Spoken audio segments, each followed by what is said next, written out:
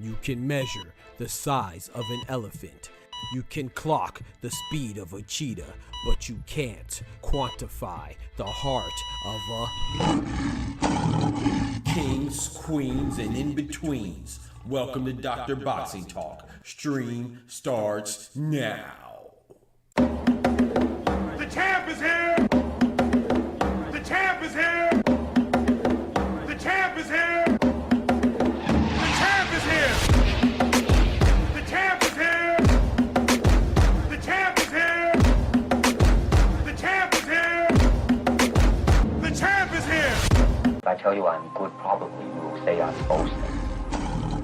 But if I tell you I'm no good, you know I'm lying.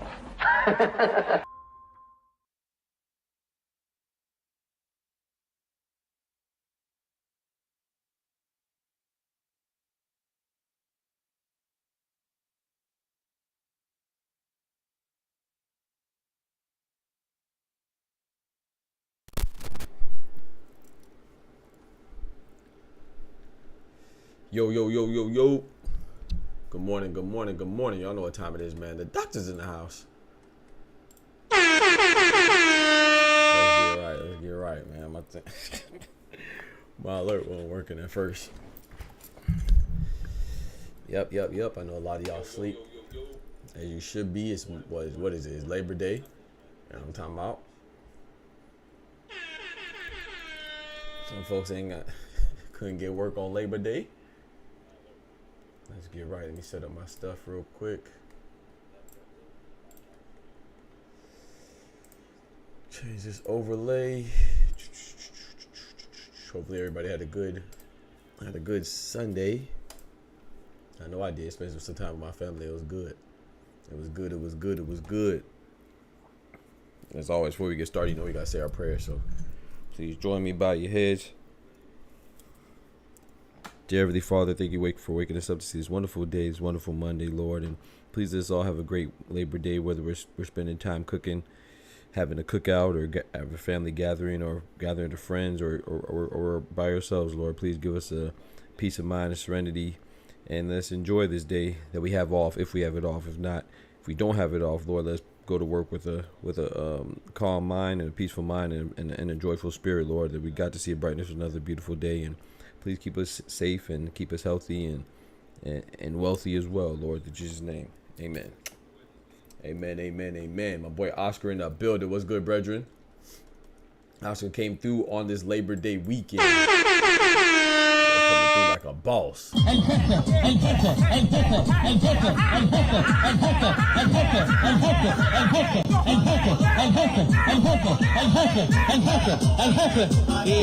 Pollo in the kitchen. My guy, man, what's good, Oscar? I know you having I'm sure you having a good day. You get make any significant process on the house? Make any significant progress on the house this weekend?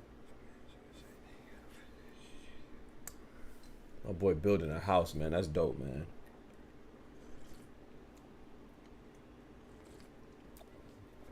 Boy, I put too much honey in there. I didn't want to turn on the light and disturb my sister and my niece. So I just blindly put the honey in there.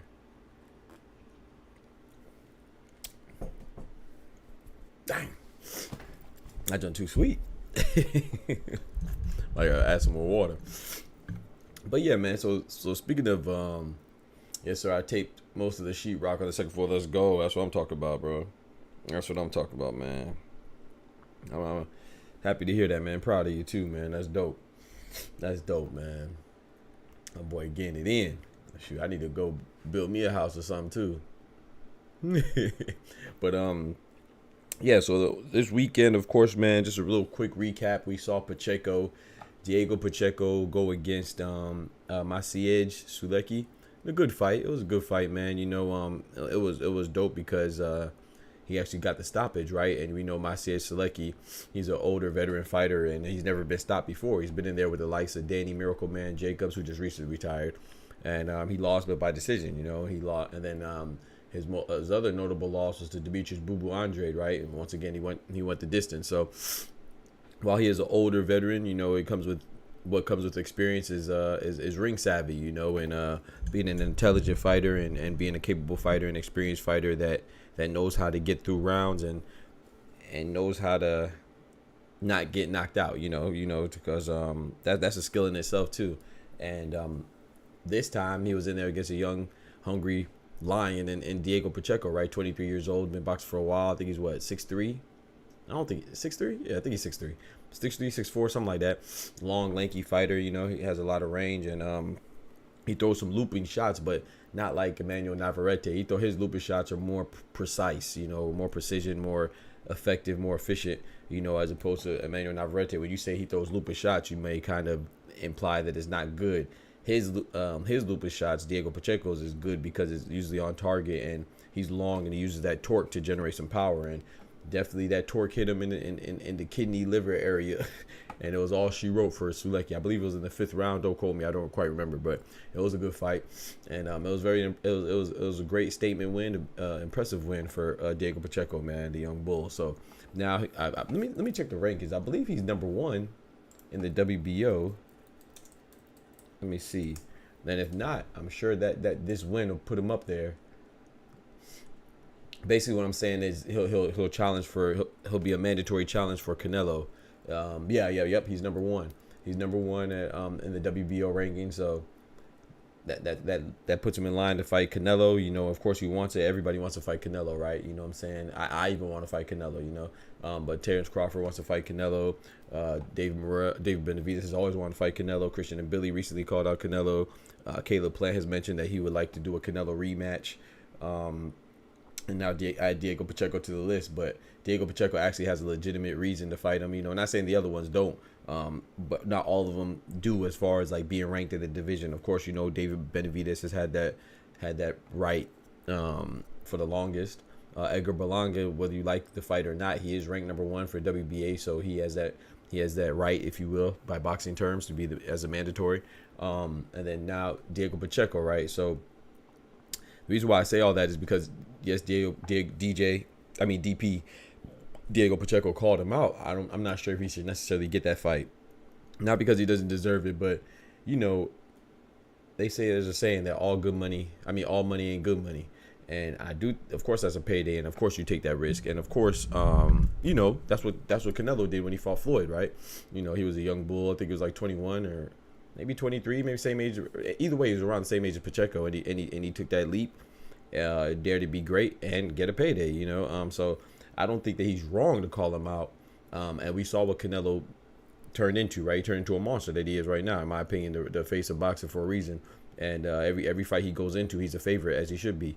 And Yeah, but you can see how his game. Not saying that his game wasn't already improving when he met Floyd, but it's like when he fought Floyd, it's like it woke another beast to him. You know, maybe he even said to himself he was very hurt from that loss. He said he don't want to lose again, and yeah, he didn't lose again until the Bivol, right? Till he fought Bivol most recently. So and that was challenging himself at light heavyweight, and yeah, he's definitely you could argue that loss was the best thing that happened to Canelo. And so my point in saying that is that even though I don't think Diego Pacheco should fight him, there is a reason for him to fight Canelo because, you know, he could win, number one, but number two, even if he loses, if he turns that loss into a lesson, then he could potentially increase his game too. Like that's exactly what I think Jaime Munguia is going to do when we see him in a couple weeks against Eric Bazinian, right? I think Jaime Munguia is going to get better. I think Frank Martin's going to get better from his loss to Tank. I mean, look how many fighters did get better from his loss to Tank.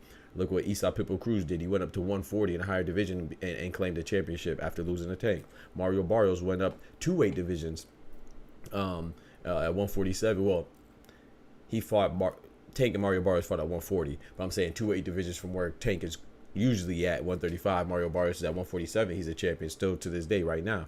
So losses can make you better, but at the same time, there's a lot of fighters that take that first loss and we don't hear from them again. You know, they're never the same after that, you know. So I mean, you got to roll the dice, and it's all dependent on you, how much you're going to dedicate to the sport and use that, like I said, loss and turn it into a lesson. So in my opinion, though, in my personal opinion, with Diego Pacheco being 23, yes, he did stop Sulecki, but in my opinion, if I'm his handler, I would keep him away from Canelo at least immediately. Like maybe give him 2 or 3 more fights, but at the same time, in 2 or 3 more fights, there's no guarantee that you're gonna beat Canelo anyway. Because while he did look impressive, his fight before Sulecki, he fought Sean McCowan, undefeated fighter, American fighter from Colorado. That was a tough fight, you know, and there's nothing wrong with having a tough fight, but I feel like when I was watching that fight, I was like, man, this guy, you know, this is a tough fight, but I feel like a top guy in the division would have got Sean McCowan out of there. And no disrespect to Sean McCowan, but I don't think, like, for example, like Canelo, I don't think Canelo would struggle like that. His styles make fights, and like I said, he was inexperienced, and now he's got even more experience. But as much praise as I give him for being the first person to stop Sulecki, you know, you kind of wonder, like, dang, was that stoppage coming for the older fighter eventually anyway? Because, you know, what goes first in boxing? Your punch resistance, that goes first. Like your power stays the longest, you know, that you keep the power the longest, but your punch resistance goes first, you know, as you get older. So I think it's like a combination of both. While he did look good against Sulecki, I'm not really sure how indicative that is as him being able to challenge somebody like Cinnamon, you know. But it's a good thing, you know. It's never a bad thing to stop your opponent. But I would say, you know, I feel like Eddie Hearn felt the same way, because, you know, when I'm streaming, we streamed the fight that night, and I can't hear it while I'm streaming, right?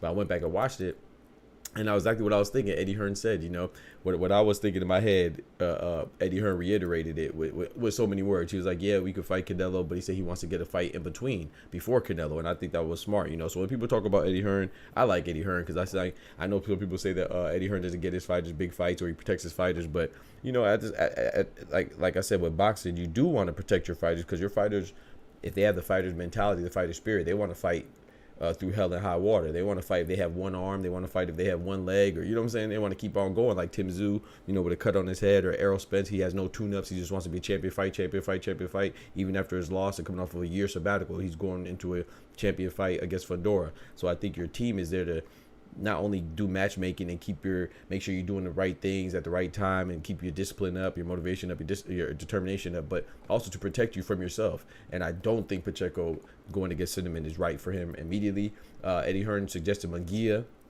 This is going to reiterate what I'm saying, at least as for me. I think that Pacheco, from what I saw last night, Saturday, I think Pacheco loses to Munguia. I think Munguia would overwhelm him, because Pacheco was getting, he wasn't getting hit too much. I want to say he was getting hit too much. I don't like to say that. But what does Munguia do? Munguia is a high volume puncher. He's going to throw punches in bunches at a high rate, high frequency, large quantity. And I'm not sure Diego Pacheco could keep him off him, you know. But it's going to be a good fight. But I like Munguia. And the reason why I say that, even if it's going to be a good fight, and even if Pacheco wins, I think it's going to be a very, very good fight. And was Munguia and Canelo a close fight? no way. Canelo, some argue that he even carried him, that he could have got him out of there. I don't know. I think he could have got him out of there, but he was just winning handily. And McGee is very good, so it depends on how good you think McGee is. I think he's very good. I think McGee's defense isn't good, but he's an offensive-minded guy. And to me, he reminds, if you're going to make a basketball reference, he's like Steve Nash and Freddie Roach is like Mike D'Antoni. Like Freddie Roach, if you notice him with a lot of his great guys, Pacquiao, the legendary Pacquiao, he's an offensive guy too. Pacquiao wasn't really known for his defense. He was known for overwhelming you offensively, throwing angles at you, being quick, being dynamic on the offensive side. And I think that's what McGee is. And I think that this pairing is great. With that being said, even if it's a close fight in favor of Pacheco, I think that doesn't bode well for him against Canelo. But that doesn't mean he shouldn't get it. You know what I'm saying? That's for him and his team to find out. Yo, my boy Mike in the building. What's good, Mike? Yes, sir, my boy. What's poppin' with you, bro? Appreciate you joining, man. Good morning. But yeah, that's just my opinion on that, man. But I like what I see from Pacheco so far.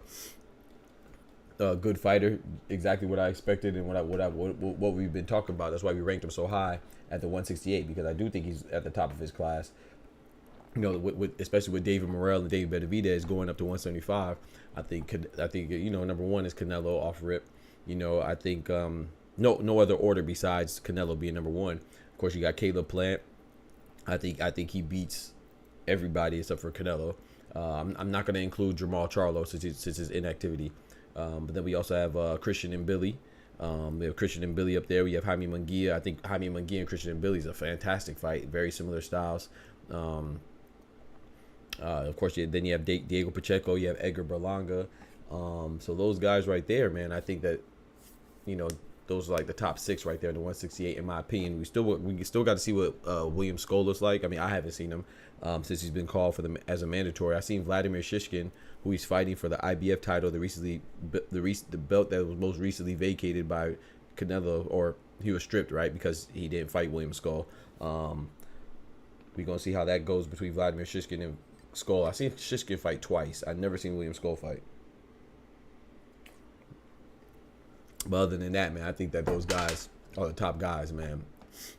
Also said, for me, Pacheco is at the right place right now. Very good. Yeah, I think he's at the right place. That's what I'm saying. Me personally now, of course, I'm just going off what I see. You know what I'm saying? I'm not in the gym with him. I'm not, I don't know how he's living. I think he seems like he's living a fighter's lifestyle, very dedicated. I like him a lot. But I don't think that going in there with Canelo is good right now. But, hey, if he could bounce back, that doesn't matter. Taking an early loss doesn't matter. As long as you can keep it up here, then it doesn't matter. But sometimes, when you lose, and when you lose it and you get big paper, everybody doesn't handle that the same way. So, it takes exceptional fighters to bounce back from a loss and get better. So, we'll see, man. So in my opinion, I don't think he should fight Canelo next, mandatory or not. I don't think he should fight him. That's just my personal opinion. And then what else? We had C4, Shavon Clark, Jamaican Badman. The Jamaican Badman going against Me blood clot. what's his name? Apochi, Efe Tabor Apochi, the Nigerian Badman. Me blood That was a good fight, man. I'm Jamaican and Nigerian and American. My mom's Jamaican, my father's Nigerian. So that was cool to see that fight. That fight was a great fight, man. With it was back and forth, man. Actually, C4 was winning like the first 7-8 rounds, but that 9th round and that 10th round, if it was a 12-round fight, man, C4 may have been in trouble. Apochi almost dropped him in that 9th round, and that 10th round, it ended in, Apochi at the end of it ended in decision for C4, and Apochi had me rolling because Apochi, he was talking before. And I like the colorful commentary that he was providing, during the press conference. He was talking like he was Conor McGregor, and I thought he backed it up, man. He had a lot of defense, showed a lot of durability, but I definitely thought he lost. I just thought it was funny that he was so surprised that he lost. I was like, brother, you weren't winning the last 2 rounds. Yes, you won the last 2 rounds, so I guess you feel good, but you got to know that you lost the other rounds. At least your corner should have been telling you that. So C4 almost got him out of there, and then he almost got C4 up out of there. So it was a good back and forth fight, man. So that fight was, I knew that was going to be a good fight. I thought it was going to be the best fight on the card, and it definitely matched or even exceeded my expectations. So that was a good fight, man. The other fights were good too. Shout out to Eduardo Sugar Nunez. He looked good as well against Mariaga. He's at the what? He's at the lightweight division, right? Eduardo Nunez. I think that he looks good. I'm not sure exactly where to place him yet, though, because at 135, there's some hitters. I do think he can get a belt. Like, I think his best bet would be against, like, what's my boy's name? Like, Dennis Berinchyk or something like that. I think that would be his best bet as far as a title goes. But I can see him beating quite a few people, too, as well. But just when you think about the top guys at 135, like Shakur Stevenson, Gervonta Tank Davis, Vasily Lomachenko, I don't think he beats any of those three. Maybe Dennis Berinchyk. Him and Keyshawn Davis, I think would be a good fight. Him and Rory Mimorotala would be a good fight. Him and William Zepeda, I think William Zepeda beats him as well. So there's some good fights there. Maybe you can see Eduardo Sugar Nunez against like George Kambosos. Maybe that'd be a good fight, I think.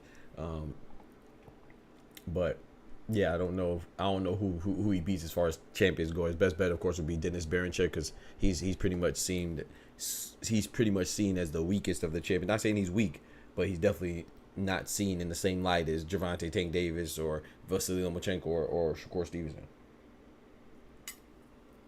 Matter of fact, that'd be funny, because don't they call Eduardo Sugar Nunez, and some people call Shakur Stevenson Shakur Sugar Stevenson. I think that we giving out that sugar nickname a little too much, man. In my opinion, we giving out that sugar nickname a little too much. Just a smidge too much. You know what I'm saying? You got to be a legend to get that sugar nickname. So, but we'll see though, man.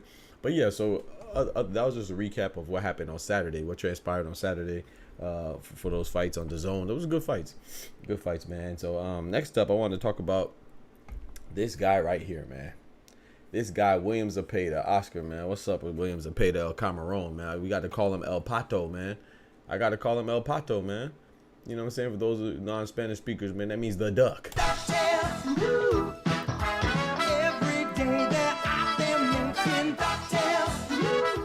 So apparently, according to reports, you know what I'm saying, nothing's finalized. But, you know, William Zepeda, like I said, he was calling out Shakur Stevenson.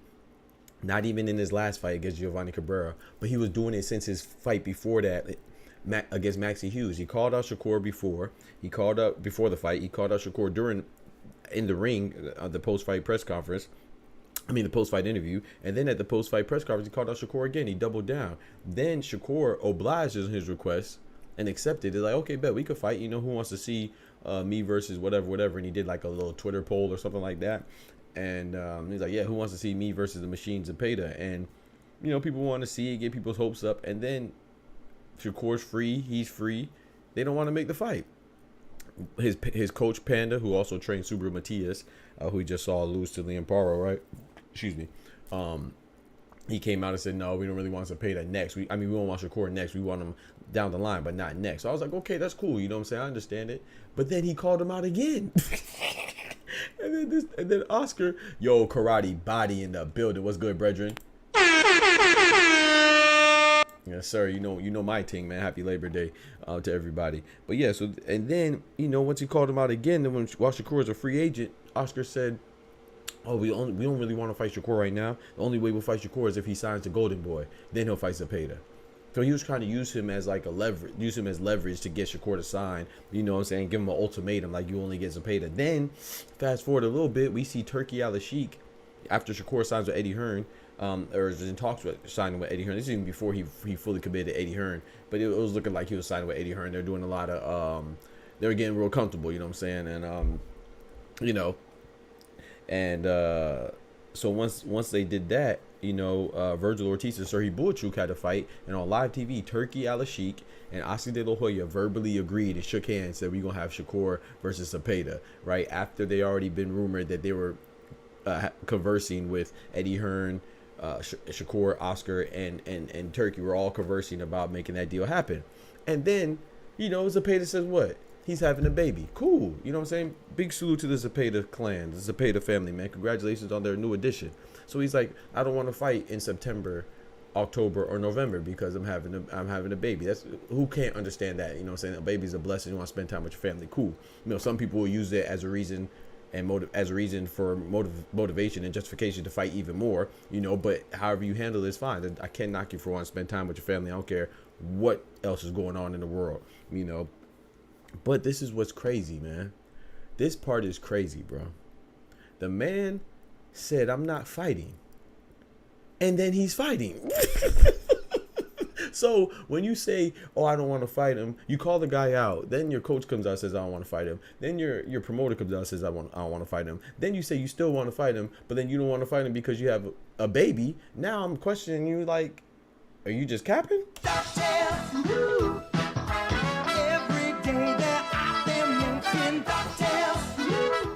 Yes, Oscar, exactly. Yo, Ray Davis in the building. Salute, brethren. So yes, he chose Tevin Farmer over Kambosos, and I was shocked at that too. But so now he's supposed to be fighting on November 16th, and the question was, is he going to fight George Kambosos or Tevin Farmer? So, but let me backtrack a little bit more. So we already know people were mad at Shakur versus Joe Cordina, and I always said, man, no, you got to look at it as like, I know it's different circumstances, but it's a very similar situation to where Sebastian Fundora got an opportunity against Tim Tszyu. Why? Keith Thurman had to pull out due to injury that he sustained on his bicep, I believe. Yeah, his bicep. So Sebastian stepped in as a short notice alternative option. You know, they made a pivot and replaced Keith Thurman with Sebastian Fundora. And people were like, man, how did Sebastian Fundora get a title shot after his last fight suffering his first loss? And it was by stoppage. Remember? Keep that in mind. And what happened? Sebastian Fundora, by hook or by crook, I know it's some unforeseen circumstances. You know, Tim Tszyu suffered from a hellacious injury on his head, right, where his vision was impaired, and you know, when you lose an excessive amount of blood like that, you essentially lose energy too. So his energy was severely drained, but it came from an accidental elbow. It was not malicious in intent. It was just accidental. You know, while they were mixing it up from Sebastian Fundora. And you know, but it looked like Sebastian Fundora was going to lose that fight up until that point. You know, it was only a small sample size, right? It was only 2 rounds, but that's just how it looked. So the consensus around the boxing community is that if that cut never happened, you know, that accidental elbow never transpired, then we think that Tim Tszyu would have won. However, that's not reality. So we can, if all day, speak hypothetically. We know what happened. And shout out to Sebastian Fundora. He took advantage of the situation and worked it to his benefit. So you can't knock him for that. Fighters fight, you know, and that's what he did. And big salute to Fundora. So I'm not discrediting him. I'm just not omitting the facts of what happened and what transpired in that ring too. So my point is that no matter what happened, Sebastian Fundora came off his first loss, a knockout loss, and now he's a champion of 2 belts. So let's go back to Joe Cordina. A lot of people are mad about Joe Cordina, but I always said, man, you got to relax, because Joe Cordina was never the plan. They didn't plan to fight Joe Cordina. The plan was to fight William Zepeda. The plan was to try to get Lomachenko before. That's why he left Top Rank and wore a shirt after he beat Artem Harutyunyan saying, oh, Bob is protecting Lomachenko. So Shakur let us know this, you know, and if you paid attention to boxing, you would know this as well. So when he picked Joe Cordina, I'm like, okay, I don't like the fight. I'm a boxing fan just like everybody else. I don't like the fight. Nothing jumps out at me. There's nothing intriguing about the fight. But I see it as a late alternative option to you not getting the fight that you want and you thought you were going to get, just like we all thought we were going to get, because we saw Turkey and Oscar De La Hoya verbally agree in front of thousands present in the building and millions that are watching. So that fight didn't transpire, didn't come into fruition. So he made a pivot to Joe Cordina because he had a baby and he's not fighting for the rest of the year. But now he's coming back and saying he's fighting Kambosos or Tevin Farmer on the 16th. Which is crazy, bro. Like, so all that wraparound, not only is he not fighting Shakur, but he's not even refraining from fighting anybody else. He's actually fighting somebody else when he said he wasn't going to fight somebody else because he had a baby to avoid Shakur.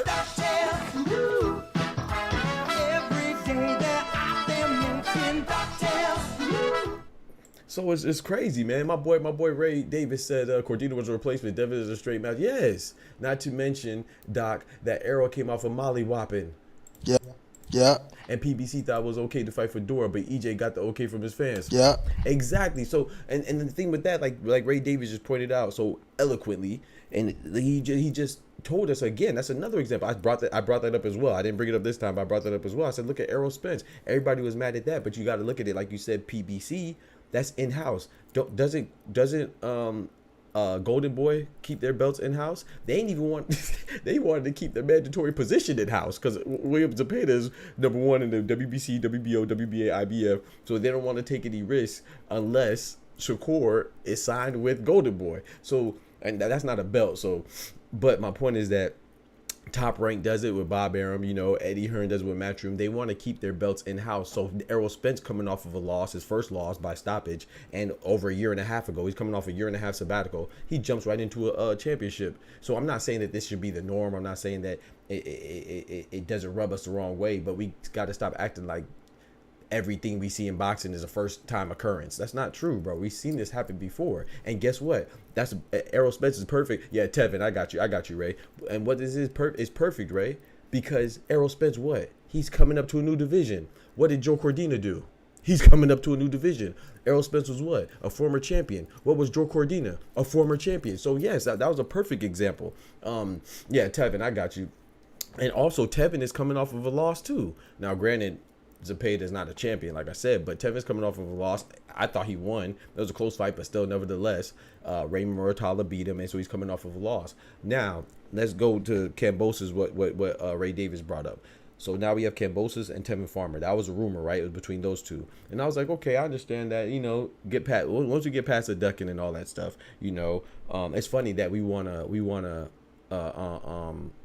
as American boxing fans, though, we want to isolate Brian Norman out of everybody at 147 that's been a champion. Brian Norman is the youngest. He's the most recent champion. I mean, he's the freshest and the least experienced. But we're mad at Brian Norman for just getting a championship in his first 12-round scheduled fight. His fight against Giovanni Santillo was his first scheduled 12-rounder.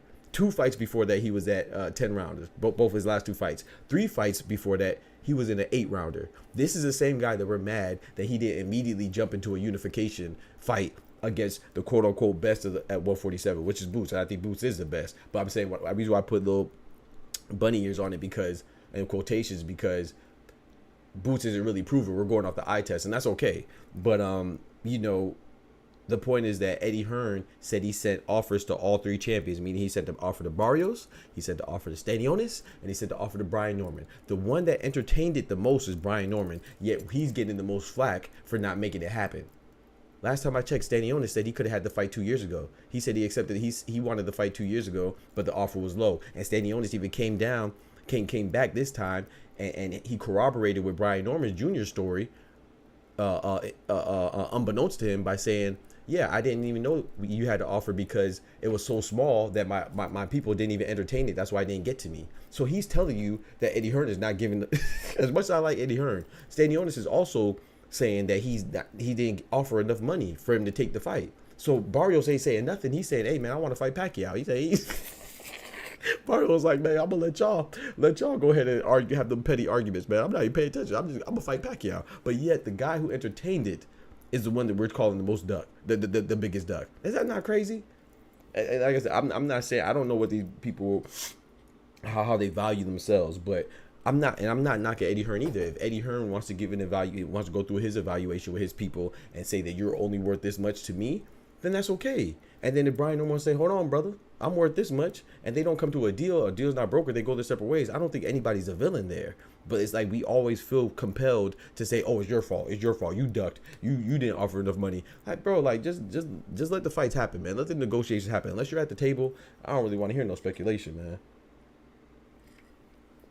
And you know what's so funny? I got to show a video about that too. But anyway, back to what I was saying about ducking. You know, like if anybody's a duck right now, I'm sorry. I like William Zepeda, El Cameron, but to me, he's the biggest duck in 2024 right now. Because at least, even when Lomachenko said he didn't want to fight Shakur and he didn't want to fight Tank, he bowed out of the talks. He said he's not going to fight till 2025. Lomachenko didn't pop up with a fight in November. You know what I'm saying? So I respect Lomachenko for being honest. You know, I love honesty and transparency. He's like, hey, man, I'm going to let you know I don't want to fight for 2024. Now, if Lomachenko comes back and he fights Raymond Muratalla in December, then he gonna have to get the same treatment.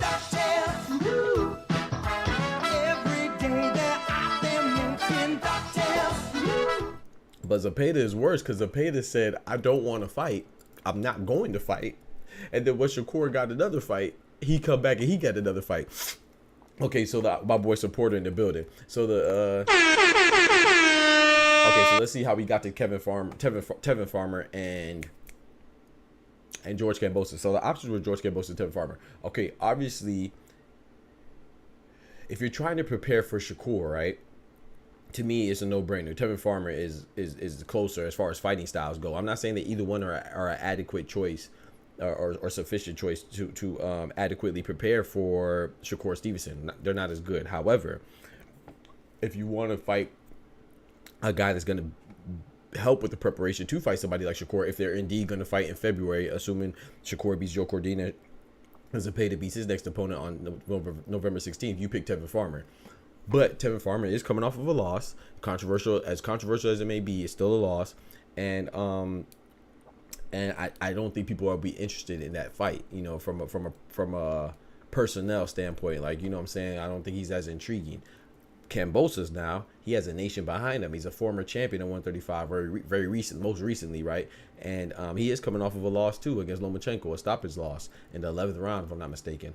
So, but I do think the upside as far as revenue generation and renown and popularity goes, I definitely think George Kambosos is a better option for that purpose. But if your purpose is to have a tune-up fight before you fight Shakur, I think Tevin Farmer is a better choice. So I think I salute Zepeda for picking Tevin Farmer, because I do think him picking Tevin Farmer is not indicative of him not thinking he could beat Kambosos, or indicative of them not knowing the potential revenue generation of him and Kambosos, but I think it's indicative of him actually manning up and going to fight the person he's been calling out for the last year. And Shakur Stevenson in February, good Lord willing. But I won't believe it until I see it, because, to be honest, in November I shouldn't even see a Zepeda for the rest of the year due to his baby. So, you know what I'm saying? So really, I can't believe him, because he's been telling.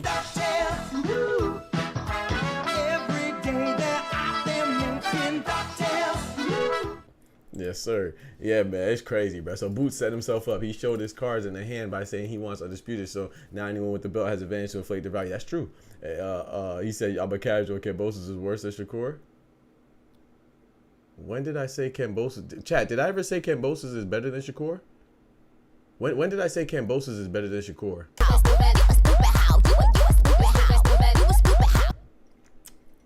I might be a casual, but you're an idiot. And this is what we do to idiots. I don't remember ever saying that. This is what we do to idiots. Give him the boot. I don't know. When did I ever say Kambosos is better than Shakur?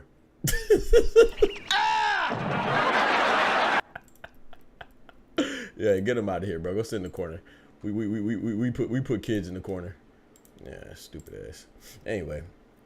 But let me see. He said Boots said himself, Zepeda should have fought Gustavo Lemos, and Keyshawn should have fought Farmer. I'm actually not mad at Keyshawn and Gustavo Lemos. I like that matchup. It's another tough fight, especially coming off the win against Miguel Madueno. I don't think that's a bad fight. But yeah, I wouldn't be mad at Keyshawn versus Tevin Farmer either. And Zepeda versus Gustavo Lemos. I wouldn't be mad at that either. But I think for preparation for Shakur, I think Tevin Farmer is still a better matchup for Shakur. I mean, for Zepeda in preparation for Shakur. Boots set himself up. He showed his cards, his advantages, inflated their value. A two-time champion because of IB. That's true. IBO championship too. He wanted to be on Nikki. He wanted to be on the Nikki trailer. That's what it was. What did I ever say? I even said that neither one of Tevin Farmer or George Kambosos would prepare you for Shakur. I literally said neither one of them are as good as Shakur. So I don't know how the heck he understood that, but you're not supposed to be able to understand fools. So I'm on the right track. If I don't understand a dumbass, then I'm on the right track. I shouldn't be able to understand an idiot. And their idiocy. Let them bathe in their idiocy. But I will say this though, Ray, in regards to Boots set himself up, I feel like that's always a goal, right? The goal is always to unify and get undisputed, you know. That doesn't mean that everybody has to do it like Floyd. Floyd was never undisputed. In my opinion, he's the greatest of all time, you know. And then Pacquiao also, I think he's one of the GOATs as well. He never got undisputed. So there's many paths to greatness. And look at Terrence Crawford and now Inoue Usyk. They're great.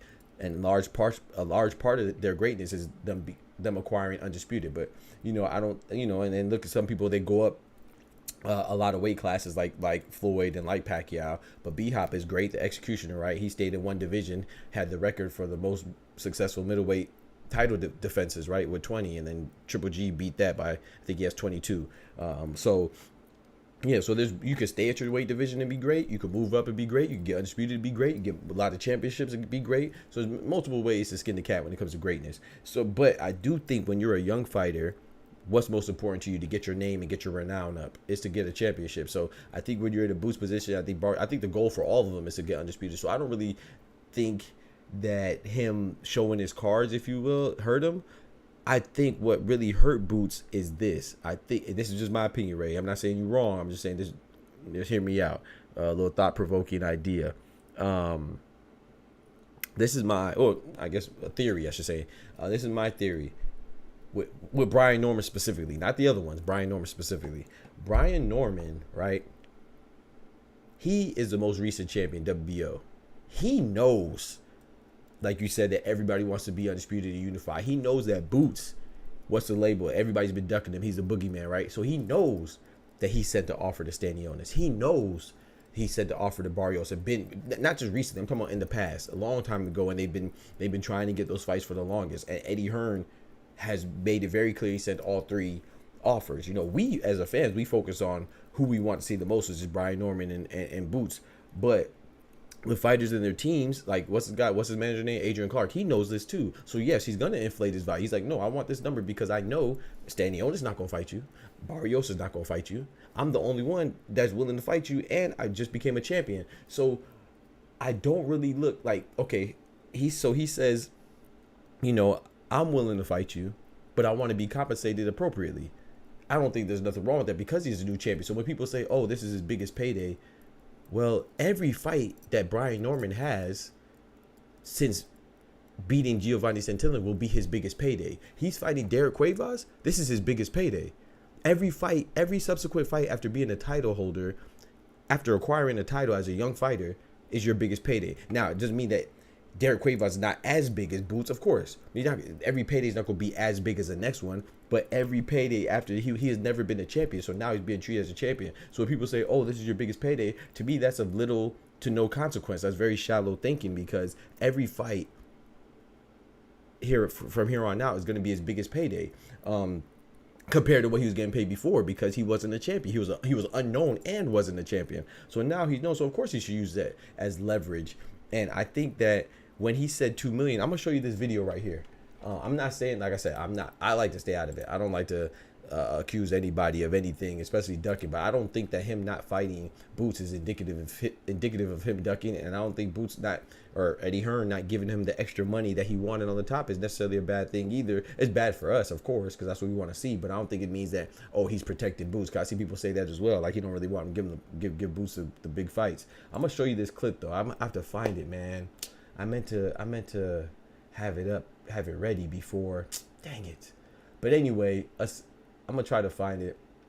But I was watching an interview, right, where Boots, not Boots, Bozy Ennis, he said, you know, he was kind of I ain't gonna say airing it out because I mean you should stand up for yourself, but he was kind of disclosing what the conversations were. And member Bozy Ennis and Brian Norman Sr. was saying that he was in communication with Bozy Ennis, and he's like, he knows our number. And I can't find it, bro. Gosh, Lee. It was a YSM joint. I meant to save it. But anyway, I want to because I don't like to just say stuff. I want people to, so you don't have to take my word for it. You could just hear him. So he says, oh, I found it. So before I play it, he says, yeah, he said he told me he wanted 2 million. Well, then according to the offer, Eddie Hearn gave him 1.7 or 1.9 or something. Either way, it wasn't 2 million. So I'm saying that for people to make it seem like Brian Norman Sr. has been capping or lying, if Bozy knew it was 2 million at the very beginning, why are we acting surprised if that number's not met when Brian Norman says that they never met my number? People say, oh, he sent him 3 offers. I don't care if you send me 1,000 offers. If it's not what I want, we not gonna make the exchange. If I'm selling a car for 20,000 and you come up with the first offer 15 and I say no, and then you come back with 18 and I say no, and then you come out with 19 and I say no, you can give me 1,000 offers, 19.1, 0.2, I'm gonna say no because it's not my 20 that I want. If I'm really firm on that, it's not that I don't want to sell the car. It's just I don't want to undervalue my possession in this exchange we about to make. So I don't have a problem with that. I understand how some people do, but me personally, I don't.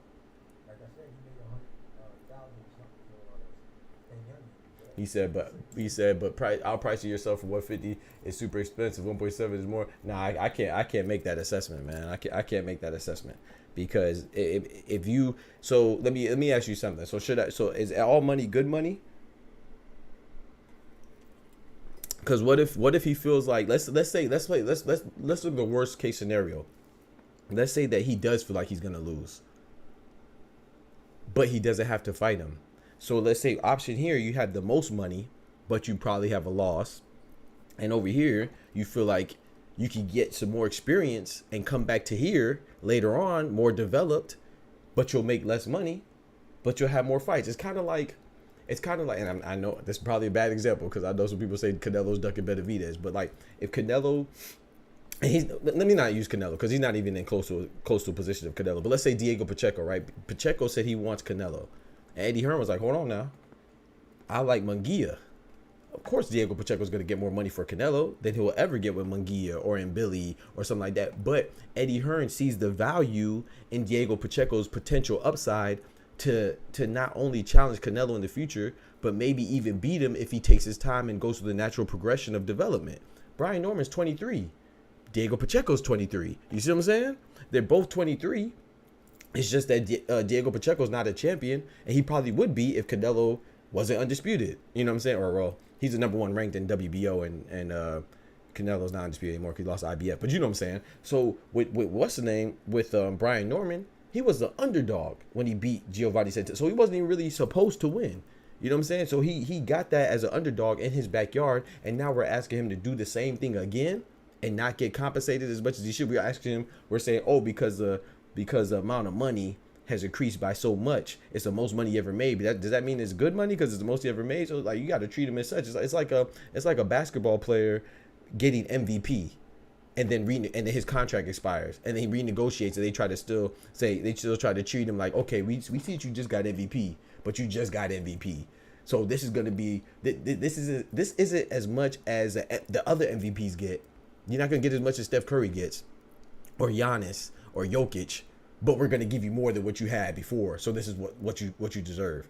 I just don't buy into that, man. Like, yeah, it's gonna be more, but does he not? I don't know how much he deserves. So I'm coming from it. I'm not saying you're wrong because that's a good point, but my pushback is that I don't even care what somebody else's evaluation of me is. I care about what my team think I could get because I'm sure that they have experience or they have knowledge about the situation in the boxing landscape to where they feel like, hey man, maybe I don't. Okay, so let me ask you this: with Stanionis and Boots, if that fight happened, right? Wouldn't Stanionis get the most money he ever got to? He's still not taking the fight, so it had to be something there. Unless we think that everybody's really ducking, and I don't subscribe to that. So I like Barrios, I like Stanionis, I like Boots, I like Brian Norman. I don't think Boots is scared. I definitely don't think Boots is scared of them. I don't think Barrios is scared of them either. I don't think Stanionis is scared of them either. I don't think Brian Norman is scared of them. But I do think that they will. It's the money. The risk has to match the reward. If the risk don't match the reward, I don't care who you are. This is a business at the same time. You know what I'm saying? So I get what you're saying. I respectfully disagree. Because I personally don't feel like. So it's like let's say I got a degree, right? Well, I have okay, I'm using myself as an example. I know it's not boxing, but like I have my bachelor's, my master's, and my PhD. When I had a job before I got my bachelor's, my high school diploma, I'm gonna get significantly less than me getting a job with my bachelor's. When I get my master's, I expect a pay increase too, a major pay increase from my master's to bachelor's. And then if I had my PhD, once I got my PhD, my pay increase from high school to PhD should be completely different. So him going from an unknown underdog prospect is like him being in high school and then him going and jumping to get a PhD. So please believe that gap is not going to be like the incremental gap from a diploma to a bachelor's or a bachelor's to a master's or even a bachelor's to a PhD. His gap is going to be significant from a high school diploma to a PhD because he's at the highest you could be at the sport, unless you're talking about like unified and undisputed and stuff like that. You know what I'm saying? But like a champion from an unknown prospect, underdog, he was supposed to get ran through, and now he's a champion. So yeah, I gotta. Just for me, I feel like, man, you gotta have that, man. Bingo, I appreciate that, bro. I appreciate that, Ray Davis. Appreciate you understand. I'm not saying we gotta agree, but I appreciate the comments. Hey, man, let me give you the Discord link too. If you ever want to join, brother, if you ever want to join, man, you are more than welcome. That's just my thoughts on it. Like I said, I understand that sentiment as well, because that is a very good point. But me personally, I don't like to And this is what we're supposed to do anyway. You know what I'm saying? I don't think it's wrong. So just because I don't do it doesn't mean I'm saying it's wrong. But me personally, I don't like to check anybody's pockets like that because I don't know. Like, I feel like how dare somebody tell me what I'm worth? Like, even if I apply for a job, if I want 100,000 and they give it 80, then I'm gonna walk away and they gonna walk away. It's not that they don't want to fill the position. It's not that I don't want a job. I just don't want to be undervalued and they don't want to overpay. So we go our separate ways. I don't see, but we, when I say we, I'm talking about all of us, not me specifically or you individually. All of us, we feel like there has to be a villain. We have to villainize or demonize somebody. You know what I'm saying? And I mean, that's what gets the clicks and that's what keeps us talking, including myself. So we're able to talk, but yeah, that's just how I feel. But if you ever want to join the Discord, man, you know, join the Discord. But I want to show y'all this real quick. I'm gonna try to find it.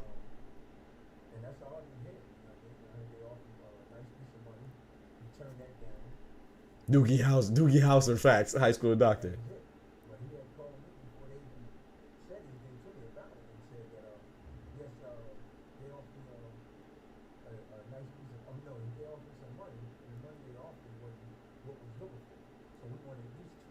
You see, look. I want to show you this, Ray Davis, and you a smart brother. Check this out. What does it? What do you hear right here? Everybody in chat, what do y'all hear right here?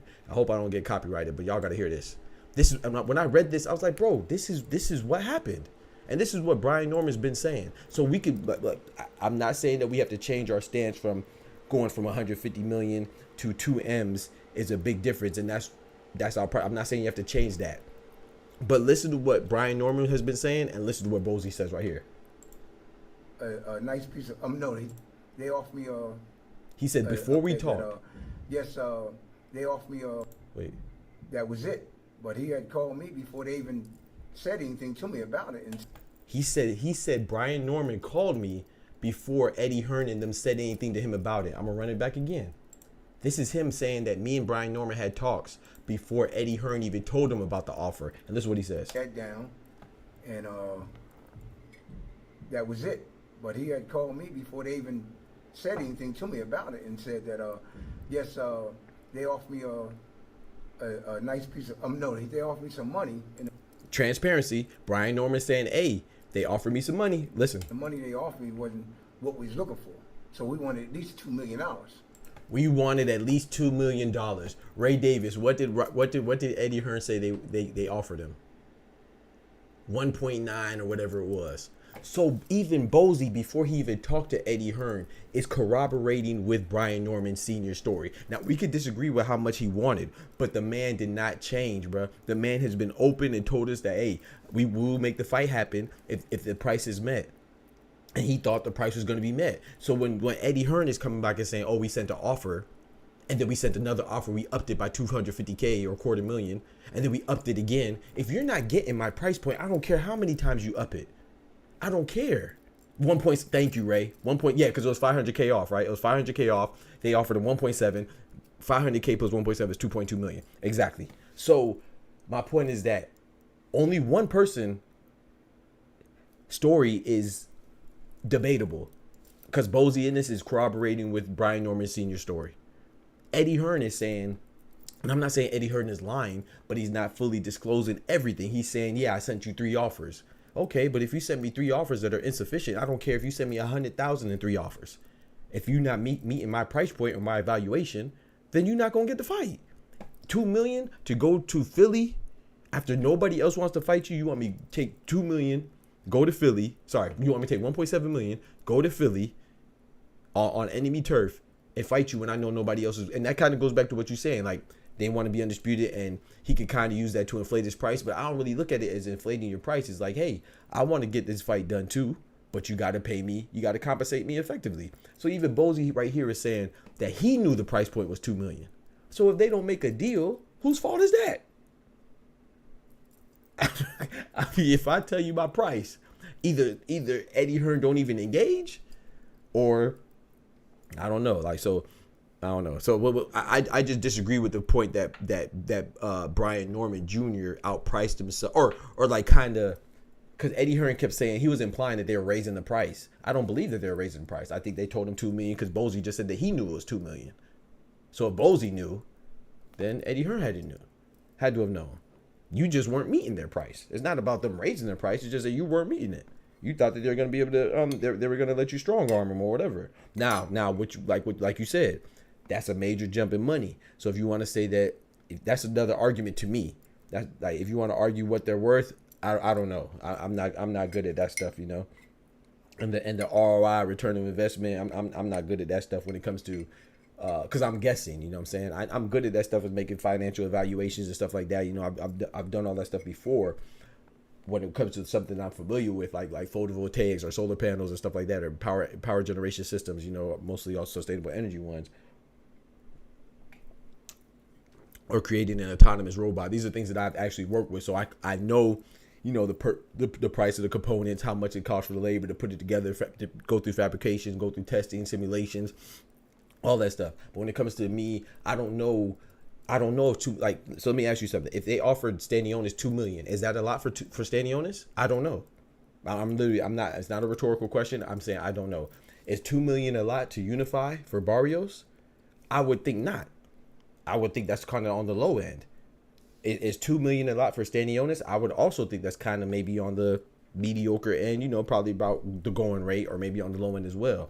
So my point is that, my final point, my final thought on this whole situation is that we're saying it's low because we know where Brian Norman is coming from.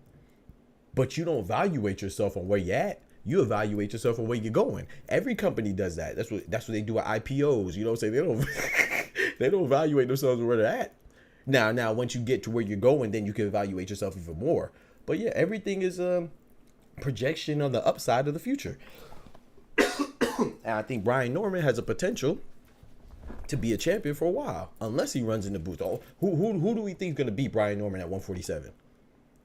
Hell, nobody, because we didn't even think Brian Norman's going to beat Santillan.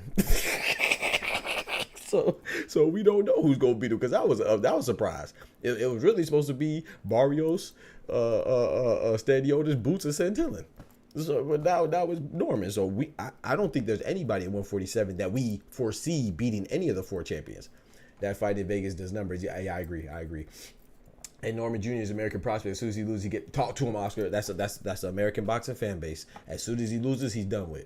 So I can't knock the young man. Now, I'm with you, Ray. Like I said, I reiterate, I'm with you when it comes to making the comparison to where you were to what you want now. It seems like a huge increase, but I just don't know how. I don't even know, like, does being a champion come with a $500K increase? Does it come with a 2 million increase? 10 million? I don't know. Like, I don't know, and I don't like to even pretend like I know, because I don't want to sound like the fools that be saying these, you know, speculating all this stuff, like what their word is bond, and like they just familiar. I don't know. I hate even having these discussions. I just like this is the part of the job. You know, every job you have, whether you're a world-class athlete or an entertainer, musician, or a doctor or a surgeon or something like that, there's always parts of the process that you don't like. This is parts of me being a content creator that I don't like. I don't like the fact that I got to know about the money and the revenue generation. I always feel like it's used to knock somebody down. I don't think it's ever used. Like, only time people talk about Tank's numbers is when they're saying that Devin Haney isn't a pay-per-view draw, or they talk about Canelo's numbers when they're trying to say, oh, David Benavidez don't deserve this, or Terrence Crawford, or whatever. You know what I'm saying? It's never used to just be like, oh yeah, man, Tank make a lot of money, man, he doing his thing. It's never used like that. It's always used in reference to somebody else to discredit or denounce their stardom. So I hate paying attention to money. That's one thing I never did until I started in this space. Like, when I would just watch boxing and just love boxing, I never even considered that stuff. I mean, I knew Floyd had a lot of money. You know, he makes that known, but other than that, I ain't really know. I was never concerned. I feel like I'm pocket watching. You know what I'm saying? I hate that. If it ain't my money, I don't need to be talking about it. Smoochie in the building. What's good, Smoochie? One time for the ladies. One time for the lady. Excuse me. My bad. The lady. Because she said everybody her. She said, I'm the queen. These bitches my sons. Okay, Nikki. He deserves. Yeah, I agree, Oscar. I think he deserves the money he asked for too. But I do think that there's a place for people like Ray as well. Like, we got to question these things because you can. I'm not gonna act oblivious. You can outprice yourself. So I'm not saying that you can't outprice yourself. That's what I want to make very clear. So I'm glad you said that, Oscar. I'm not saying that you cannot outprice yourself, and I'm not saying that you can't outprice yourself to the point where you're ducking. I'm not saying that. You can, of course. We're not dumb here, right? We know that. However, where is that point? 2 million doesn't sound like that's the point where you're outpricing yourself, in my opinion, from where I'm sitting. I don't think that sounds like a ridiculous number. Now, if he would have said 10 million, okay. But we hear, now, like I said, this is a bad example because Canelo's the face of boxing, but we hear Canelo say he want 150 to fight a guy that's two divisions lower than him. It makes sense because once again, the risk has to match the reward, and his only reward in regards to Terrence Crawford is the money compensation, right? Because if he loses, he's going to look terrible. There's people who think Cinnamon's a fraud, they're going to call him even bigger fraud. But if he wins, people want to say, oh, you're supposed to win because you're the bigger guy. So there's literally no incentive. There's no positive in fighting Terrence Crawford if you're Canelo, unless you're going to get a lucrative fee, like an exorbitant amount of money. You know what I'm saying? That's the only positive. So I don't blame him for that. So I can't blame Brian Norman for becoming a champion and fighting the boogeyman of the division, and he wants 2 million. You know? That don't sound like much to me, but once again, I don't know. Triple D is about the best Eddie bag up, bro. I think you know, I got Daniel Dubois, man. I'm probably wrong, but facts. I agree with that. I'm saying the guys know that's all he wants, so they can tax him to test his loins. Yep. As far as him just unifies moving up to 154, maybe the best option. I agree. I think that he should move up to 154, but at the same time, I know I'm going to sound contradictory here, Ray, but I also think that Boots should do what's best for him. And me personally, I think what's best for him is to stay at 147. If he goes to 154, I'm going to love it because he could fight Virgil Ortiz, right? Everybody wants to see that fight. I hope that fight happens later on down the line, but I don't think Virgil Ortiz, 154 hot right now. It has a lot of depth, and there's a lot of parity around the division from champions and contenders, right? Anybody could be anybody. So I don't foresee Virgil Ortiz staying undefeated for too long, but ideally I want them to fight. I want him and Boots. I think that's a potential super fight. I want that fight to happen like a year or two down the road. I think Boots wins, but I think it'll be a good, interesting fight. I would love that fight. So I don't. My point is saying that I think Boots going to 154. I think it would be premature. I think as long as he can make weight, I want him to stay at 147 because I do think he could clear it out. But this notion that Boots only has the options to fight to unify, obviously he's trying. You know, shout out to him. I don't know how much Eddie Hearn is trying. You know, but they just got together, so I'm willing to give them some time. So give them some time. You know, let Barrios get off that Pacquiao train. Let Stanionis, whatever he got to do, he just got elevated, and let Brian Norman, you know, fight Derek Cuevas, who's ranked number 7 in the WBO. That's a good fight. He's fighting a top 10 ranked guy in his sanctioning body in WBO as a first title defense. That's good. And then let Boots, even if he doesn't fight them, who would it be interested in Boots versus Conor Benn? Like, Conor Benn just got elevated to the number 3 spot for the IBF because Cody Crowley doesn't want to fight again. That's gonna build his brand. Conor Benn, like him or not, he has a whole England behind him. You know, from the simple fact that he's Nigel Benn's son. You know what I'm saying? He's just like Chris Eubanks Jr. You know, but you can argue Conor Benn's a little better. But yeah, both they fathers are boxing greats. Similar to Julio Cesar Chavez. We saw Julio Cesar Chavez fight Canelo for no gosh dang reason. But hey, it's because of his heritage. You know what I'm saying? so I think that even let's say he fought Blair the Flair, Cobbs. My bad, Blair the Flair, Cobbs. I gotta give him, you know what I'm saying, give him his love after being Adrian Broner. And who would it be interested in that? It's an all Philly battle. Blair the Flair said he's willing to fight him. I believe him. Blair the Flair said he was willing to fight him. Conor Benn said he's willing to fight him. Conor Benn, I'm not sure if I believe that, but he said it. Conor Benn said he'll fight anybody. You know, the way he be talking, he'll fight Tank and Anthony Joshua at the same time. Let's say that we just don't want to see Karen because we saw Karen already, but I'd be interested in Boots and Alexis Rocha. But then again, I will say this too. I'm a boxing purist, and I'm pretty much cool. You know, I'm gonna watch any fight. You know, but I wouldn't be like Canelo and Berlanga. I'm not really interested in Canelo and Berlanga. But Boots and Conor Benn, sign me up. But maybe that's just me though. I don't know. Or what about Shakram Giyashov? I forgot about Shakram Giyashov, who I believe is number 1 in the IBF and WBO. No. WBA and WBO. Another delivery of the medicine dog great. Man, I appreciate you, Ray. I appreciate you, bro. I appreciate you being understanding too, because I know sometimes I get passionate. I don't want nobody to feel like I'm talking. We having a conversation, man. It's an open dialogue, bro. I don't want nobody to feel like I'm talking down or have no type of superiority, inferiority complex type stuff. I think both things could be true at the same time. Yep, that's facts. That's fact. Yep. How are you? How was your niece? I appreciate you asking, Smoochie. It was good. Happy Labor Day. Yep, happy Labor Day to you too. My niece's birthday was good. We went yesterday. It was actually my cousin's co-worker's birthday as well. So and then we celebrated my older sister's birthday as well. So it was like three birds with one stone type stuff. It was fun. We played a couple games and stuff like that. I saw my nieces and all that stuff. At the end of the day, so thank you for asking. How was your day, Smoochie? At the end of the day, his number was 2 M's. Yep. Then Boo's team has to be willing to accept that. Yep. Hold on. Let me give you a just do. Give me a second. He said at the end of the day, the number was 2 M's. Yeah. Then his Boots team has to be willing to accept the unification. Yeah.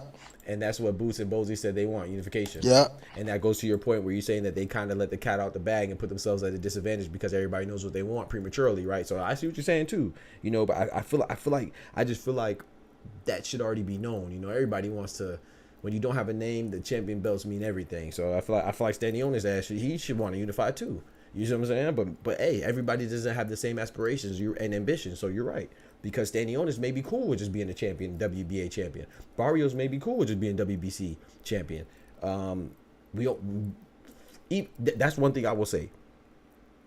We could question Brian Norman, his ambition to really be unified, because he stated he wanted to unify, be undisputed too. We could question that ambition a little bit, but I do feel like we have to let the young man go through the natural progression of improvement and development in my personal champion or not. But I know some people say, once you're a champion, everything goes. There's no championship prospects. And I mean, I don't know. It depends on how you say it. I don't know. Ben is looking for a payday or a big, facts. I agree, Ray. I'm a firm believer there could be two truths. There's no such thing as an absolute truth. Yep. It was good. Went to the museum, got some crepes. Hey, what kind of crepes?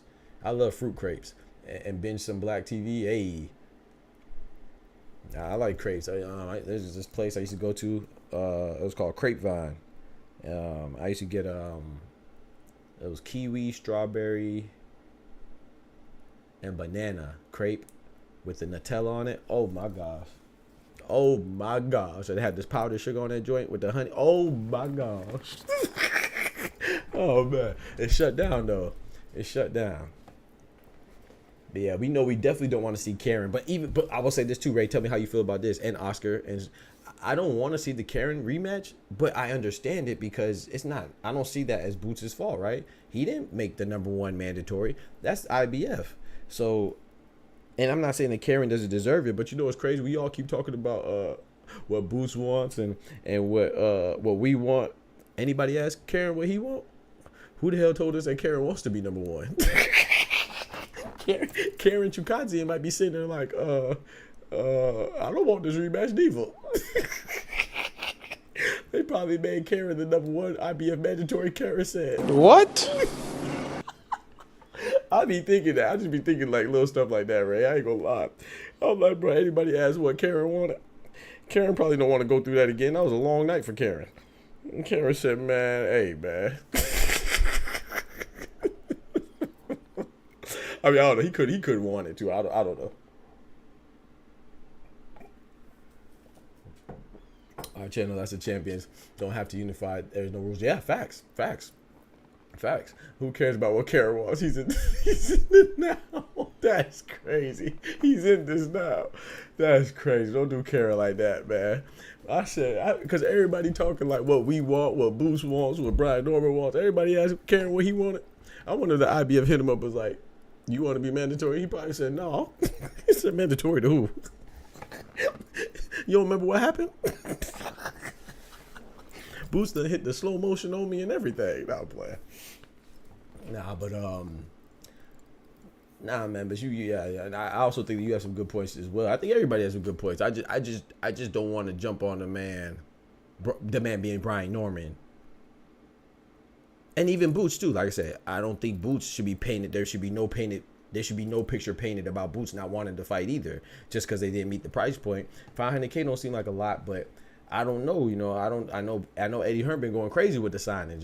That $500K might be. You know what I'm talking about? $500K today might not be the same as $500K a couple months ago before he signed Shakur, because we already know he biting the bullet for the Joe Cordina joint.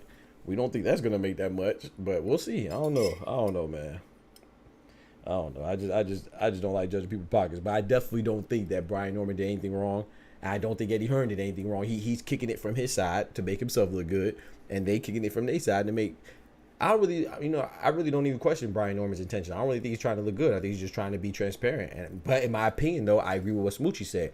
Smoochie said that these deals, the terms and the details of these deals should not be disclosed prematurely. And I agree with that. I wish I didn't even know, like I said before, and I agree with that too. So you could also blame, in my opinion, Brian Norman as well, because how you look now is kind of on you, because you were trying to be transparent, and maybe he was trying to be transparent for nefarious reasons. Like maybe he did have like some type of scheme that he knew they weren't going to make 2 million. They weren't going to make his 2 million price point. He was just like, oh yeah, man, we will fight anybody. We about that life. That's a possibility too. I just don't feel that. I don't feel that from him. And if it was vice versa, I would feel the same for Boots. I think Boots wants to fight everybody. But at the same time, I just think some people are limited in their resources. And right now, Boots' resources is Eddie Hearn, and Eddie Hearn's resources are whatever they are. He's ranked number 1. If he doesn't take Karen, is a try. Yeah, facts. Yeah, Karen could jog in. I don't even know how to. I hope I'm pronouncing it right when I say Chukadzian. I don't know. It looked like Chukadzian to me, but I don't know. Is a track star? Yeah. I ain't gonna lie though, man. I'm gonna be honest, and maybe I'm a little soft, right? I'm gonna be honest too about this for sure. I'm always pro. I'm usually pro athlete. So when it comes to the boxer, the basketball players, like I might not like. I hated when Kevin Durant went to Golden State, but at the same time, I liked it because I know that they would do him like Harrison Barnes if they felt he wasn't valuable. When I say Harrison Barnes, those that don't watch basketball, Harrison Barnes was traded at the free throw line essentially during mid-game. They traded him, bro, from the Kings to wherever they or is that when he went to the Kings, from Golden State to the Kings, or from Dallas to the Kings? I can't remember. Whatever it was, they traded the man mid-game. He started the game on one team, ended the game on another team. So these owners and stuff like these team owners and executives, they do this stuff all the time. So while I hated Kevin Durant going to Golden State, after being up 3-1 the year before with OKC against Golden State, they make a comeback and he joins a team that they should have beat. I like it because I do think you should be in control of your destiny as much as you can be. So I rarely call them ducks in boxing. I do think there are some ducks. Like I think Keith Thurman ducked Errol Spence. I think Danny Garcia ducked Terrence Crawford. But it has to happen over a long period of time, and I have to feel like there's no other option to call them ducks. Like even with Canelo, I know some people say Canelo's ducking Benavidez. I don't think he's ducking Benavidez. I don't know what his answer is. I don't know why he's not fighting him, so I won't put up too much of a fight when someone says he is ducking. But I just can't see a guy who fought Triple G 3 times, who fought Kovalev, moved up and fought Bivol, went in there, fought Floyd. I just can't see that person being scared, because that's what ducking implies. But yeah, Karen, yeah, you're right. If he gives up his mandatory, then he is ducking by definition. But I can't blame him on this one, man. He already went through that water, bro. That water was deep and full of crocodiles and sharks. He said, man, I ain't got time to go in that water again. I ain't Michael Phelps. B-Dog in the building. What's good, brethren? I heard he was getting the rematch and threw his phone at the he said like this. Bro, Karen, come on, man. Don't do Karen like that, man. My boy said hey, man, my boy don't want that smoke, man. Karen is in a position he deserves it, but I don't really want to see it either. I don't want to see it either, Oscar. But, I mean, I will watch it. Great content like yours is great because you have the chat interaction. Says a lot of the channel. Big ups. Hey, man, I appreciate you, Ray Davis. Thank you, man. Same with your channel. You're the ATP, you know what I'm saying? You and Clay Moraine doing your thing, man. Yes, sir. Ryan Frazier in the building. He said, nah, this all started because Boots went on some podcasts that said that Norman ducked him while they were still in negotiation. That's true. That's true, Ryan. But at the same time, how much pressure? So he did. It was YSM Sports Media. Big salute to them. They always. I'm from what I see, it seems like they're a Philly-based content creation, boxing content creator channel. So they always have like interviews with like the Philly fighters, like Blair Cobbs, or not really much Blair Cobbs, because Blair Cobbs mostly in Vegas, but like Boots and Danny Garcia, and like, you know what I'm saying, the Philly-based fighters. So they were asking him, and he was just keeping it short. And I'm not gonna lie, if that was me, if he was talking about me like that, I would have reacted the same way that Brian Norman did. So I'm with you on that, Ryan. But at the same time, in my opinion, I'm not saying anybody's wrong, but I'm just saying boxing as a whole, we always want answers. We want things to happen instantaneously, right? We want to know, like, I mean, look, bro, look at Carmel Moulton. Carmel Moulton just beat the dude on a Floyd Mayweather John Gotti exhibition. You know what they said? Oh, he need to fight in a way. In a way. Bullshit! Bullshit! Bullshit, bullshit, bullshit, bullshit! Bro, look at Abdullah Mason. You have Tim Bradley. Shout out to Tim Bradley. One of my favorite fights of all time is Tim Bradley versus Ruslan Provatnikov. Tim Bradley is a beast of an analyst. He's an expert. But sometimes we players mess up too. This man said Abdullah Mason should challenge for a title. And I'm like, okay, maybe he's just saying he's good enough he looks good. You know what I'm talking about? He looks good enough to challenge for a title. The man doubled down and said he could fight. He's ready to fight for a championship right now. I said, huh? Right when? He said, right now. What? The man is 20 years old. He's doing what he's supposed to do. He's going through his natural progressions. Do you know who the title holders are at 135? Gervonta Tank Davis. Yeah. Shakur Stevenson. Yeah. Vasily Lomachenko. Yeah. If we had to pick right now, we would say all three of them are future Hall of Famers. And then Dennis Berinchyk. Dennis Berinchyk, you know, no disrespect to him, but he's considered the weakest link of the champions. Not saying he's weak, but just relative to the other champions. So you telling me you want Abdullah Mason to go get his head knocked off and decapitated by Tank? Yeah. You want him to get embarrassed and outclassed by Shakur? Yeah. You want him to get the Matrix style, no Moschenko on him? Yeah. The man is 20 years old, bro. That's like, he's supposed to look good. Let him look good for a little bit. But what I'm saying, so yes, you're right that Boots, I don't knock Boots for saying, I keep saying knocking Boots, bro. I gotta stop saying that. I don't knock Jerron for saying that he sent the offer because he feels like he has sent the offer, right? He feels like he has been trying to get Barrios. He feels like he has been getting standing owners. So when we ask these questions, I feel like he was put in a bad position because he is young. And yes, maybe you want to have more tact and you want to be a little more media savvy, but man, they throwing mics in your face all day, man, and you frustrated, man. I don't blame him for that is what I'm saying. But you're right, though. You're right. I think he did prematurely say, yeah, what you said. I agree.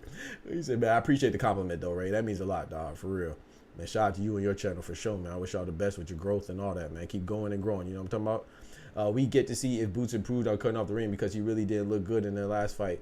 And you're saying that Boots didn't look good in their last fight between him and Karen? I mean, I can understand. I think sometimes we it's like okay, it's like Terrence Crawford. I'm not saying Boots is as good as Terrence Crawford or whatever or as accomplished, but a lot of people are saying that Terrence Crawford didn't look good against Madrigal. He struggled. He's supposed to struggle. No, I'm not saying the same for Boots. I'm just hear me out. But Terrence Crawford is going up to a new division, his first fight, and it was against an undefeated champion. The guy was undefeated. He's champion in a new weight division that Terrence Crawford never been before. So if you're gonna struggle, I would feel like that's where you struggle. That's the time you're supposed to struggle. So people, I feel like they're either discrediting Madrimov or not appreciating the challenge it is to go up 7 pounds, because 147, 154, 7 pounds. That's a big major jump. So is 168 and 175. Similarly, people said the same thing about Vosdick. I don't care what Vosdick, how long he's been off. He came back, had 3 good warm-up fights, and he fought Benavidez. Benavidez is moving up to 175 for the first time, going against a former champion in Vosdick. Vosdick beat Adonis Superman Stevenson, the Haitian-born Canadian undefeated light heavyweight. He beat him, and Adonis Stevenson suffered brain damage, chronic brain damage. He's still going through it right now. God bless him, you know. And Vosdick, his only loss before he lost to Benavidez was against Artur Beterbiev. Beterbiev is one of the 2 fighters that are fighting for undisputed and is still undefeated right now. And in fact, Vosdick, I think he got stopped in the 10th round, 10th or 11th, I believe 10th, and he was winning on 2 of the judges' scorecards. So 2 of the 3 judges were in favor of Vosdick at the time of stoppage in the 10th round, in the late moment of the fight. So David Benavidez struggling against him. Almost anybody that's accustomed and acclimated to 175 was struggling against Vosdick, probably besides Bivol and Beterbiev. So Benavidez struggling against him, to me, that's still a great win, because that was his debut at a new weight. So I'm not saying that I know Karen and Boots are at the same weight. But what I'm saying is that I think Karen is good. So him not looking, so because Boots didn't look like he did against like who was he slowing it down against Roman Villa or something like that. I don't think you're gonna look good against everybody. Like styles make fights and stuff like that. I think Karen, me personally, I'm not saying you have to. I think Karen's a pretty good fighter, and I thought that even though Boots didn't look the best in that fight, he definitely didn't look like he was ever in trouble to me. So that's my rebuttal to that. But I got you. I mean, that's not a bad stance though, because you're right. But the price Barrios said, Stanionis said 1.5 is not enough. Barrios didn't even talk to him. Ryan, talk to him. You see what I'm saying? Stanionis declined the same amount. So unless we're saying that Brian Norman should take less because he's accustomed to making less, then I feel like what's the problem? I don't feel like the problem is on Brian Norman's side. I'm not saying there's anybody's problem, but I don't think that Brian Norman outprices. I feel like that's. I feel like just to. I'm not saying that you can't say that, but I feel like to just say that is kind of disingenuous. Where it looks a little funny is that they were talking as if the money didn't matter until it did. That's a good point. That's a good point. That's a good point. Yeah. That's a good point. That's a good point. Facts. That was super team era. Yep. Thanks LeBron Wade. Yep. LeBron Wade and Bosh. Yep. But they weren't the first Houston Rockets. Hakeem. Yep. They were just older though. They were older though with Hakeem Drexler. So we all knew when Hakeem, Sir Charles and Pippen too. We could say that they were past their prime though. You know. Doc Boz, that crazy Moulton, bro. Come on, bro. Repeat high school to doctorate. Facts. How you gonna throw Moulton in there with anyway, bro? Yeah, knocking boots is crazy, bro. Knocking boots is crazy. What do you mean by that? Knocking boots is crazy. Kukajagin, that's how you pronounce it. Okay, appreciate it. Kukajagin, appreciate it. Oh, that is? Okay, I thought you were trolling. That is really how you pronounce it. Kukajagin. Okay, thank you. I thought you were trolling when you said that. The door, I turned it after 9 last night. I didn't see you on, broski. Turned the doors. Yeah, I had to catch some kids start school on the Wednesday. Okay. Hey, wish your kids the best too, man. Yeah, I thought you was joking when you said Kuka jogging. Thank you.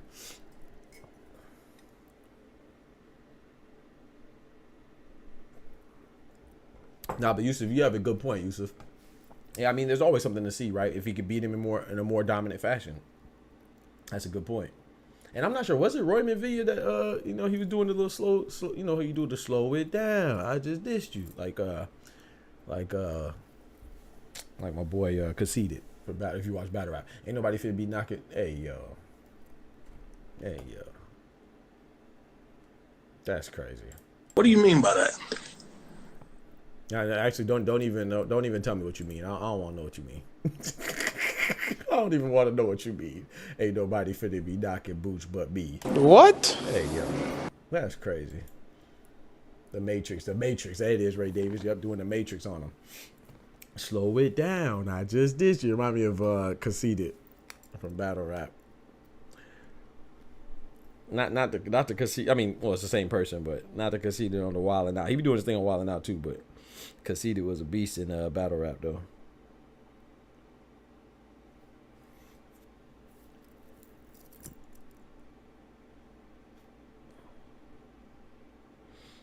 Oh man, so Jamal Charlo unfortunately has been formally charged with a DWI, driving while intoxicated, and leaving the scene of a crash that happened back in May. Oh man, so we probably won't see Jamal Charlo.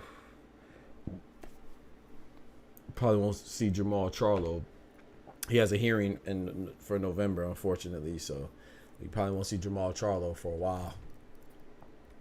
Pull me up. I'm off today. I bet.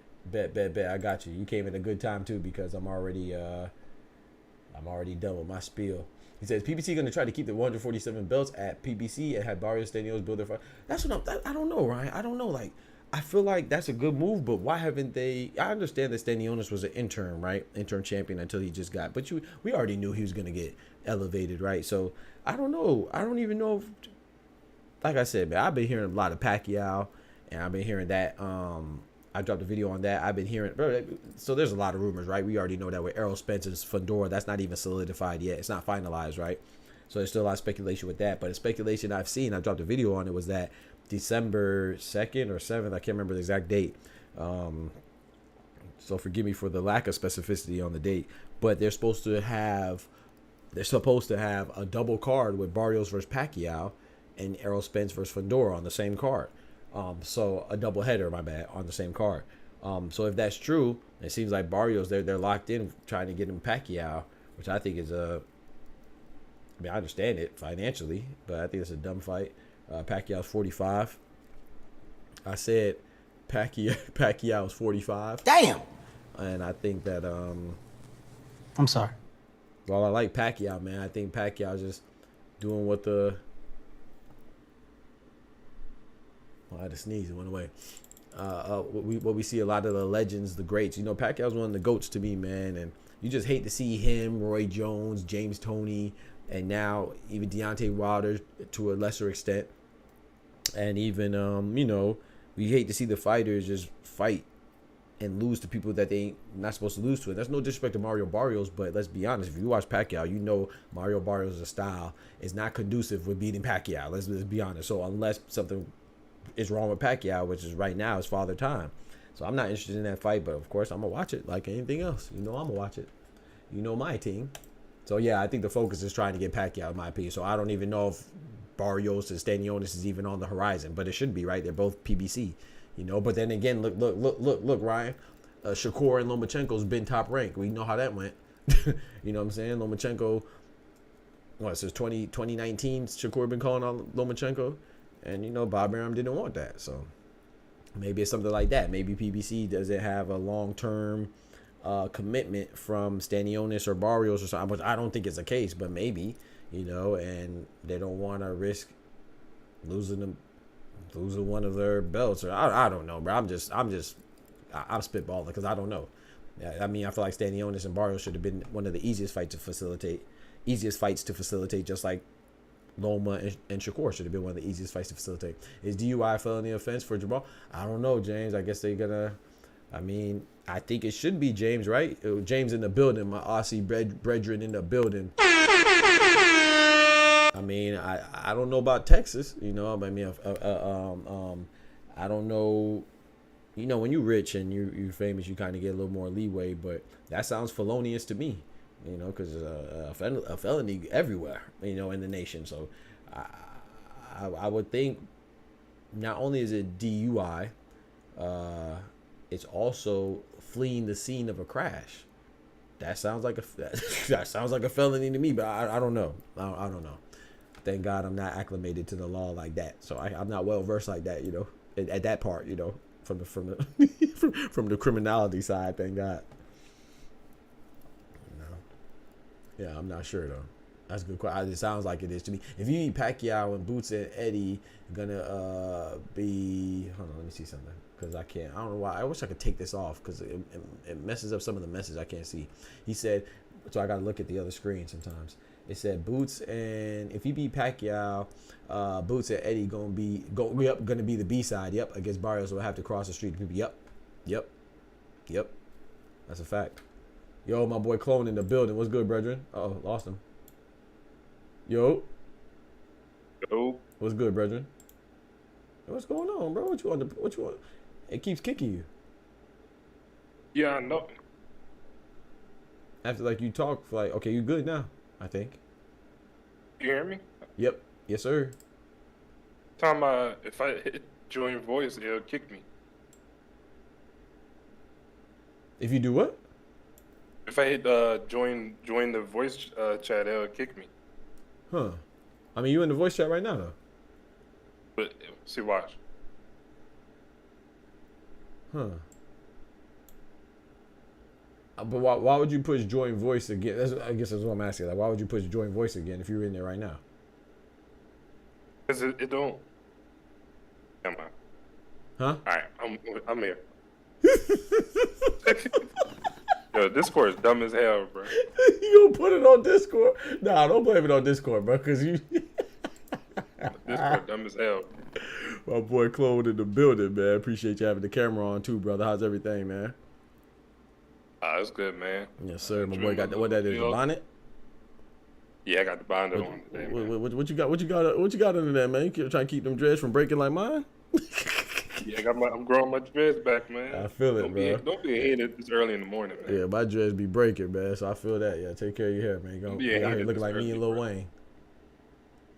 Lil Wayne look like he about to die. I don't want to look like Lil Wayne. Hey, watch your mouth, man. I'm talking about the ghost like that, man. Yo, what up, Watch chat? your Hey, mouth, man, I want to join the voice chat because I be watching your streams when I miss it. I appreciate it, bro. And I was watching one of your streams and I heard you was trying to call me out about 2K like you was like that, and I was like, he was not like that. Hey, shout out to Chloe, man. You really did watch it, bro. Shout out to Chloe, man. You're not like that. It's But 2K, you, man. but We talking about boxing, but okay. you're not like that. So I have a question, bro. So with that being said, did you see what Kendrick was saying? I mean, Kendrick is a paid actor. Kendrick the homie. He a paid actor. Bro, you can't win, bro. You can't win, bro. You I can't ain't know go. it. I was like, damn, Kendrick he compromised. That's crazy. My boy Kendrick I didn't even say nothing. Kendrick brought it up No, you in down the with chat. Bob, You see it. He said he's a paid actor, chat. That's crazy, Bro, you Bob Arum of YouTube space right that. now. Well, hey, if I'm Bob Arum, them checks coming up a little short. They gotta up that price. Shoot. I just gotta see it to believe it, bro. I'm waiting for you to get on 2K one of these days and Bro, you so I don't can want drop that to you happen, off. bro. You don't want that to happen, bro. I'm telling you, bro. Bro, as soon as I drop you off, I'm gonna make an exposed video. Start my channel. Smoochie said, "What up?" That's crazy. What up, Smoochie? Yeah. But my That's bad, I crazy. ain't mean to hijack the stream like that. No, What you chill, good, what's bro. the No, I topic like the for today? conversation, man. I can't just talk about boxing. There's not too much that went on so far, so I like the conversation though, regardless of where it goes. Shoot, this ain't nothing straight. Shoot, you watch ESPN, they go from LeBron into relationships. So this You know the how segment be on LeBron, and then they talking about no pets. Ain't nothing wrong with that. But basically, what I'm saying, ain't nothing wrong with it, man. Conversations go wherever. But I do have I just read this thing that apparently Turkey Al-Sheikh saying he wants to reduce the price of the pay-per-views. What y'all think about that? He said that he said people are stealing because the prices be so expensive. Which I think that's a good point. But I still think people gonna steal. I feel attacked, but if he reduced the price on pay-per-views, yeah, I'll buy them. I mean, I buy them now, sort of. Right. But if he reduced the price on pay-per-view, I think more people would tune in. I think it's the people. It's not like for boxing now. I don't think it's a lot of like people like yourself and Ty, Smoochie, Kendrick, and Dub, Oscar. I don't think it's that many people who know boxing that's watching boxing right now. I agree. I think it's more casual. So Right. unless it's name fighters, nobody's tuning in the masses. Right. Especially when the price point is what, $80 to see Canelo versus Berlanga. Like, what are we talking about? Exactly. So- But I don't think people really familiar with Berlanga. I know I'm not. So. Right. Right. I mean, no disrespect to Berlanga, but why would you be? He ain't give us no reason to. Yeah, I mean, who has he know. fought? Like, he hasn't really fought anybody. Like, you know what I'm saying? Like, Padraig McCrory. I didn't know about Padraig McCrory until Edgar Berlanga was fighting him. So, Does he have a lot of fights on his belt? yeah, he has, I think, like 20. I'll tell you right now. I'm not sure exactly how much. That's a good question. But I want to say he has like 22, 23. 22 And fights. he's Right now. undefeated, I'm a I'm beast. guessing. I'm a beast. Yep, 22 fights. And he hasn't lost yet, No, he's undefeated. He's undefeated. bro. I mean, anything can happen in boxing, but I Yep. don't see him being Canelo. I don't even think it's gonna be Competitive. competitive like that. I don't think so either. I think no disrespect to Berlanga, as much as I want to be excited for it, I'm more excited for Danny Swift Garcia versus Erislandy Lara, but even that has a threshold of my excitement and my intrigue because Danny Swift Garcia is coming off of a long layoff and he's going to a weight class he's never been to, even though it's at a catch weight of 157. It's still like, you know, but I'm interested to see how good he's gonna look, but how much expectation could I have on somebody who hasn't been in the ring in a while? You know, I don't care how much he claims he's been in the gym and how long he's been fighting and staying active. Yeah, man, it always look good until, you know, somebody punch you for real. Because I don't know what kind. You know what I'm saying? Let's be honest. I mean, Danny Garcia is and should be the man in Philly. So if you fighting in your Philly gym and you got people coming to spar you, I'm not saying that they're not going all the way, but I don't think they're going hard like Erislandy Lara about to go hard. So That's true. I yeah, mean, it's that's like true. you know. But aren't those Philly sparring sessions known for being like pretty tough though? That's true. That's true. But then when you also Danny Garcia and you say they ask you about Boots, he said, "Yeah, man, it's a different time era. It's a different era, man. I'm not really trying to fight those young bulls, man. It's their time. I'm trying to do my own thing." That kind of let me know that. I mean, I'm gonna say there's nothing wrong with not fighting Boots because it is a different era. But at the same time, it makes me feel like you may also be limiting who you sparring with too because it's a different era, you know, and maybe you're not fighting the biggest shit. This is just me speculating, though. I don't know. I just don't know if you have the same sparring intensity as a guy who Lara felt like he's always been the underdog. You know, he probably felt like he always been counted out. Always like he's the one that I think that as much as I like Cinnamon, I think that Cinnamon lost at Lara. And, you know, so he got robbed and he got shortchanged on another fight too. I can't remember, but yeah. So I just feel like Lara's got something to prove. I'm not sure how much Danny Garcia has to prove, or feels like he has to prove. And I'm always go with the guy who feels like they have to prove more. But yeah, he is. Yeah, you're right. Philly is always known for their exceptional fighters and their fighting style and their intensity in gyms and stuff like that. But I don't know, man. Guess we have to ask Ty. You know, Ty got the tea. Yeah, I think Ty got all Ty the said tea. something about Danny Garcia sparring before. Yep. Like he's seen him in the gym or something like that. Yep. But I don't know. I mean,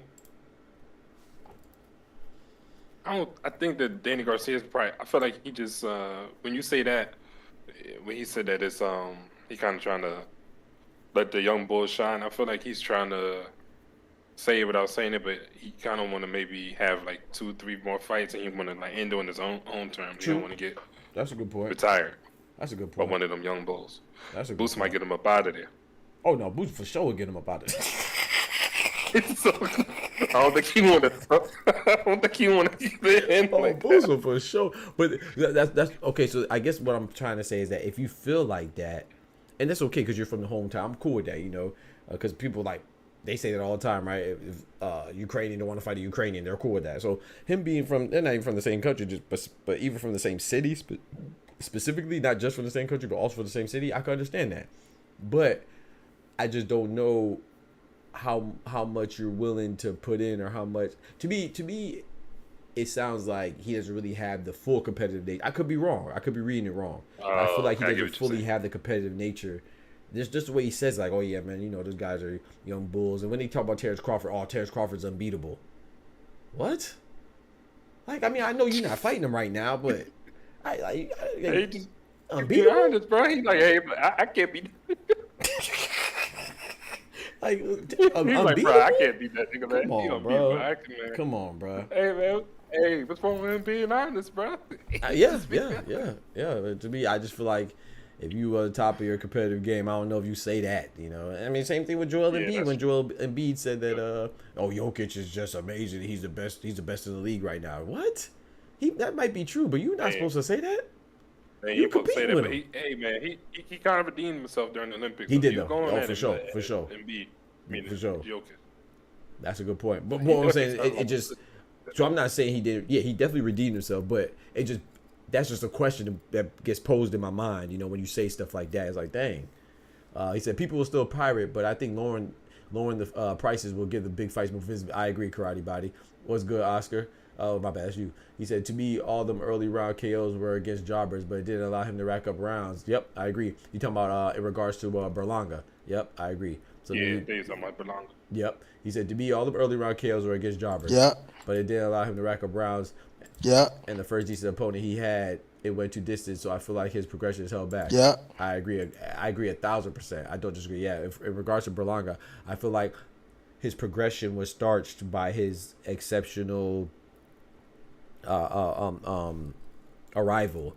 But I think that was because, there were jobbers and, you know, and I can't knock a man for looking good, but maybe it went on too long. Because you're right, because he had a 16-fight streak where he had 16 first-round KO. That's unheard of, bro. His first... That's kind of crazy, though. That's crazy, bro. 17 fights, you have 17 rounds of boxing because everybody you knocked out. But then it didn't just slow. It's not like he just got I didn't knock this guy out my 17th fight. I didn't knock this guy out my 18th fight, but then I knocked another guy out my 19th fight. No, he went on like a 5-6 fight streak where he wasn't knocking anybody out, and then he just knocked somebody out, Padraig McCrory, or stopped him his last fight, and I think that's what propelled him to get the Canelo fight, in my opinion. So yeah, I agree 1,000%, man. I like Berlanga, but I think that exactly what Oscar said. I ain't gotta add nothing more. That was perfect articulation, huh? You think he could beat Munguia? Like, what type of fighter is he? I don't think so. That's the thing. I think Berlanga's the top of the division. He's at the top. Like, he's the top 5, 6, 7 guys, but I think he's clearly behind the 5, 6, 7 guys. Like, I think Canelo beats him, of course. I think Caleb Plant beats him. We're not gonna count Jamal Charlo because his inactivity, but let's say I think Jaime Munguia beats him. I think Christian and Billy beats him. I think Diego Pacheco and Berlanga is a good fight, but I would lean towards Pacheco. I think that's probably the most interesting fight for him. And then I would say Berlanga is number 6, in my personal opinion.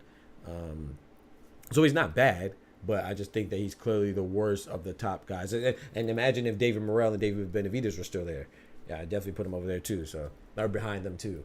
But we'll see. I kind of feel like PBC are going to have the card set up for Danny as long as he keeps it close. No, I agree, Karate. I agree. Danny Swift Garcia makes more money than Arizona Lara, and that's what's plagued Lara, right? It was against Paul Williams. Some people say he got robbed against Paul Williams.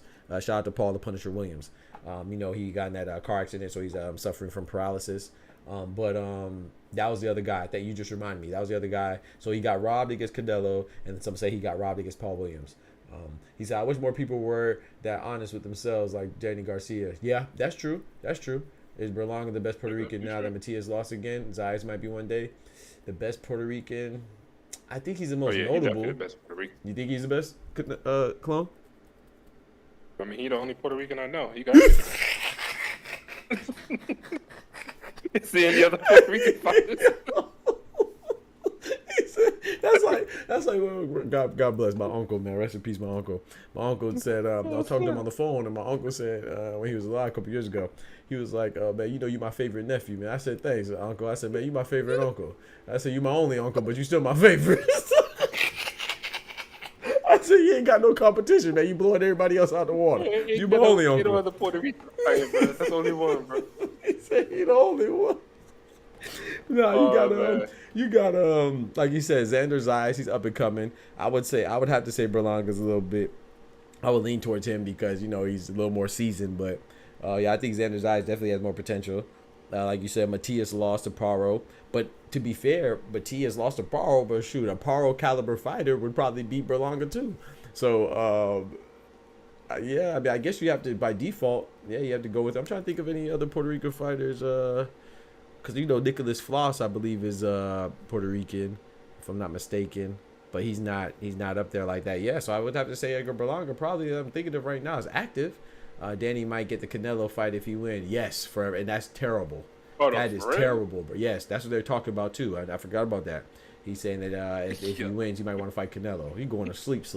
Boy, Canelo, he's gonna fight everybody but Benavidez. I'm telling you, bro. I could see him taking that fight too. They're gonna fight Jake Paul before you fight Benavidez. You know damn. That's your boy, bro. Yeah, resumes only matter when it comes to black fighters. How Berlanga get the Canelo fight? Okay, so I'm gonna play devil's advocate for every. My bad. Go ahead, Colin. Nah, I was saying that's kind of right about that a little. Yeah, no, he's very right.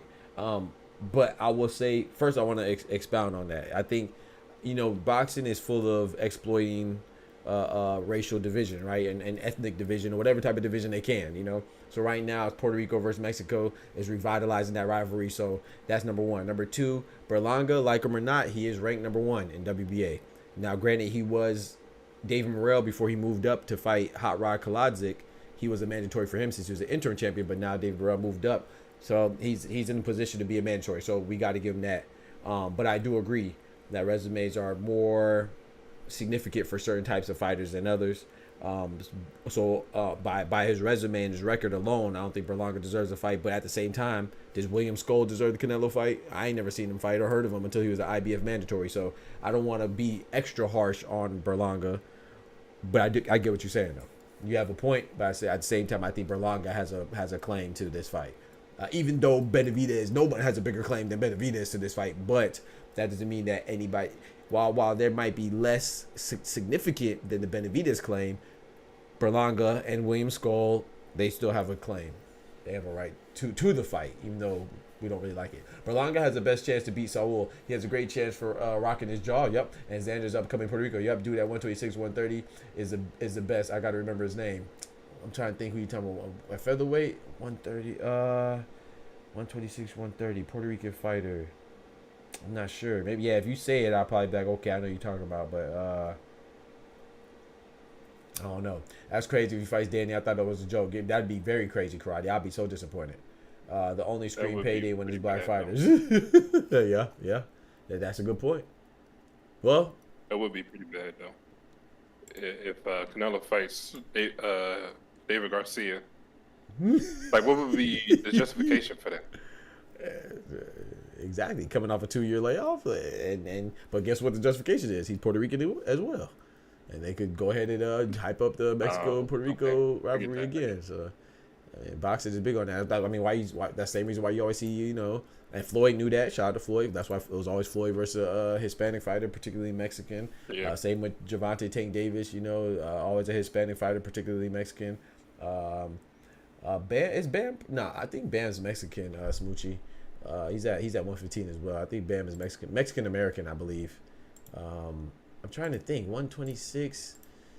It's a little different for Tank though. He don't really like Hispanics like that. Right. That's crazy. I can't believe I just said right. That's crazy, bro. That's what he fight, bro. That's crazy, bro. Cause he's a smaller division, bro. There's a lot of Hispanics and Asian fighters particularly Hispanic Asian fighters, a lot come in like 126 and below. I would say.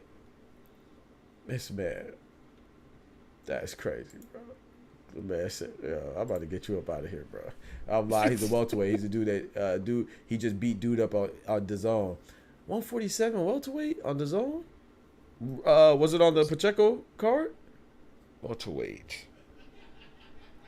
Puerto Rican fighter and not Xander Zayas. Let me look it up. Now you got me curious. Now I can't think of it. That's crazy. I should know who this guy is on. Unless you talk about Nicholas Floss that I was talking about earlier, but he's not. Are you talking about Nicholas Floss? I mentioned him earlier. That's the only guy I can think of at 147. That's Puerto Rican. That jumps out at me as Puerto Rican.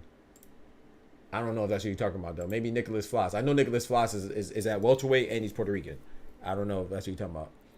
They headlined. Ooh, I don't think he headlined, so I'm not sure. They headlined. Try to find. He's not talking about Matias, right?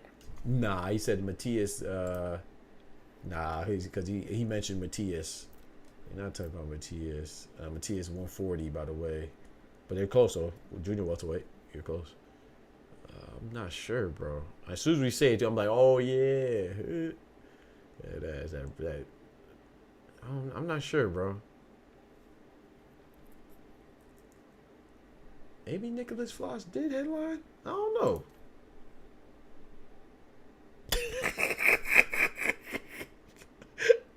Yo, Smoochie crazy, bro. Yo, you see what Smoochie doing? Smoochie, this man said Puerto Rican. Smoochie just named Hispanic fighters. Hey, man.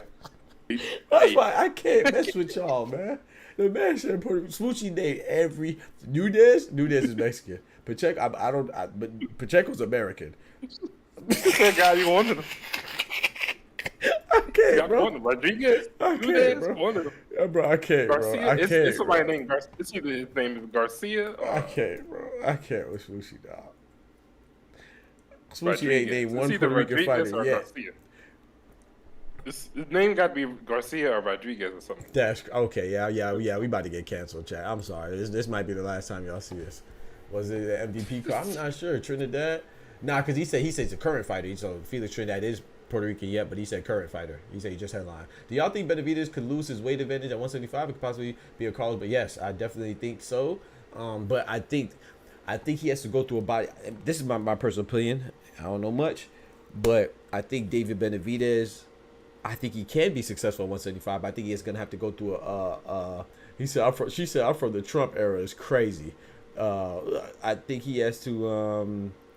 I think he has to go through a body transformation. When I say that, I'm talking about like I think he has to put on more muscle, become more solid, But I think as long as he's staying in this limbo area where like, hey, I could go to 175, I could go to 168, I think it's going to put him at a significant disadvantage at 175, because I don't think he's going to have that muscle development. And then if he does develop that muscle, he mess around and try to go to back to 168 for a Canelo fight, I think he's going to put him at a significant disadvantage, kind of like how we saw Roy Jones when he went up to heavyweight and light heavyweight, was doing movies and stuff like that. He put on muscle to do that. Then he came back down to fight Tarver.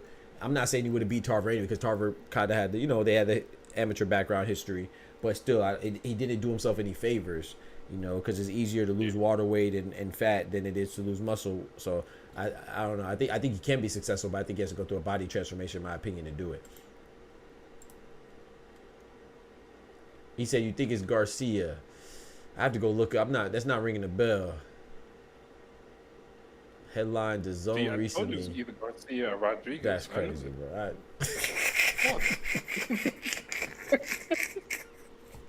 It wasn't that hard. Bro, man, shout out our Hispanic brethren and sister, man. Come on, man.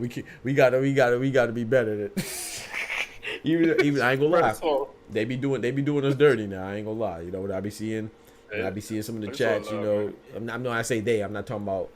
I'm talking about boxing fans as a whole, man. But we all do each other dirty. But we got to be better, man. We got to be the change we want to see, man. Oscar gave us. We got the stamp of approval from Oscar, man. Huh? He cool with it. Said we got the stamp of approval from Oscar, man. He cool with it. He got Hispanic brethren. Shout out to Oscar. Yes, sir. That's my guy. Okay, Juan Paul Rivera. Yep. I'm not too familiar with him. I think I only saw that one fight. I think I only saw one of his fights, but you say he's the best up and coming Puerto Rican star. All right, I have to look into him right now. I got to give it to Berlanga just off default, until further notice. But of course, who I think Xander Zayas got it. I'm not really too big on Xander Zayas, to be honest. I'm not really convinced yet, but he's the one that I would give it to as far as up and coming. But I have to look into this guy. What division is tell us it's crazy, huh? What division is Zayas in? Sorry. No, you good? 154, right? I believe 154. Damn, y'all are right. That 154 is definitely wild. I'm telling you, bro. 154 hot, bro. 154. It's like it just got hot overnight too. You got Terrence Crawford there. You got Tim Tszyu. We're not gonna count Jermell Charlo because of inactivity, but if you count him, he's former undisputed, right? We're gonna say Israel Madrimov, Virgil Ortiz, Xander Zayas, if you want to throw him in there. Sebastian Fedor, he's a champion, right? Bakram Murtazaliev is a champion. Bro, that thing. Errol Spence Jr., we see how he comes back looking. Bro, 154 is on fire, bro.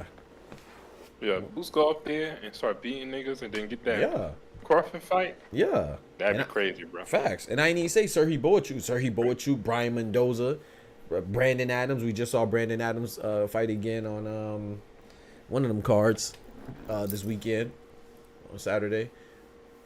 So, I got to look into John Paul Rivera. Appreciate that, bro. You just put me on game. I probably saw him fight. If he was on the zone, I probably saw it. I just don't remember him right now. Oh, what about that?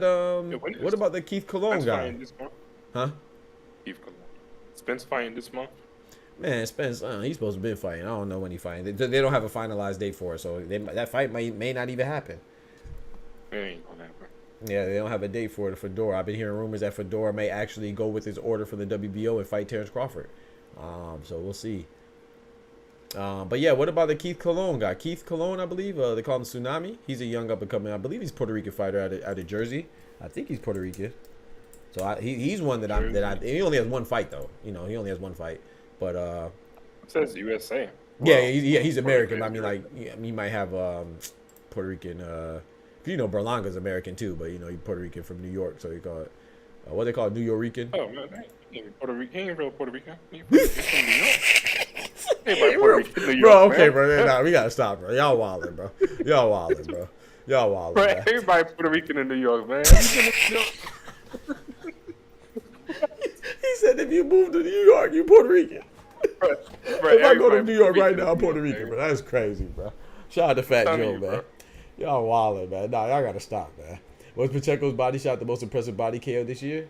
Body KO specifically? I remember Junto Nakatani jabbed. He just jabbed Astrolabio to the body, knocked him out. Was it Ajit Caballero stoppage on Frank Sanchez to the body? I don't know. I don't remember. Most impressive, but that was a nice. And Sulecki never been stopped before. That was impressive. I don't know. I have to think about it, Smoochie, because I just don't feel like that was the most impressive. But maybe it was. To the body. Yeah, I got. I'm trying to think of some body shots. Maybe. I just followed you on IG. Cologne got a fight coming up at Project. Okay, bet. You follow. Appreciate you, bro. I'm gonna hit you back. With a follow. Thank you for letting me know, because my notifications don't come through. Well, it's kind of intentional. I turn off. I need to lock in on social media, bro. That's one thing I need to get. I need to get better at networking, and I need to get better at social media presence. Yeah, you definitely need to be big on social media, though. Yes, bro. Oh, Pacheco's a super middleweight? Pacheco's a super middleweight, yep.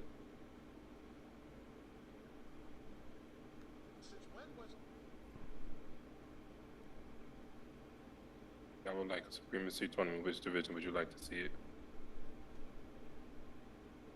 Oh, me personally, I would like to see that 154. There's so many fighters. There's so much competition there. Yeah. 154 hot, man. Boots moves up there. A tournament in 154 would go crazy. People, yeah, that really would like revitalize boxing to where I feel like a lot of new fans would start watching if they brought a tournament.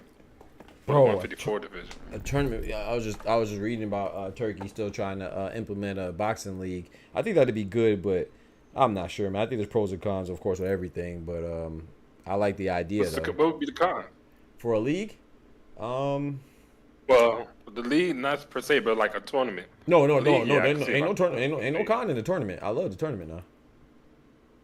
Yeah, the league, I don't know about a league. Yeah, the tournament I love, because I think that'd be great, like Super 6 and all that stuff. You said you sent me, I just followed you on IG, Cologne got a fight, Cologne, appreciate it. I sent you an inbox. Okay, appreciate it, bro. I actually just liked your story, because I actually clicked on your story, and I just liked it. I saw the Cologne, and I saw your Neil deGrasse Tyson, I believe.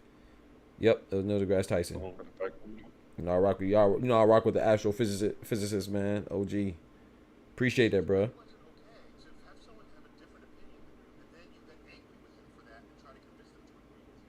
Ray Davis said Cologne got a fight coming up. Again too, though. Oh, yep, I see it. The Prudential Center, yep. Good looks, man. Thank you, Ray. Forever G said, I can't understand the fandom of these guys loving the PPC. I hate that business model.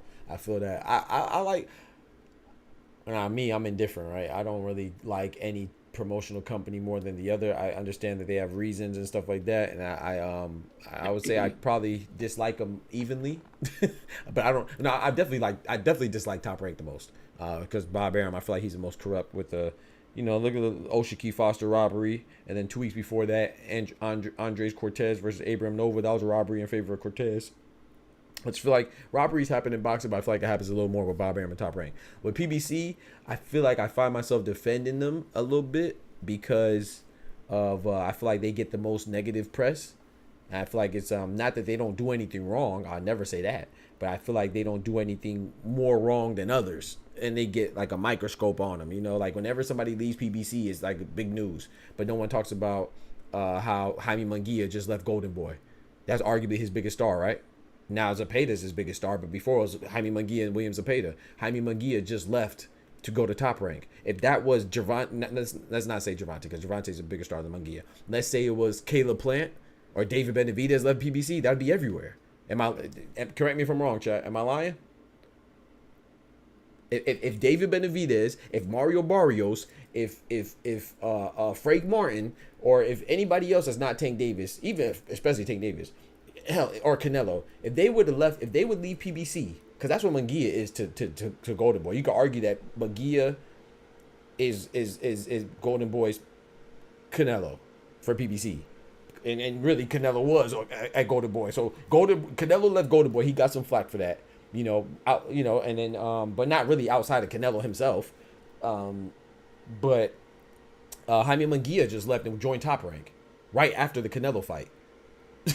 So if that was David Benavidez who left PBC, or Caleb Plant who left PBC, or Frank Martin who left PBC, that would have been everywhere. Even Anthony Yard, you could argue Anthony Yard's one of the bigger guys on the Queensberry roster. They're going through a contract battle right now.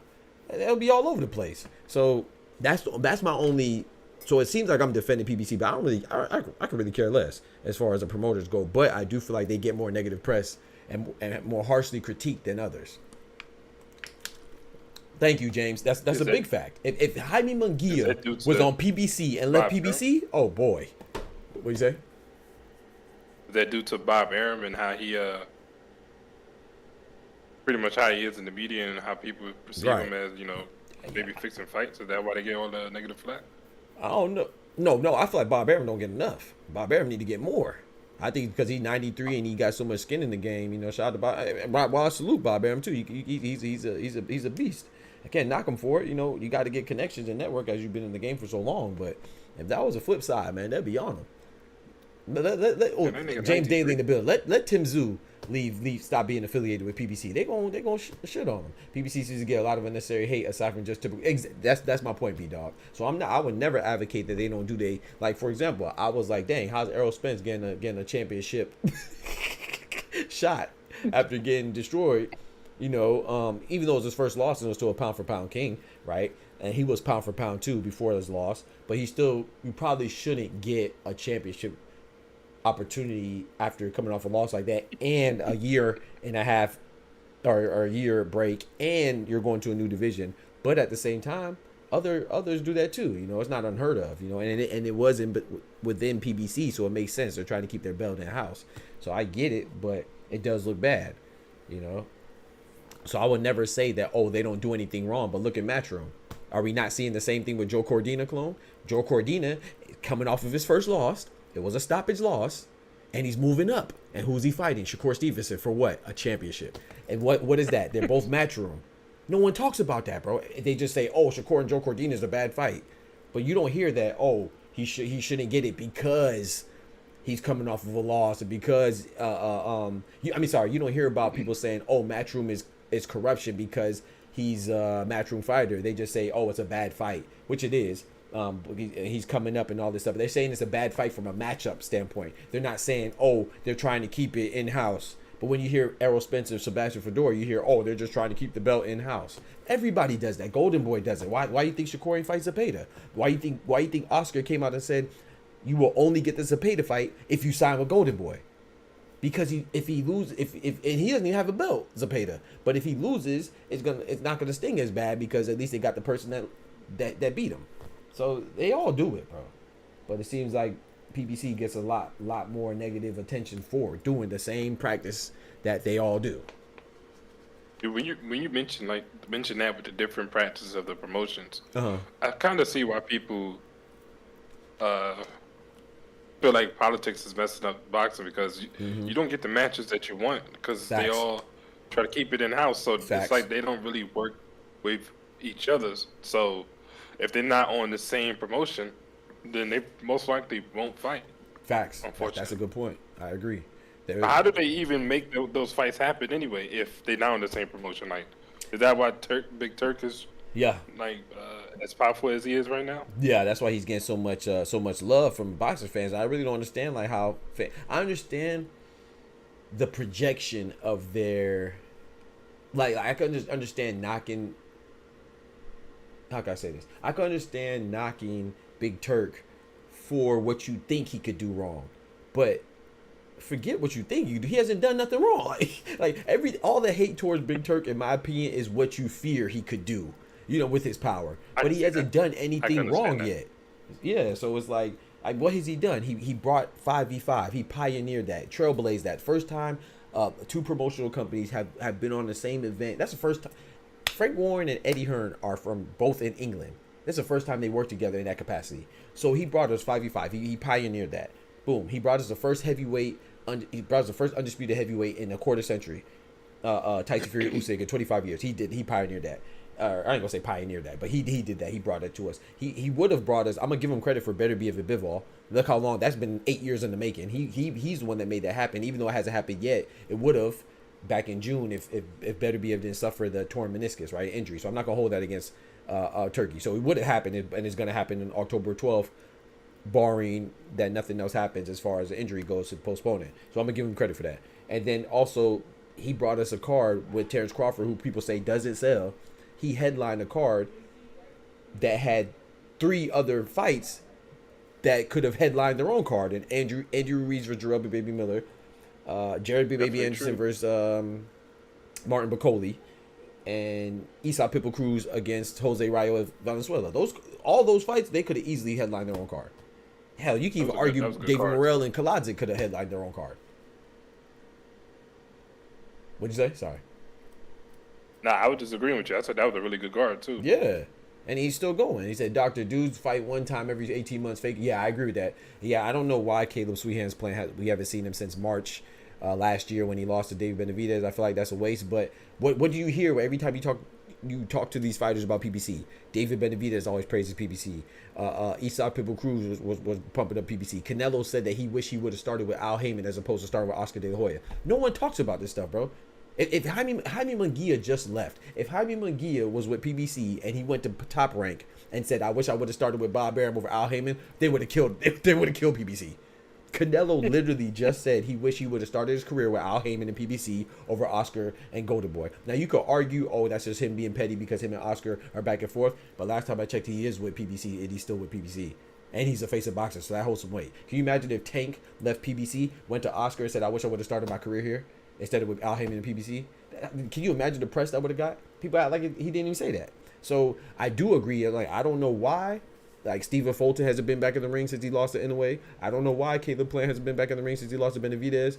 But every time they talk to these fighters, I've never heard Caleb Plant say anything bad about PBC. Maybe they got him in the what is it? Not the sunken place because he white. So I guess he would be in the risen place. Are you so corny, bro? Hey, we know why Payne ain't been in the ring, bro. He too busy slapping people, bro. If he ain't slapping somebody, he ain't fighting. Talk to him. He's slapping people, man. He's slapping bitches, man. Caleb slap a bitch Plant. Caleb, bro, I don't fight, I don't argue. I just hit a bitch with a bottle Plant. Caleb stand on business Plant. Sweet hands Plant. And we got to remember, top lost legends that still survive. Lost Oscar, that's true. Floyd and Cotto. Yep, even Pacquiao. Yep, that's facts. Top rank was holding it down. They had a lot of stars. Spencer Fedor just got KO too. Yep. He said boxing needs a commission. I don't know what it needs. And got a title shot. Spence and Fedor just got KO too. Yep. And got a title shot. Yeah. I mean, but look, like I said, Cordina's doing it, but no one approaches it from. We approach it from the angle of him not being a good matchup for Shakur because he got knocked out. But no one. I haven't seen anybody approach it from, oh, they're just trying to keep it in house.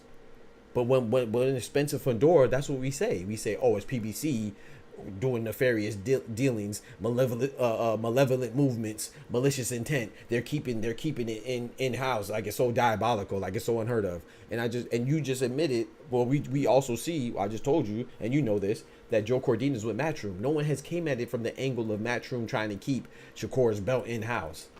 They just look at it as, hey, man, it is what it is. But Spencer I don't think fans think about it like that, I guess. Say again? I don't think fans think about it like that. I guess if a matchup happens to be not a desired matchup that fans want to see, that it's possible that they just want to keep it in house or keep it with that promotion company. Right. I don't think anybody thinking it like that unless it's like, No, unless it's PBC, then they think like that. That's the crazy part. They all do it though. Like they all do it, bro. I guess I never noticed that before. Yeah. I never noticed that before. So I'm not saying that it's not a problem. I'm agreeing that it's an issue. I'm just saying, why do we only point it out when it's certain people doing it? It's kind of like even with the weight bullying. It's like I always say David Benavidez and Devin Haney are weight bullies. But who's the biggest weight bully they focus on is Devin Haney. Why is that? So I don't know. Look at Virgil Ortiz. I think Virgil Ortiz Jr. was the first time he ever fought at 154 officially was his last fight. Virgil Ortiz don't never make weight. At least, and yeah. So it's just I don't know, man. Certain things get highlighted when certain people do it. And then it's also crazier for when somebody puts that in a contract where you can't rehydrate. Then they call in that person like he's scared. It's like, how you scared if he don't want you to hydrate till you're 200 pounds and you supposed to be tell him again, bro. Tell him again, bro. The same people complain about people being a weight bully. The same people say David Benavidez is a weight bully. Devin Haney's a weight bully. The same people are they're the same exact people saying that Tank is a coward for having a rehydration clause. So what you want them to do? You don't want them to you don't like the person abusing the advantage of being a weight bully because they can, but then you don't like the person who's putting a limitation on them being a weight bully. I don't get, people just be talking, bro. Shout out to the fighters that do their own thing, like Tank, like Canelo, like Caleb Plant, because I promise you, I want Canelo to fight Benavidez. To me, the biggest fights in boxing, the number one is Beterbiev and Bivol, number two is Cinnamon and Benavidez, number three is Tank and Shakur. Yep. If Canelo fights Benavidez, they're just gonna, as soon as he beats him, they're gonna say, "Oh well, shoot, you ducking Pacheco, you ducking Billy, you ducking whoever else he's not fighting, Jamal Charlo or whoever else it is." And it's like, bro, so it doesn't matter. Like, so I do feel him when he says, "I heard it all before. Y'all said I was ducking Triple G. I fought him. I went up and fought Kovalev. You said I wouldn't do that. Y'all said I was ducking Billy Joe Saunders." I do agree because I remember that. So Canelo fought everybody that say he was ducking. I kind of thought he was a little bit ducking Benavidez, but when I saw Benavidez, I know it's his first fight at that weight. But when I seen him fight, who did he fight again? What's the guy's name? What is he, Russian or something like that? Or Alexander Vazik. When he fought Alexander Vazik. You talking about Benavidez, right? Yeah. I don't think he looked good. I don't think he looked good. I don't think he's ready for Canelo. Yeah, but I will say that though. Remember, that was moving up too. Remember, that was his first fight. Oh, yeah, I know. Yeah, that was his first fight at 175. So I give him a little. I agree that he didn't look good, but you know, I don't think he looked necessarily too bad when you consider that was his first fight at 175. Even though I think so, like, and especially too when you consider that when Bivol beat Canelo, that was at 175 as well. So you can argue that Canelo didn't look that good. Even though he looked good when he beat Kovalev. He ain't look like Benavidez, though. Right, and Benavidez won, you know. But I will say this, though, too. Bivol's not as good as... I mean, Vazik's not as good as Bivol either. So Canelo fought the better opponent. True. And he lost. But who Benavidez fought was good, too.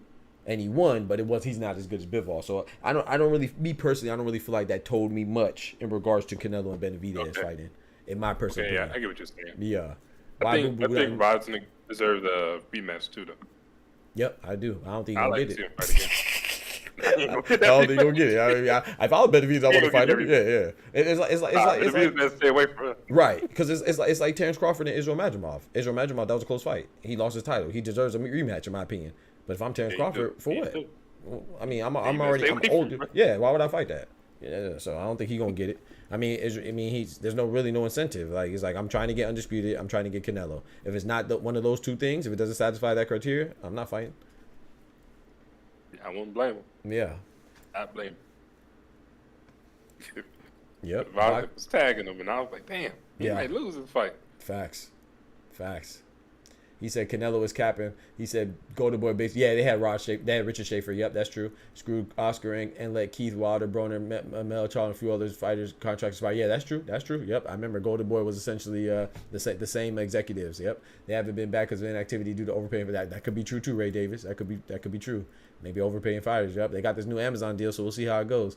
Dr. Why Boo Boo not in the mix? Why is Boo Boo not in the mix, bro? Yeah, I don't know, man. I don't know. His name is Boo Boo. He looked like Boo Boo was last fight. That's crazy. Don't do my boy like that. Demetrius Andre. Nobody want to see no Boo Boo on TV. I like Andre, but I don't know. Like I said, I'm not gonna pretend like I know, bro. I don't know. But I will say, do you think he's gonna come back at 168 or is he gonna come back at 160? I think it would behoove him to go back to 160, and I think that 160 is live right now, right? There's not really too much competition there as far as notable names, right? Who's at 160 right now? Janibek Akmalali, I can't remember how to pronounce his name, who he just missed weight. I feel like he should be stripped for missing weight and having the fight canceled. He fell out. How you trying to get so much of an advantage that you falling out and canceling the fight? I think he should be stripped in my humble opinion. And then who? Carlos Adames, 160 champion, and then Erislandy Lara, 160 wide open, man. If Demetrius Boo Boo Andre could get back in the mix, he right in there at 160, but 168, I don't know. A lot of same people capping for Devin blowing up 25 pounds or throwing a fit over Ryan blowing up the weight. Exactly, B-Dog. No consistency. I bet they wish there was a rehydration closet. Talk to him. Yeah. Talk to him, bro. all types of contradictions, man. I'm not even knocking Devin Haney. I think whenever you're in the confines of the negotiations, you're good. And you know me, I'm not even really a big Devin Haney fan like that, but he's not doing anything wrong. He makes weight. In fact, he does it the best way that you should do it. He's going by the book. Yeah. He's a consummate professional. He makes weight, and then he blows up. You don't want him to do that? Put it in the contract. Tighten up with your negotiation skills and your lawyer. There was a rehydration clause against Ryan. Talk to him. I feel like Devin Haney would have he would just kind of knocked down 2 times instead of like 4 or 5. He would have got one less knock. This man close a troll, bro. Bro, he just hit him hooked at all, man. I was so disappointed in Haney, man. Hey yo, this man only getting disrespectful, by the left hooks, man. Am I wrong? Yeah, them left hooks, boy. As soon as he hit him with that first one, boy, that man was saying that thing look good, boy. That thing look good. Yeah. I was like, man, ain't no way he getting hit by the same goddamn punch. You don't see it? Man, Osprey definitely. That first left hook hit, boy, that look good. He said Hamza Shiraz is best. You think so? He's that one. You think he's the best? I don't know, Ryan. I agree. He looked very good against Ammo Williams, right? But I can't just put him over Carlos Adames and like I said, Janet Beck. I think he's definitely up there though. He looked good. Hamza Shiraz definitely looks good. I agree with you. Ranked number 5 right now. He's ranked number 5? Yeah, so that's what it says on ESPN. Appreciate it. Yep. So yeah, he's definitely good. I can't put him over Adames, and I'll put him over Lara though. Even though Lara has a belt, I'll put him over Lara pretty comfortably. But I can't put him over Carlos Adames and Janet Beck. But yeah, I could put him over. I could put him over Lara. And no disrespect to Lara, but Lara is 41, 42. Ain't no Waffle House in Connecticut, really. I don't like Waffle House anyway. I like Waffle House. I like the dirtier the Waffle House, the better the food. That's what they say. That's what they say, boy. The dirtier the Waffle House, the better the food. That's facts. Yeah, I don't like Waffle Waffle House dirty, bro. That food gonna be slamming. I'm surprised you don't like Waffle House. Yeah. My last girlfriend, she loved Waffle House. I don't rock with it, man. You got sick of it, huh?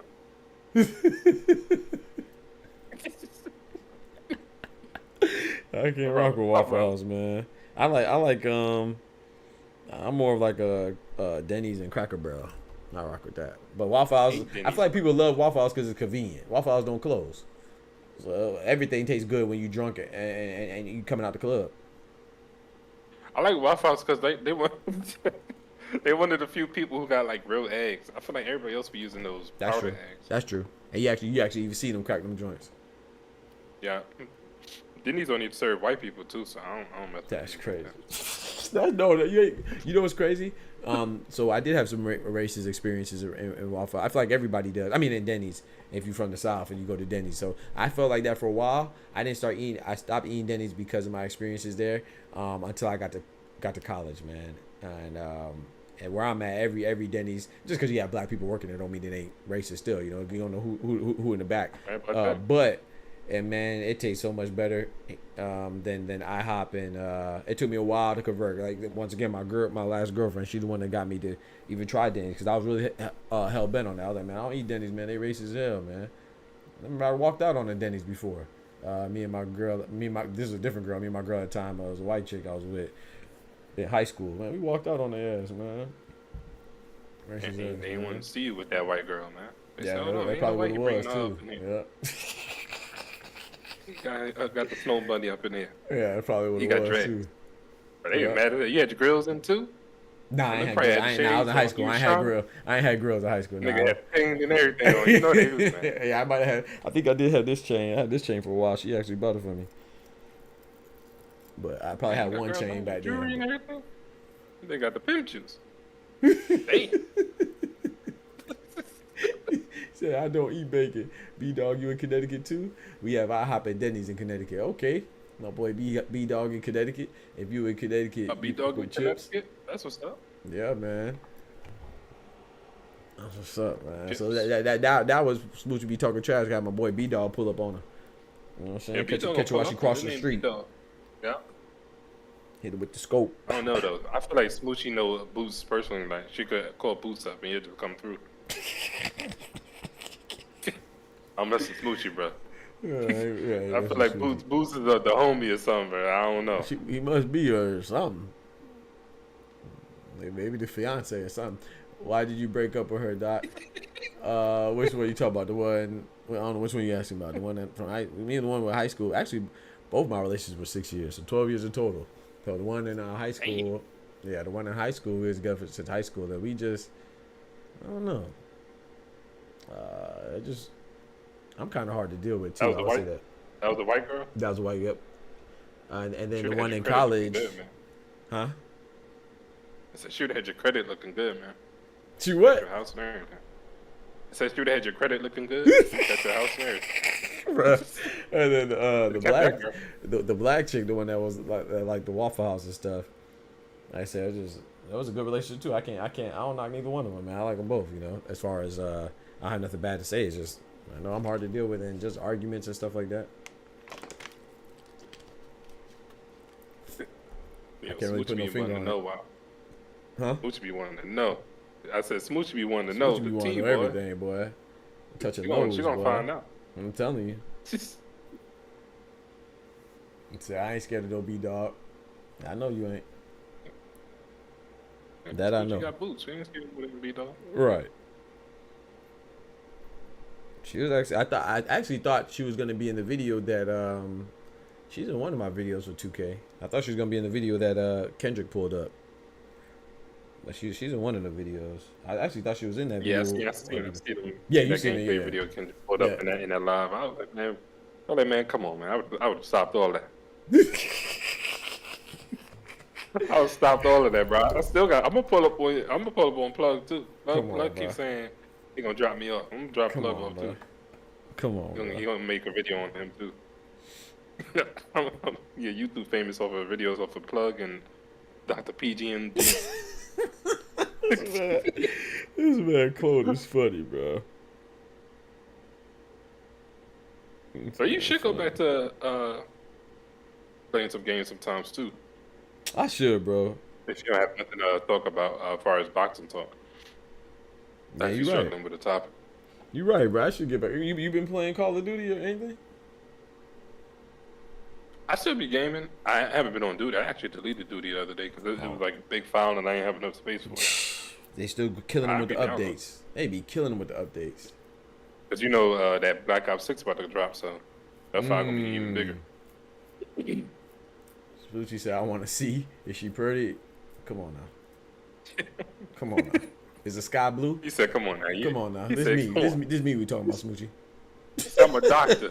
He said, I'm a doctor. You feel me? I'm a doctor. What you think? Come on now. Come on now. I don't be bragging now, but do I do it? Come on now. That's what he lead with. He just tell him he a doctor. Come on They now. start drooling. You know what time it is, Smoochie. Is that even a question? You talking about me now. Come on now. He said, she pretty. Did you meet your last ex in College? You was in school? Yeah. Yeah, I met her in school. Yep. I met her. Well, I ain't meet her at the school. I actually met her on the beach at spring break. It was crazy because where I met her. I wasn't gonna go on the beach. I feel you. Yeah, I wasn't. Huh? I said you was scouting on the beach. I feel you. I actually wasn't gonna go. It was the second thing. My homies wanted to go, and it was funny because she worked at an apartment complex. She was a manager. She wasn't in school or nothing. But I met her, and she actually worked like 2 blocks down. I lived at a townhouse like 2 blocks away from, not even blocks. It was like 2 streets away from the apartment complex she was a manager at. But I met her. We were so close to the same city for that long, but I actually met her at the beach in Pensacola, 2 hours away from where we. That's crazy. Yeah, that's crazy. That's crazy, right? You meet somebody that's actually real close to you, and be 2 miles away. I thought that was funny. Actually, Bandit was actually when we met. We both had a lab and pit mix. She had Bandit was her dog. I should let you keep the dog. That's my dog, man.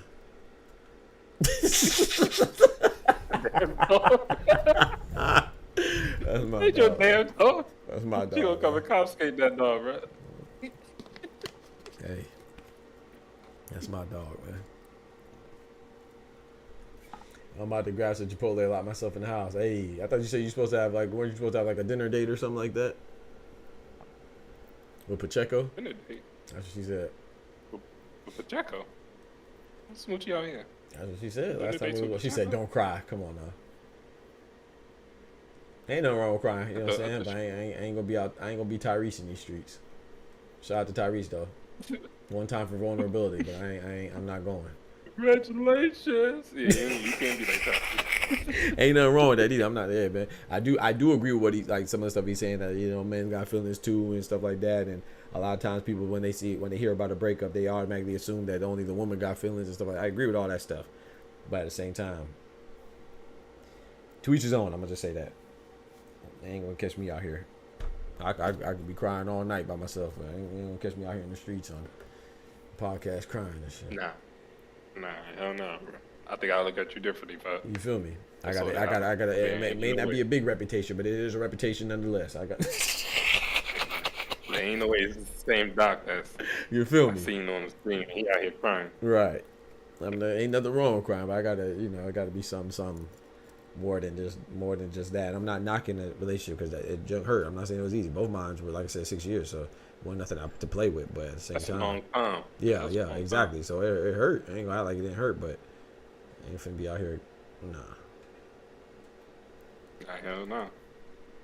You ever Back to the think big one, those two exes watch your streams? They just be lurking sometimes.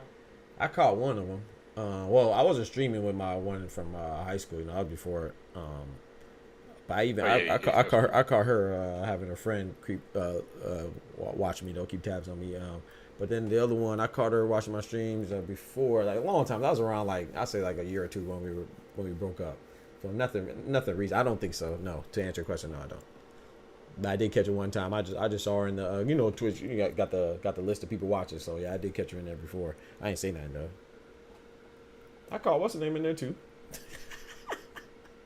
Cookie, yeah. I caught her in there too. Yeah. They gonna speak. Right. Yeah, I caught her in the watch on the viewer list. We gonna speak on that. But yeah, I don't. I said I don't think so. I don't know. I don't think so. I hope they doing good though. Doc took the babies and left. No, so I had three dogs. So we actually had three. So we had Kibba Bandit, and then her dad found a dog because he does home renovations and stuff like that. Like he one of them that go and do like home repairs, renovations, and especially when someone just moves out and like it's an abandoned house. He found a dog. Her name was Storm. It was a white one. So Kimber Brown, Bandit black, and then Storm was white with like brown patches, like light brown patches. And so That's kind of dope. yeah, it was kind of cool. I said our dogs represent America, man. You know what I'm saying? All diversity. You know what I'm talking about? We got all the ethnicities covered. Black, brown, and white. And you have an Indian though. What you mean, man? Brown, bro. What you mean, bro? Black, brown, and white, man. Whether you Asian brown or Indian that's brown, right. you know what I'm talking about? Indian, yeah. Or Hispanic brown. This man here, bro. This man clone, bro. You said they represent. It's racist. But anyway, so when we broke up though, I initially had all three because I was more able to take care of them, financially and all that stuff, and then, plus I had a house, so give them more freedom to run around in the backyard and stuff like that. So, but then I did feel bad, and plus it was a lot for me to keep three dogs, so I gave her. She took Storm, and Storm was the only girl, so the girl went to girl, the boy stayed with the two boys. So she does have one. And I see fights for world championship this Saturday with win-loss record is 4-0, 2 KOs. This Saturday? Who? This Saturday. A championship. He only got 4 fights. Yeah, not a world championship, though, right? He fighting for the hardcore title. He did say a world championship. He said the hardcore title. Who? He said this Saturday? His win-loss 4-0, 2 knockouts. I wonder who he's talking about. I see it. Thamanoon Nyamchong versus Alex Winwood. Minimum weight, WBA. Okay. If I'm not mistaken, minimum weight has 4 different champions, too, if I'm not mistaken. Look at Smoochie put kangaroos in the tail. Yo, Smoochie, Smoochie gonna get you canceled faster I'm than telling me. you, that's I'm not even reading, man. Yeah, that's minimum weight though. That's they all have different champions. That's what's it, 105 or something like that? A small weight. Nah, it's a male fighter. What you say? Are they anorexic? I'm telling you, 105. They'd be like 5'2", 5'1". That's one. I ain't gonna lie. I try to watch it. I can't keep up with like the names. Where my name stops is like, I'll say 115, where Bam Rodriguez is at bantamweight. 115 and under that. That's probably where I'm good. Like I know, bantamweight's probably where I stop. That's where I start to get lost with the names. Yeah, I may sound ignorant, but I don't think I'll ever lose to somebody who's 105 pounds if you're a professional boxer. Oh yeah, I'm not going either. Small. I'm not going either. Man, ain't no way you go 105. Ain't no fear in my heart at all. I don't care. I don't care if you 55 and 0. 55 and 0 with 55 knockouts. I'm not going. You gonna be your first loss. So you ain't Facts. Facts. No disrespect, but it is what it is. Yeah, 105. Shout out to him though, bro. You're right. Man, I didn't even know they had a weight division that light. I could curl 105 with two hands. Yeah, minimum weight is crazy. Yeah, B-Dog. Yeah, I try to. They be having good fights though, because Oscar Collazo's down there. He's good. I know of him. And then that's probably it that I could name off the top of my head down there. Oscar Collazo. He's good. I like watching him fight. I believe he's with Golden Boy as well. Oscar Collazo, if I'm not mistaken. Is that what they do? What more do you want from me for the Tyrese? Shout out to Tyrese though, man. I'm not trying to, huh? Right? What you say? The dude from the Olympics. That's what he fight 105. Really? The one that which one? The one that hurt that girl because he was hitting her too hard. Bro, get out, man. He a switch fighter. He fight at Here you go. 105 in that girl weight. Yeah, I'm tired of that. It was so disrespectful. Bro, get out, bro. I can't, bro. I can't, bro. Y'all try to get me canceled, bro. Y'all try to get me canceled before we get started, bro. That's crazy, man.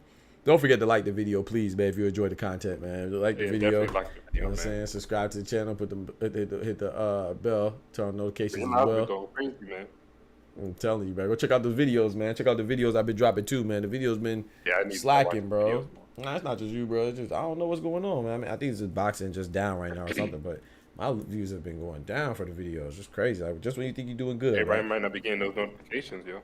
YouTube be hating on me, bro. That joint's crazy, but yeah, man.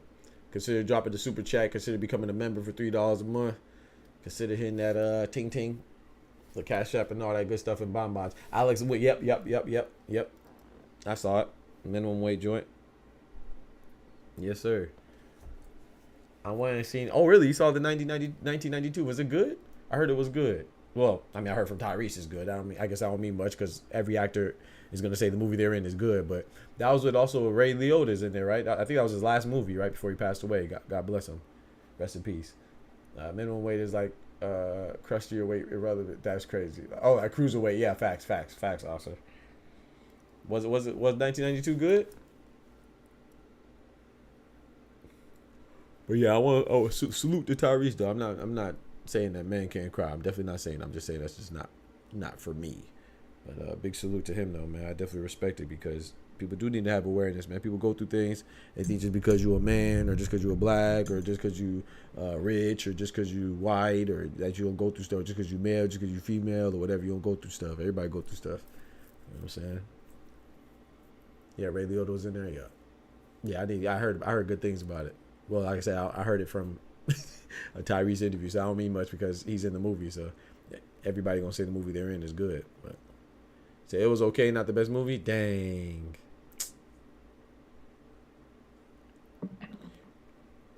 I'd be rooting for Tyrese, but I just feel like I don't know if it's true, but I feel like he be getting done dirty, or maybe it's just the way he be acting. I don't know. He be done dirty. It be seem like that, man. It be seem like even with the Fast and Furious stuff with the. It sounded like he was hurt from the what's the dude's name? The Rock? Yeah, The Rock. Paul Walker. The Rock. Well, the Paul Walker too, the passing, but like The Rock and Remember there was like something about they were supposed to get paid more or something. They could have got paid more if they would have stayed together or something like that. But then The Rock went and made his own deal, and that's how they got the Hobbs and Shaw movie with him and Jason Statham. You know what I'm talking about? Idris Elba. Yeah, The Rock ain't care nothing about them niggas. He said, man, I'm gonna check. I'm trying to be friends with y'all. I don't give a damn about y'all niggas, bro. Paid me my money. Right. I don't give a damn about y'all. Right. And I'm not saying The Rock is wrong either. I don't know. Right. I'm just saying, but Tyrese making it seem like he just and then of course with his wife situation or ex-wife, whatever. Yeah, I was messed up with his wife though. I don't really know. I don't know the situation. I just be seeing him always looking sad and stuff. I'll be paying attention to this stuff. But I be seeing like every interview they be talking about him looking sad. Yeah, man. Life is tough though, man. So I definitely feel it. So you gotta be careful who you marry when you're a high value person, man. Whether you're a woman or a man, you gotta be careful, man. Yeah, people will use you, and I'm not saying that's the case. Like I said, I don't know the situation, but yeah, people will use you, and that's what they said she did. Oh, okay, she did. Okay, that sucks, man. That sucks. You gotta put that prenup in your contract, man. If they love you, they'll sign it. Yep, that's how I feel. I agree. If you ain't signing, you don't really love me. I agree. No, you had no problem signing. You don't trust me? No, I trust you so much that I trust you so much that we gonna stay together. And if we don't, then you gonna violate my trust a little less if you don't take nothing. No, I don't trust you. How about that? That's crazy. What if I just say no? That's crazy. Like if I'm with a chick and she wanted me to sign a prenup, I sign it. I'll sign it, no problem. I would too. That's a fact. I would too. No problem. I ain't gonna give you no guilt trip. I ain't gonna. Nah, I got you. Boom, sign it. Yeah. Because but that's different though. You know, people have different mentalities. You know, especially women. They'd be like, you know, some people they don't like to admit it, but a lot of people do get with people as a increase in their lifestyle or status symbol increase, or you know, whatever it is, or increase in status. A lot of people do get with people for that.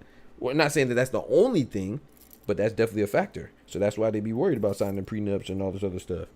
But if you with somebody just because you with them, it don't matter, in my opinion. Nope. Shouldn't. It shouldn't matter. So I'm with you on that 1,000%. If I'm with a chick and she want me, I don't know whether she rich or broke, she want a prenup, bet, no problem. Yeah, no problem. No problem. I have no problem. Hesitate. I wouldn't even hesitate. I don't care, cause I'm not with you for that. And I feel like it should be the same. It should be like if I wanted a prenup, it should be the same. 1,000%. I agree with you on that. Right. But even though I agree, I don't think I would have mine sign one though. But I do. Nah, I probably wouldn't either. Yeah, I wouldn't. But I ain't gonna say I wouldn't. I don't think I would, because I feel like if I felt like that, then I probably wouldn't marry him anyway. Yeah. But at the same, if I did and she didn't want to, then I'd be like, hold on. It made me think about something. Like, hold on, what you mean no? So that's definitely a test. Yeah, it's definitely a test. So she better say right. What you mean no? We done. What you mean by that? If she said no, then I hit her with that. What do you mean by that? Oh, it's a wrap, bro. As soon as she say no, we definitely breaking up. Right? Yeah, facts. Yeah, because then it made me think about stuff, made me reconsider some stuff. But I definitely use that as like a test question. So if she's smart, she'll say yes just to pass the test. She sure would. Yeah, that's definitely a test question. So if she mess around and say no, then I'm gonna be like, hold on now. So I pulled up at Edward Street for a couple minutes yesterday. That's what's up, man. How was the stream? Put up on Edwin? That's what she said, yep. Hope she ain't mentioned Ryan Garcia up in there. You know how he is. I'm telling you. He be done shot you, boy. Ryan, Edwin is as passionate about Ryan Garcia as Smoochie is with Boots. Okay. Okay. Scholar talk. Scholar come in here talk about Boots, boy. He gonna get banned. Is he still banned? Scholar might be banned, bro. I'm telling you. Scholar in the Shadow Realm. Please don't ban Scholar.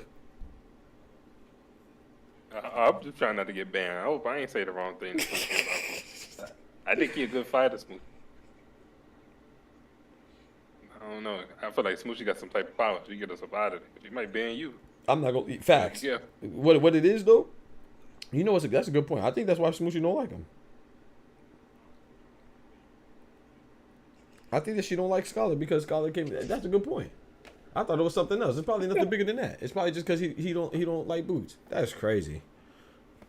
Yo, she said Scholar gets banned for typing anything in the chat. That's crazy, man. Y'all gotta stop banning old boy, man. Scholar a good dude, man. Give him like I just give him like a 10-second timeout. Don't be typing about for the whole chat, man. Let the man talk. That's how it started. That's crazy. What up with it, Lance? I don't know. Definitely be if he is wrong, he gonna stay wrong, and then if you start being right, he gonna flip it to where he disagreeing with what he initially was saying, just so he could disagree. Hold up, man. Top. What he love to say? He love to say that cliche. You focus on the tree, not the forest, something like that. But then he kept going on and on about antagonizing me. Y'all both. And you know what's crazy, Smoochie? I'm not talking about in reference to you and Scholar. That's between y'all, or anybody in particular. But you an antagonizer too. That's a fact. Smoochie, you a troll. I ain't gonna lie. Smoochie, you a troll. Yeah, Smoochie a troll. She definitely a troll. Anytime you wake up in the morning and talking about Tupac being gay, you know you're a troll. You know what's crazy about that? I was riding home from my aunt's yesterday, and onto my cousin's crib, and a Tupac song came on. Which one was it? How Do You Want It? And I thought about Smoochie. I was like, how the heck Smoochie don't like this song? Like, I know, even if you don't like, how you think it's trash? Every song trash? I said, nah. I promise you, I thought that. God is my witness. I was gonna text you the song. I was gonna say, Smoochie, how you don't like this song? But I said, nah. You know what? I ain't got time. Nah. We ain't no Smoochie disrespectful, man. Yeah, I was gonna send you that in the Discord, in the DM. I said, nope, I ain't got time. But speaking of that, though, what do y'all think? So, how you feel about the game shows, Clone? I don't know if you ever hear. What the? Hold on, my dog in the. I'll be right back. Hold it down, Clone. My dog in the front yard. Look like he got beef out there in the front yard, y'all. Hey, when Pete come back, y'all think he gonna come back with what? Snickers an hour later? Some bubble gum? A banana? What type of snack y'all think Pete gonna come back with, y'all? You know he come back with a snack. He probably come back with a bacon and egg cheeseburger. I think he the only streamer I know that finds different in like elaborate schemes for him to cut away to get him a snack. This time he said his dog in the front yard. He probably gonna come back with a whole watermelon. He said, "Oh, he gonna have a whole papaya." He gonna come back with some bread pudding. Why'd you come back with? He gonna come back with a snack, man. He come back with a snack.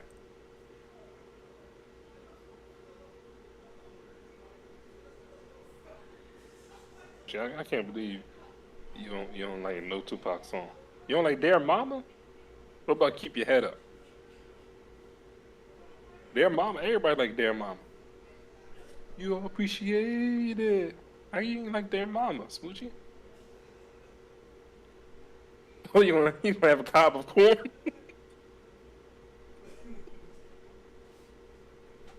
Hey, they gonna come back with some ice cream in a plate. Well, he gonna have ice cream in a plate. And Peter, he come back with unorthodox snacks. I mean, he gonna have ice cream in a plate. That's why I ain't come back with that. I knew y'all was gonna talk trash. That's why I ain't come back with that. He said a banana and a burger. It's crazy. He gonna have a papaya. Y'all some haters, boy. I like Ambitious. I like Hail Mary. I like it. Okay, see, I knew. Okay, that's what I'm saying. Tupac got too much of a catalog. I know you like something.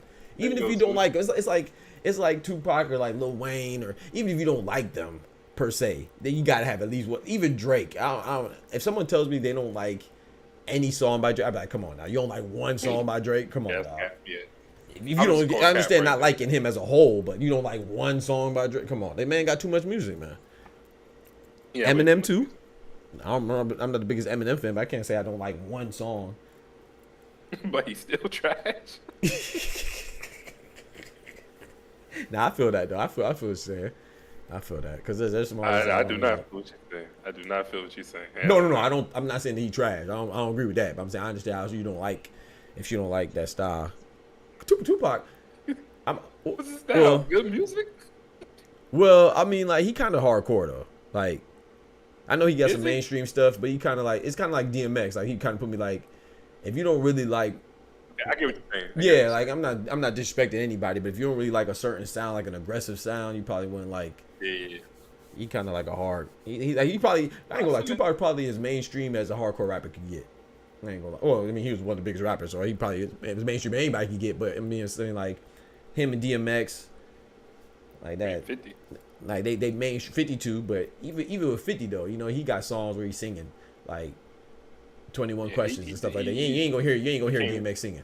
You ain't gonna hear Tupac singing. The funniest thing I said to my homie, I said, "Yo, 50, this nigga 50 ended Ja Rule career and then immediately started being Ja Rule." Exactly. That was cold as hell. Exactly. He was talking trash about that Ja was cold singing, as hell, and then bro. he started singing. I mean, there's nothing wrong with singing, but Immediately. yeah, that was cold. I agree. 50 a beast. Cold as hell, bro, for that. Right. Oh, Smoochie said she love hardcore rap. I don't know then. I don't know. She might be listening to Sada Baby, you know. She might need them to be more disrespectful. I feel Facts. like Smoochie needs like disrespectful rap. Facts. That's the type of person I feel like Smoochie is. She probably like sexy. You like sexy red, don't you, Smoochie? Something like that. He said sexy rap. He said he ain't even hardcore. He hardcore. Yeah, you wild. He said I love hardcore rap. I ain't saying he the most hardcore. Like he ain't the most, but like I said, he probably. That's what I thought. I could see how someone who wouldn't like that, like Ambitious of a Rider. Even though you said you like that song. So. Yeah, I don't understand how she like Ambitious Rider. Yeah, I don't know how you like that. Hit him up and be like, he tried. I don't get it. Yeah. I don't get how you like those 3 songs, but then you don't like. I don't know. That's to me those like the songs that you would like if you liked them. Yeah, exactly. Those are not tracks that you. Right. If you hear somebody that don't like Tupac, they wouldn't say those songs. Yeah, facts. You'd be like, okay, I don't like Tupac, but I do like I Get Around or something like that. Like I don't like Tupac, but I Dear do Mama like song. Brenda Got a Baby. But you don't like Tupac and you like Ambitious of a Rider, Hail Mary, and Hit 'Em Up. That's crazy. I don't get that. I feel like Smoochie was trying to holler at Tupac one day. He was Yeah, like, I think so nah, too. Can't do it. Though we That's what gonna happened. work. We gonna find out when Boots fight in Connecticut, and then all of a sudden Smoochie gonna come back and say she don't like Boots no more. We gonna know that's exactly what it was. Smoochie tried to holler at Tupac, and she tried to holler at Boots, and, Try to holler at and they said they ain't even Yeah. deny it. They just said, "Hey, I got my girlfriend here," and she got mad. Yeah, they was in a relationship. Which like, don't give a damn. They ain't even Smoochie fully said she deny it. got They mad. just say, "Hey, my girlfriend here." I gotta Smoochie. What's your favorite artist then? Like, who's your favorite? Why would I holler at a gay Bro, man? I'm not even reading. I read it, bro. I'm not even reading it, bro. I'm I'm not even reading it. acknowledging it. I'm not even acknowledging. 'Cause I saw it. I'm not even acknowledging it. Bro. Who's your favorite artist? Who's your favorite like rapper and singer? I gotta know this. Yeah, I feel like that would explain a lot. Then she's. Am I tripping? I think she said Eminem, right? I'm tripping. That makes a lot of sense now. Okay, now I get it. Don't quote me on that. I get think what so. Did you say Eminem, Smoochie? If she is, Oh no, never mind. She said Nas, Nas, Jay, and Kanye. Kanye. Oh, that's why you don't. You see? Jay Z sense. dissed Nas. I mean Tupac just dissed Nas and Jay Z. That's why she don't like him. There it is right there. Same reason why she don't like Scholar. yeah, there you go. Yeah, that's it right there. We just found it. Okay, makes sense. Yeah, oh, easy as hell. See, Makes I sense. do it. I do it. We got it. Yep. You said I never said my bad. I think I might be confused with someone else then. Don't Eminem on her name. Yeah, but that makes sense though. Yeah, Oh. Tupac dissed Nas and Jay Z, so that's why. Yeah, that makes sense. Yeah. That makes a lot of sense. I felt like if he was alive, he probably would have just Kanye. Yep. Too. he probably posthumously dissed Kanye. Yeah, he was just Kanye too. That's what it is. That makes a lot of sense. Yep. Yeah. But I was gonna ask you though before I start on my dog. Have you had the chance to catch the Square Up segment, like the little the competition? I was in there when You were in there, okay. Well, Edwin was in there I was too. in there because Oscar and Todd was going at it. Okay, so I was gonna ask you. Yeah, I this was is. like, Oh, go ahead. years ago. My bad. No, go ahead, bro. I was just saying. I think it was like a few streams ago when you did the Square Up when I was in there. Okay, so my question is, how would y'all? So I wanna upload those. I think that'd be cool to upload them. But I was wondering from would it be easier to, what's the word I'm looking for? Would it be more digestible if I put the whole competition or just like certain segments? Like, so for example, one of the topics was their debate in Clarissa Shields and Layla Ali. I cut that up and I was going to put that as one upload and then put it like separate, you know what I'm saying? Or just put the whole thing to where they're going the whole entirety of the competition. I feel like it's better to put the segments. Depends on what you're going for. True. I feel like the segments would be better if you want to chop it up. Yeah. You should do it. You should take a page out of like Vlad and Matt Fafa book where they just chop it up into the segments of their whole episode, and then maybe later down the week you put the whole episode. Release the whole one. Yep. That's a good idea. God is good. See, and that's why you joined, because you said that. Because I prayed on it, and I was like, always when I think of something, I try to always remember to take it to God first. And that's what I was like, yeah, let me do it like that. So, and the fact that you just reinforced it, and I didn't even say nothing. Like, that's exactly what I was thinking. So, yep. Remember Nelly talking about Mike Tyson and must be the money? Hey, Nelly better watch his mouth. Mike Tyson run down on you. He said he ran down on Fat Joe. No, that wasn't Mike Tyson. That was Roy Jones. What he said, even Roy Jones had to lean back. Yeah, that was Roy Jones. That story's funny as hell. Fat Joe said he had to hold his hands because he knew he was gonna sleep him, but he said, "Bro, I got some people with me, man. They gonna as soon as you sleep me, they gonna be up on you." But it's so gangster how Roy did it though, because Roy said I guess he was at some type of event, concert or something, or a club or something like that. Yeah. And he was able to make his way to the backstage. Yeah. And Fat Joe was by himself, so it's like, no matter how many people with you, you always gonna have that one moment where you by yourself. So. Facts. And Roy found him by himself, and I was like, damn, Roy is a gangster for even able to find him by himself. I'm telling you. That boy from Florida, man. I ain't finna play that. I'm not saying where you from, everything, but you gotta stand on it, man. He gonna find you. Like you said, on it too. He gonna get him by himself. He might get handled by the crew, but yeah, he might have got handled by the crew, but he would have got what he came for. He would have got facts. He would have got what he came for. And real quick, you seen his fights? Ain't no way Fat Joe fight better than any of his opponents that he done put to sleep in 3 minutes, less than 3 minutes, 30 seconds. Nah, but I respect Fat Joe because Fat Joe's like, yeah, he definitely would have slapped me, but I am a crew with me. Facts. Yeah, so, I like Fat Joe. Yeah, I like Fat Joe. Yeah, Fat Joe cool as that. Yeah, Fat Joe cool. He seemed like a cool celebrity. Yeah. Well, yeah, man. So, what fights are this weekend though? Like, what fights are y'all looking forward to this weekend? I don't even know if there's any real big fights this weekend. I need to start watching the ones that's not real big, just so I can get familiar with the fighters when y'all talking. Yeah, that's what I'd be doing, man. Oh no, we have Naya anyways tomorrow. Wait, no. It's tonight. Well, it's tomorrow technically, but it's gonna be tonight in the morning for us. Oh man, Lord! That fight. I know I ain't gonna be up. Yeah, it's gonna be an early morning. Yeah, I ain't gonna see that fight. I'm gonna be asleep. Dang it! Who's he fighting anyway? TJ Doheny. You finna smack him. That's the thing. So we gonna be up there all night to watch him put him to sleep in 30 seconds. Nah, he probably gonna go like a couple rounds. But yeah, he gonna that's he's that much better than him. Oh yeah. In a way, TJ Doheny, no disrespect, but he's. Yeah, and that's the thing. That's what I be talking about too with the consistency, man. Not just from the promoters, but also the boxers too. Like Canelo is fighting Berlanga, and that's no one likes that, of course. But Berlanga to me is a better opponent than freaking TJ Doheny, and people are mad at Shakur versus Joe Cordina. It's like, yeah, but Joe Cordina was an alternative matchup. He wasn't planning to fight he wasn't planning to fight Joe Cordina. He was planning to fight Zepeda, and then Joe Cordina was a pivot.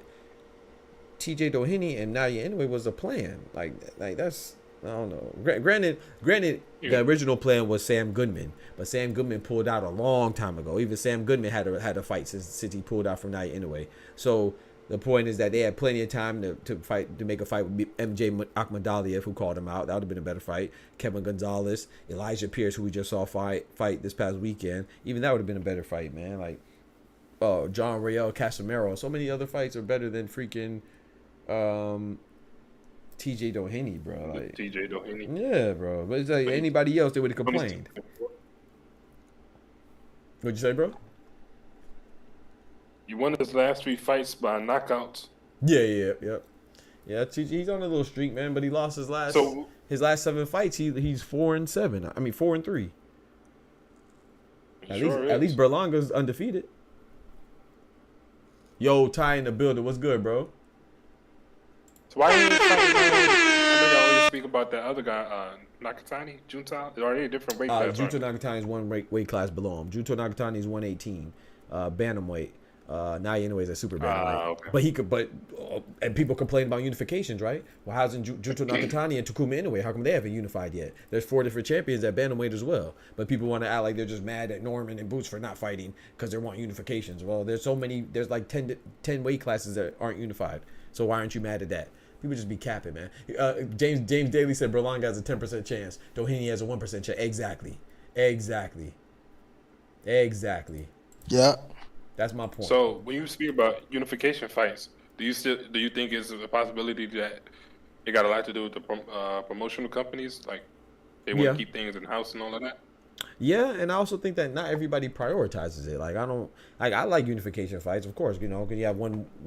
The more unification fights you have, the more closer you are to saying that is the guy or girl at that division. So of course we all want to see one true champion, but some people are cool. Like, you know, like for example, Boots' ambition, he's a beast. He wants his ambition. His ambition is to be undisputed. What if Stanionis is cool with just being that champion? You know, like everybody don't have the same ambitions. Like, but I think the biggest roadblock to it is promotions. Yes, to answer your question, yeah, I think that's the biggest roadblock to it. So that's why I always say I feel like it's too many belts. I feel like it should just be 2 or maybe just 1. Yeah, and there's so many belts. It's like those champions. I mean, they don't really ever have to unify. They can always just stay the champion of their own belt. Yeah. I don't even know why there's so many belts to begin with. Yeah, me either. Money sanctioned by we may be approaching the 5-belt era if the IBO has anything to do with it. But so I do agree, but then at the same time the belts are kind of what helps the fighters get notoriety. Not kind of, it is, you know, it's a major factor when you're unknown. So yeah, so I do think that there's too many belts, but I wouldn't just want one because, you know, then that kind of encourages us to familiarize ourselves with the field. You know what I'm saying? Like, could imagine if 168 is just one belt. That's true. You know what I'm saying? Yeah. So then how much harder would it be for a guy like William Skull to get opportunity to be a champion because we don't know him, right? Then if it's just one belt, then he have to go through Pacheco have to go through Mbili have to go through Munguia have to go through Berlanga have to go through Plant and so on just to get to Canelo. You know what I'm saying? I kind of like that though, because in the UFC it's sort of like it's just that one belt where you kind of get all the fights you want to get, but the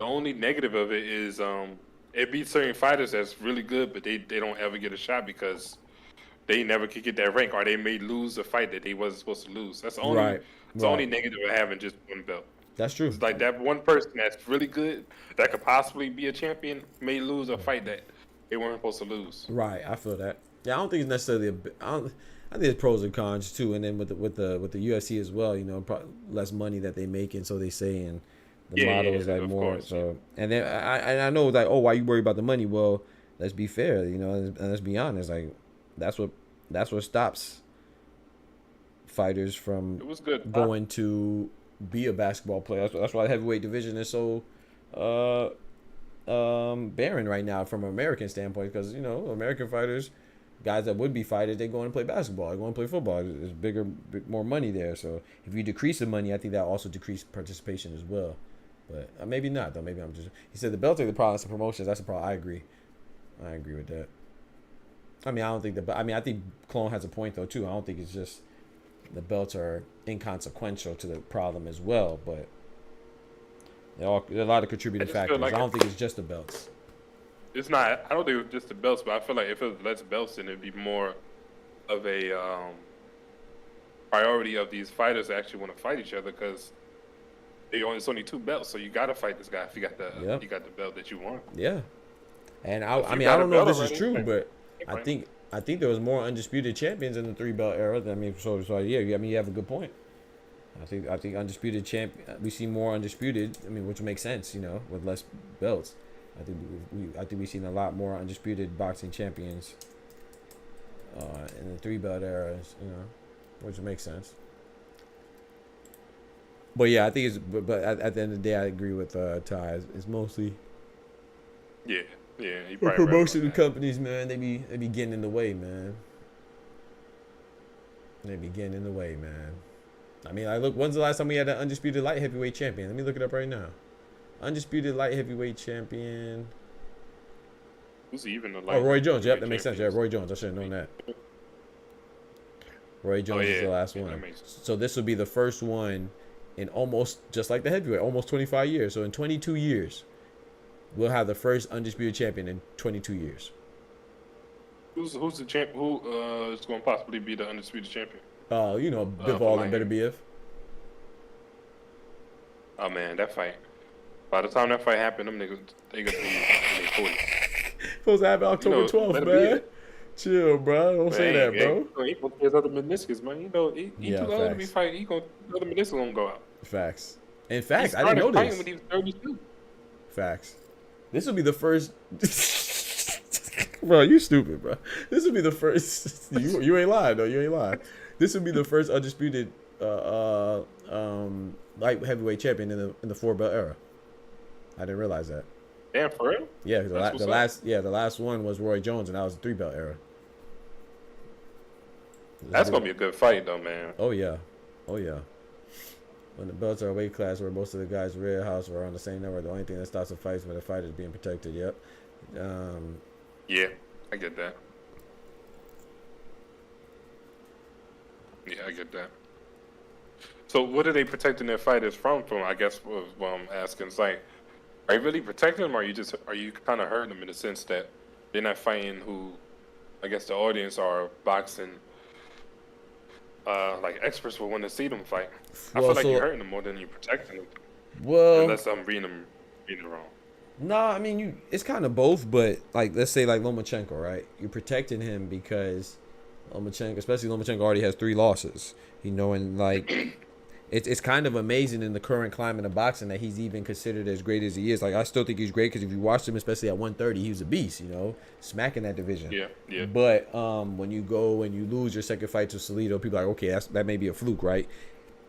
Because they like Lomachenko so much, you know. He got a rude awakening when he went to the pros. Even though I don't think that's an excuse because you had the audacity. You're audacious enough to go for a title your second fight, then, and that's no excuse to why you lose. You lost because if you won, we'd have gave him all the praise. We say, oh, he was the fastest guy. He was so fast.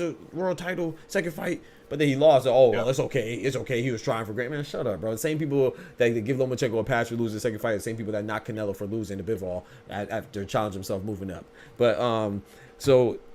He then he lost to Teofimo and then he lost to Devin Haney. So he has 3 losses. There's not too many people that have 3 losses that they could still consider all-time great. So him losing again with being top rank, and Bob Arum is like that's who he wants as his golden boy, if you will, to carry the make all his money. Yeah, it would behoove him not to let him lose again. You know, you don't want him to lose, but especially lose again because even Teofimo, when Teofimo beat him, Teofimo was an underdog and Teofimo was a top ranked fighter. No one thought, you know, the worst case scenario kind of happens that Teofimo beat Lomachenko, but he's still a top ranked fighter, so it's not as bad. Kind of like what Oscar De La Hoya, like I said, they all do it. Oscar De La Hoya was only going to allow Shakur to fight Zepeda if he signed the Golden Boy. So if he beat Zepeda, worst case scenario, he still has a champion and a guy that he could build his brand around. So yeah, so that's when it's kind of good to protect because if that's your cash cow, you know, people, especially Americans, how we like boxing, we like undefeated fighters or people that don't lose that much. But then you can hurt them, like you said, where like Berlanga. You know, Berlanga probably didn't get a chance to grow because he kept getting fed guys that weren't that good at all, and then he probably had a false sense of dominance. And then once he stepped up, it's like, oh, whoa, you know, and he probably missed a crucial time period of development, you know, because he was thinking that he probably. I don't know this. Now I'm just assuming like maybe he slacked off in the gym thinking he got it, you know, and what he's doing is good enough and not pushing himself.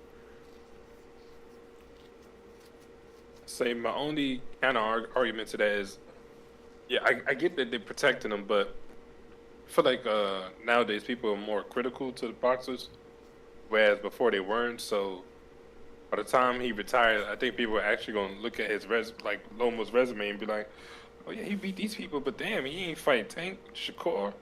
He only fought Haney once. Right. Like, is he really as good as we think he is? Right. That's why I think people. You think at the end of the day, I think people really gonna start. Yeah, I think people gonna really start looking at people's resume and looking who they fought. And they ain't gonna be like, okay, maybe he was good, but he wasn't as good as he thought he was. So it may be protecting him now, but I think further down the line, I think it's still hurting him a little bit. I don't know. That's just me. No, I agree with that. I think it will hurt him in hindsight, but I think everybody will. I don't know. Like I said, sometimes the people that judge the criteria on greatness are very preferential and biased. That's you know, true. so That's true. It should though. What you said is right. I think it should. He said if Loma and Ryan were American, they'd be called the most overhyped fighters of all time. I agree, Oscar. I think with Loma at this stage of his career, Bobby's trying to protect the legacy, just like Pac-Man. He didn't want, but yep, he said he didn't want Tank won't be the Shakur and won't fight Dennis. Yeah, facts. Yep, I agree, Ty, and I agree, Oscar. I think the American thing is that's why we gotta, you know what I'm saying? We gotta have more channels like this that we talk about all the fighters, man. We give them all their credit, man, and not worry about somebody just because they lose. Like when we talk about Subaru Matias, you will never hear me say that I think Subaru Matias is done. But I would say that, which I always felt. I felt like Liam Farr would win because I thought Subaru Matias had some holes in his game, and Liam Farr would take advantage of. So we could critique. We don't say no boxer is perfect, but I think that's it though. I think a lot of I think a lot of boxing channels and boxing analysts, they talk about a guy or a girl like they're perfect. So when they lose, they seem slightly imperfect. So they toss them and look for the next perfect specimen. And I think that's the wrong way to approach it. I think that's the wrong way to approach it. I think it's that Floyd effect, man. It's once you lose, like he put so much emphasis on not losing that when somebody loses, I think sometimes boxers, like the audience make it too. It's too harsh on the boxers when they lose. Yep. It's like, okay, they lost, but let's see what they do after that loss. Exactly. I feel like we should give them another chance after the loss. Exactly. Like, I'm so anxious to see what Frank Martin, like his next fight, do. Bro, me too. I don't think he's gonna lose his next fight. Me too, bro. You said who is he fighting? I want to see his next fight. Yeah, me too. I don't think he has an opponent yet. I've heard rumors that he's going up to 140. I'm excited to see Frank Martin. I'm excited to see Jaime Munguia, who's fighting Eric Bazinian. Like, those are some of the fighters I'm most excited about seeing. I want to see Frank Sanchez after losing to Jit Caballero.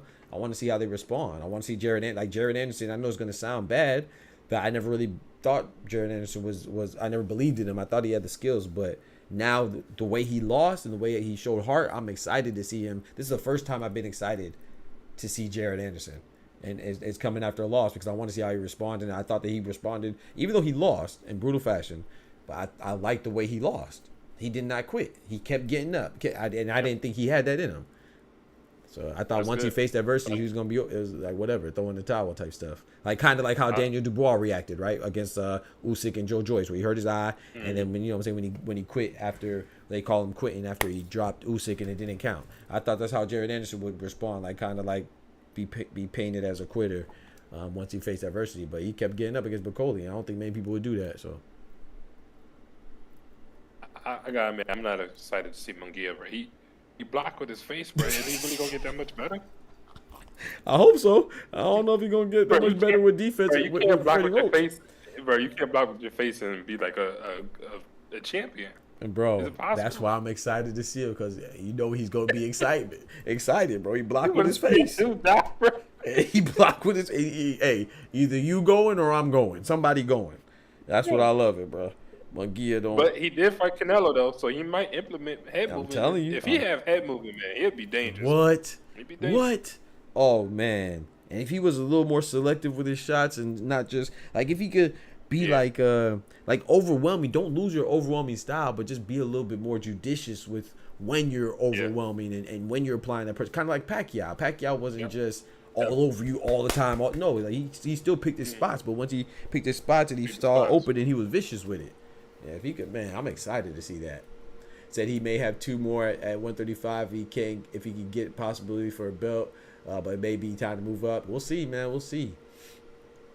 We'll see, man. Who else would he fight at 135? He Exactly. has a lot. I think he has a lot of options at 135. He can fight like Raymond Muratalla. He can fight him and Keyshawn Davis. Got some back and forth, some history there. That'd be good. Yeah, that'd be a good That'd be fight. good. Yep, he could fight Shakur. You know, Shakur tried to fight him before he fought Tank. Hell, he could fight Zepeda. He has a lot of options at 135. But what I've been hearing, he's going to 140. So I mean, nothing definitive. We'll see. I like to see him against Shakur. Me too. There's a lot of fights I'd like to see him again at 135. Hell, I'll be interested in Frank Martin and Tevin Farmer. I'll be interested in Frank Martin and Kambosos. I'll be interested in Frank Martin and, like I said, Muratalla or Keyshawn Davis or even Shakur or Zepeda. There's a lot of fights. Hell, I'll be interested at 140. It depends on what Eastside Pitbull Cruz does. If Pitbull stays at 140, I'll be interested in Pitbull and Frank Martin. I'll be interested in Frank Martin and Valenzuela. El Rayo. So, yeah, there's a lot of fights. I don't think Oscar would let Zepeda fight Frank, to be honest with you. They probably would think that's a little risky. That's a good point. I like Zepeda in that fight, but that's a good point. I kind of do too, but Frank fought such a good fight in Tank, against Tank. I would like to see how he would adjust against other people. Yep, me too. Hey, bro, hold it down for me real quick. I gotta use the bathroom. I'll be back. Yo, Ty, Oscar, man, y'all can hop up in here, bro. They told me I need a tune-up. I ain't trying to tune up against one of y'all, though. That's for damn sure. I ain't prepared for that. I ain't prepared for that type of pressure. Y'all both probably at work. Well, Oscar probably building his house. This over that scene. Staff scores. Oh, you don't think that's a style that Shakur is comfortable with? Is it because he kind of is more of a counterpuncher as well? He kind of picks his shots, so Shakur would have to be more aggressive. Is that why you're saying you don't think he's style he's comfortable with? I think that would be a good fight, though. I think Shakur would win. I don't know. Yeah, I think Shakur would win. I just want to see Shakur in a fight where, because I don't know if Shakur has a chin or not. Like, who is he fought that was giving him problems where when he got hit, he took the hit well. I don't know if he really got like a flush shot. Well, I mean, that's credit to him though, because his defense is impeccable. So, because Frank definitely was tagging Tank, and I wonder if those type of shots, if Shakur could withstand those type of shots. But I have a lot of work to do today. I feel like Oscar. I'll tell you about to join. Shakur could win if and he doesn't. Can't see the rest of that.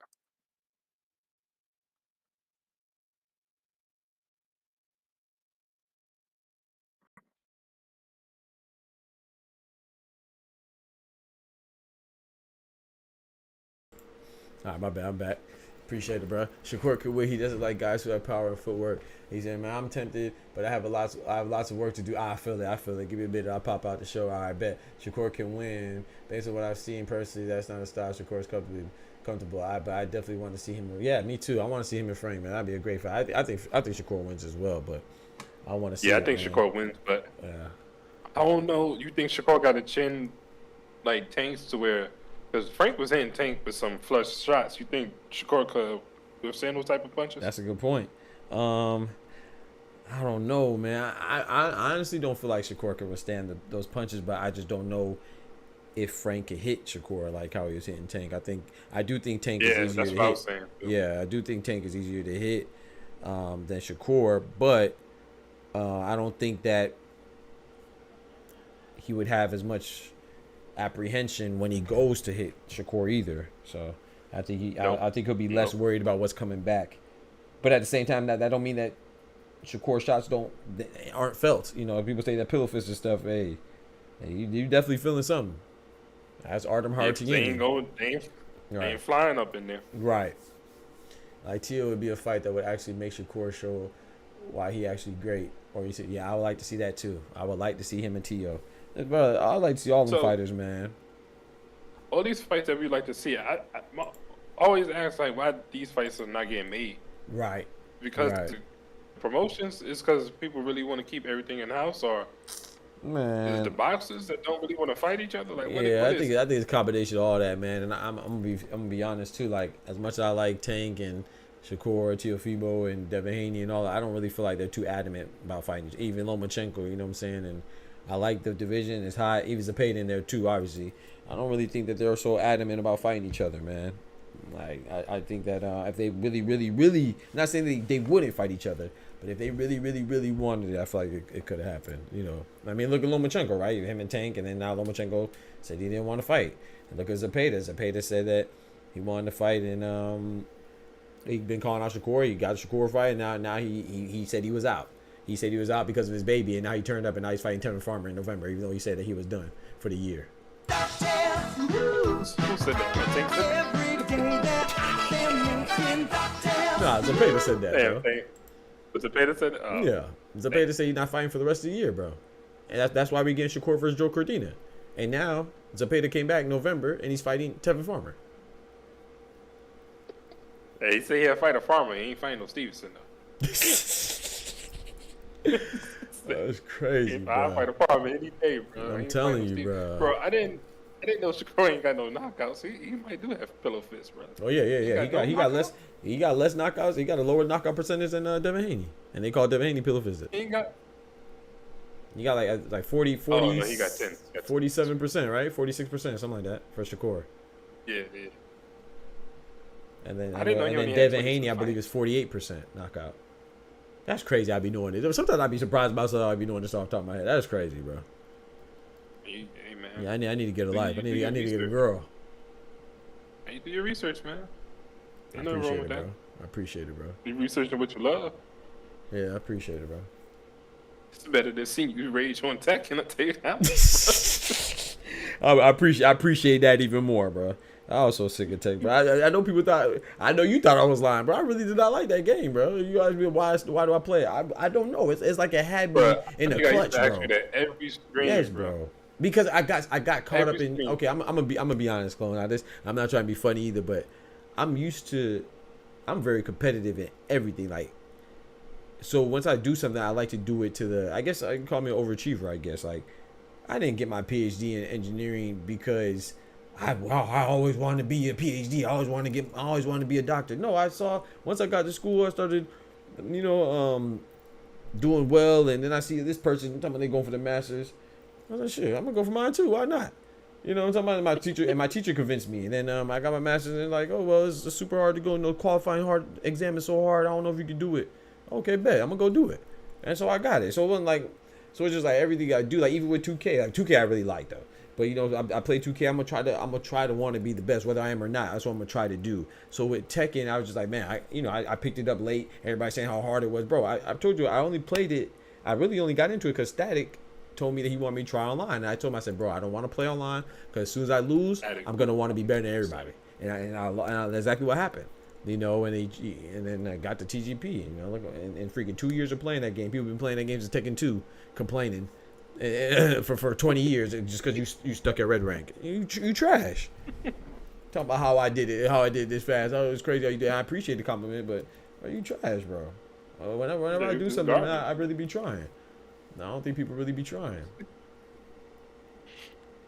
Or maybe I don't give myself enough credit. But yeah, so yeah, the Tekken, that's what it was. It was just me trying to get to. I'm still mad that I didn't go for TGO, but at the same time, just because the way people plugged on me, it kind of made me like, bro, I'm just done. I feel like I would have got. I know I would have got TGO, bro. If it wasn't for people just plugging on me, and it's just frustrating, bro. And Yeah, then when you don't plug, now not only are you not getting your points, but then you also, like me, I don't plug on people. So then now the few times I do lose, I'm losing all my points. So it's like, nah, bro. It's like a double negative, nah, bro. So people stealing points from me and I'm losing points. Nah, I ain't got time. Like if I was playing it for 10 years like everybody else, then it'll be different. But nah. I'm just glad that game is successfully dying this Vivi. It's dying? Facts, Doc. He said Yeah, Doc got on so. Tekken. Tekken 8 is He dying? got sweaty as hell, bro. Yeah, I don't think it's really ranking in those numbers that it's supposed to be, as far as in the fighting game community. Yeah. Is it dying like me, or is it just a fighting game genre? Like how Street Fighter and them doing? I don't be paying attention. I don't even be on Twitch. I don't know how Street Fighter doing. I know. I wish I would have played that Street though. Fighter videos, but I be trying to learn combos and stuff. And, Okay. Sometimes they be having different tournaments. Like they be having tournaments all the time. It seems Okay. Like the game I like. I don't know. Tekken might. Go ahead. I said Tekken might not be dying. It just don't seem like it's Okay. as popular as it should be. Yeah. Like the game I wish if I could have been big in any game, even 2K. I like 2K the most, but just because thinking about not having teammates, finding teammates all the time, that was annoying. So and then people waiting on the dots. I mean, I'm waiting on the dots for everybody to hopping off and stuff. That was annoying. So if I could pick any game to be big at, it would be like either Call of Duty or Diablo, something like that, like a one-player game that's just like story mode and stuff like that. The people that make it in Diablo, man, that's dope. I really like Diablo, but I don't know how to. I mean, I guess it's just like anything else. Just start and just stick with it. But I just felt like I was disappointing people when I wasn't playing Tekken. That's the same way I felt when I first switched from 2K to Call of Duty. I was like, man, I feel like I was disappointing for the people who try to come for 2K. But at the same time, F those dang people, man. They don't be rocking with you for real. These young kids don't appreciate fighting games. I feel that. Right about that. But Ty, you be on fighting games? I feel like Ty, he definitely be on fighting games. Man, Ty trash. I ain't gonna lie. Ty do not seem like he good at fighting games. I ain't gonna lie. He probably good. Ty, Like, Ty probably not a gamer. He be too busy fighting people. And getting the facts. team. Yeah. I feel like he probably good. Like, you know what I'm saying? Family gathering good. Like, he probably beat his cousins and stuff like that.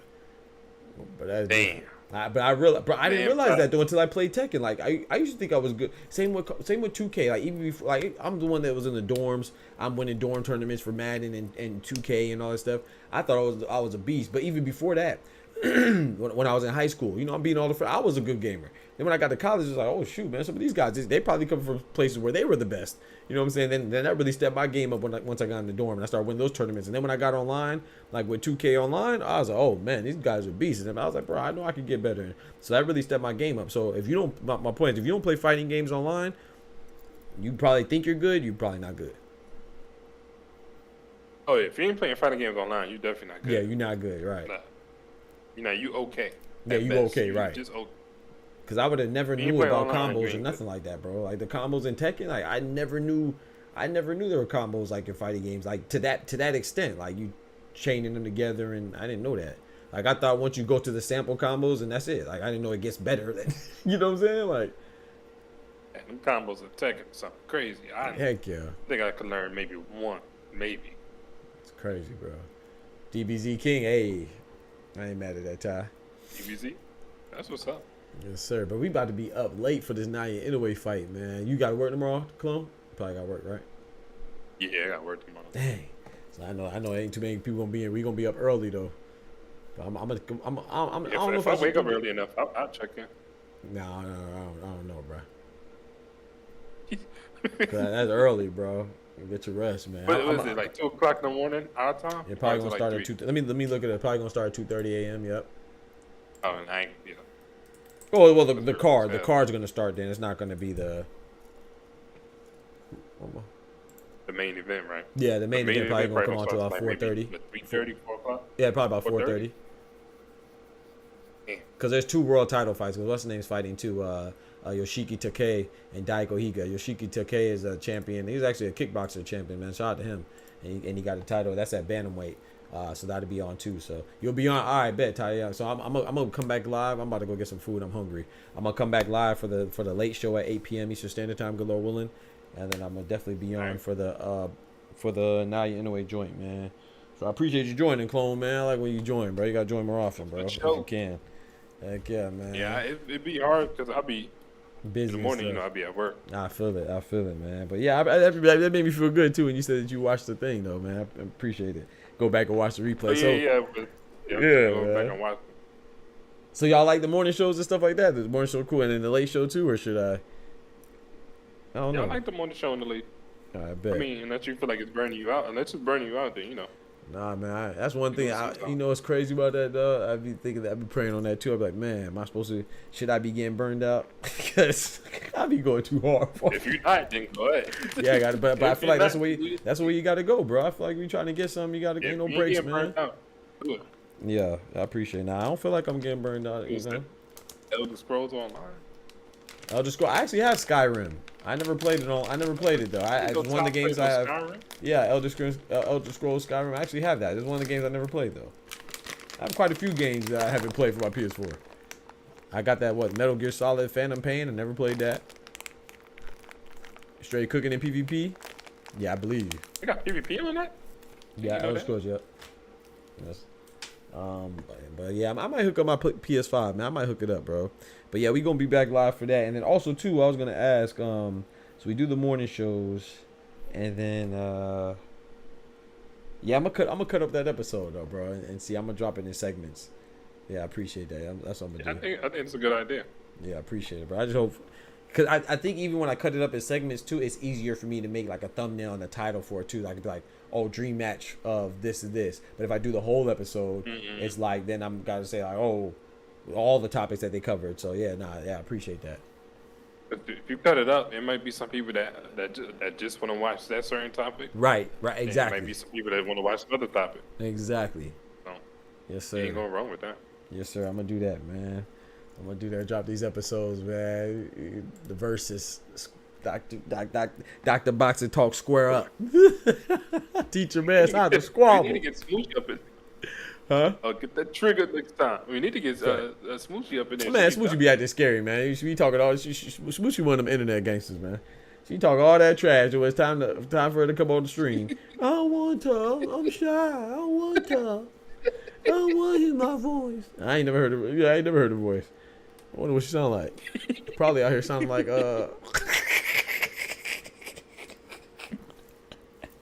No, but I will say in her defense, she said she wants to moderate though. So I thought that was dope. I was like, man, I know I'm doing something good. Yeah, she said she wants to help moderate for the square up. So I was like, okay, bet. That's what's up. She's coming out her shell and she want to be part of it. I was like, man, I mean, it must have something one nice. Of these squares, but man, I need an opponent that's not boxing knowledgeable like everybody else. Nah, bro, you I good, can't go man. against somebody who got But that's the thing, though. I don't know everything. Yeah, but that's the thing, though. So I want to have this is how ideally I want to have like the segments lined up, or the opponents lined up prior to actually, like right now we just do it spontaneously whenever I have, because we're a small channel, so that comes with it. Like everybody ain't always here, but ideally I want to have it like so I can have a couple days and not really tell you the topics, but when I could say like I know Clone doesn't really watch more than mainstream boxing, so I'm gonna give mainstream topics. Like I would do like if I have Clone on there, I'd be like, okay, bet, let's do a dream match between Mike Tyson and Roy Jones. But when I have Ty on there, then I'll be like, okay, what about Juto Nakatani versus Takuma Inoue? You know, not now Inoue, but Takuma Inoue. You know what I'm saying? I get more about the guys that aren't really, you got to really pay attention to boxing. So yeah, I would cater to the contestants. You know what I'm saying? So it's just harder to do right now because number one, I don't know who's gonna join, when they're gonna join. So I just got to have the topics on deck and you know what I'm saying, try to, yeah. But I don't want anybody. I want it to be a fun thing, so it ain't fun if you don't know what the heck you're talking about. If like someone putting you on the spot, yeah, so that's not fun. So yeah, I get knocked out in the first round. Right, exactly, right. So exactly. So if I know you're gonna do it, then I would pull up like you versus somebody else who just watches mainstream boxing as well, and I would give like the topic, okay, who wins Canelo versus Roy Jones or something like that. I don't know. Everybody know Canelo. That's everybody. easy, Roy Jones. Yeah, I think Roy Jones wins too. Clone messed around and give me my first up. Facts. Shit, Savage Duck too. He said I'm biased with the morning chat because that's how I found this community. Appreciate you, Oscar. Big salute to Oscar, man. That's what's up, Oscar. Says Zepeda has a belt. How you feel with Revolov. No, Zepeda doesn't have a belt. He's mandatory in all four sanctioned bodies though. He's mandatory. He's number one in WBC, WBO, WBA, and IBF. Huh? How's he mandatory if you ain't got no belt? Oh well, he's a mandatory challenger for the belt. So when you have a belt, you're not ranked. Okay. Yeah. So the rank. Right. Yeah. So the number one ranked person is a number one challenger for the belt. The belt guys aren't ranked; they just have the belts. What else you asked us? I was gonna ask Oscar how you feel when you when you play the LF. He like it. That's correct. Bro, that's great. Yes, he does like it. Yeah, yes. I can answer for him. Yes. Everybody likes it. You just crazy. That's crazy. What was his opinion? I ain't played it a minute because Heck yeah, we got to run it more often, man. We got to run them biscuits. We got to run them El Jefes. Yeah. We got yeah.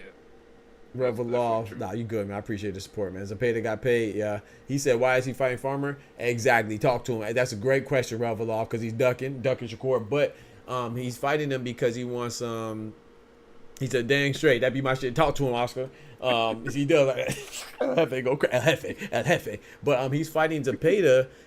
He's fighting Farmer, I guess, to get ready for Shakur in theory, right? Because Zepeda said that he wasn't fighting Shakur because he had a baby and he's going to be out September, October, November. That's what he said. That's why we're getting Shakur versus Cordina. Now Zepeda, you know what I'm saying? Apparently, that wasn't true about him staying out because of his baby. He's just staying out because he's ducking Zepeda. Ducking Shakur. Nobody gonna say that. No one gonna say it. We gonna say it though.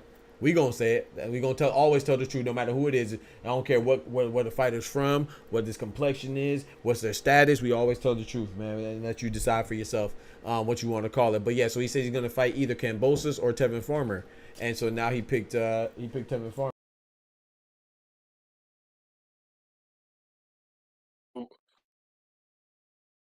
So why? What the hell? Oh no. So why do you think he Why do you think he ducking Shakur though? You think he afraid of actually losing to Shakur, or the fact that that fight is going to be not as entertaining? So yeah, I think that he's just not. I think he knows that he could potentially lose. Like I think he feels like because I originally thought Zepeda could beat Shakur, but now it's showing a lack of confidence. I can't believe somebody who doesn't believe in themselves. But I do think that they're fighting him because I think he probably feels like he has the best chance of beating him. As far as like the top guys, as far as the guys who have the name like Shakur and Lomachenko and Tank. I don't know why he didn't go for Lomachenko though. I would think that he had a better chance against Lomachenko, but maybe they see something we don't.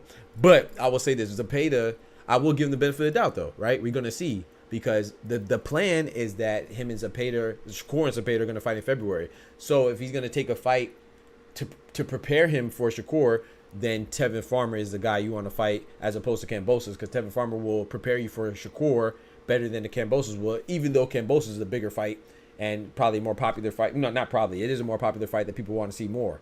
Zepeda versus Kambosos. I think, Kambosos got Australia behind him. Zepeda got Mexico behind him, so that'll be more money. But I think if you're going to fight Shakur, then Tevin Farmer, being a slick fighter, will help prepare you for Shakur more than Kambosos would.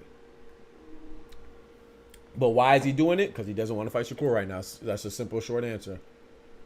Welcome to the Boxing YouTube space. Reverend Law, see it's your third day on YouTube. I appreciate that, bro. Thank you, Ty. I can't label Zepeda a duck right now because he's being paid to step aside. What you mean? Step aside to who? Who's paying him to step aside? Yeah, that's what I was going to ask. That's what you mean, Ty? Step aside. The course team is paying him to step aside, or it's definitely not. You got to be talking about Zepeda. It makes the selection plays with Joe Cordina sketchy. No, that's not true. I could show you. I just made. See, that's why y'all know y'all don't be watching my videos. I just made a video. Eddie Hearn confirmed what I said. He picked Joe Cordina because Zepeda didn't want to fight. Joe Cordina was never the plan. The plan was Zepeda. We saw that with Turkey Al-Sheikh and Oscar. And I made a video and I showed you. I can show you verbatim. If I show you, they ain't going to watch the video. But Eddie Hearn said that he is mad that Zepeda is fighting because he said that Zepeda told him that he wasn't fighting. Well, Zepeda and his team told him that Zepeda wasn't fighting until in September, October, or November due to the birth of his child. And now he's fighting on November 16th against Tevin Farmer. That had nothing to do with Eddie Hearn. At least unless Eddie Hearn's lying. But yeah, you can look at the article. He said it. He said it on an interview with IFL TV. He said, I did not know Zepeda was coming back to fight. This wasn't supposed to happen. Matter of fact, I'll show you right now. Y'all don't be watching my videos. Talk about that the last video you did. Yep, the last video. I put it in there. Right out of Zepeda's mouth. I mean, Shakur's mouth. Dang, Eddie Hearn's mouth. Oh.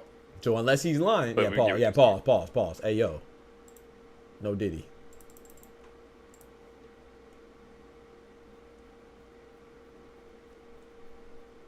I can't find it right now, but anyway, I put it in the video though.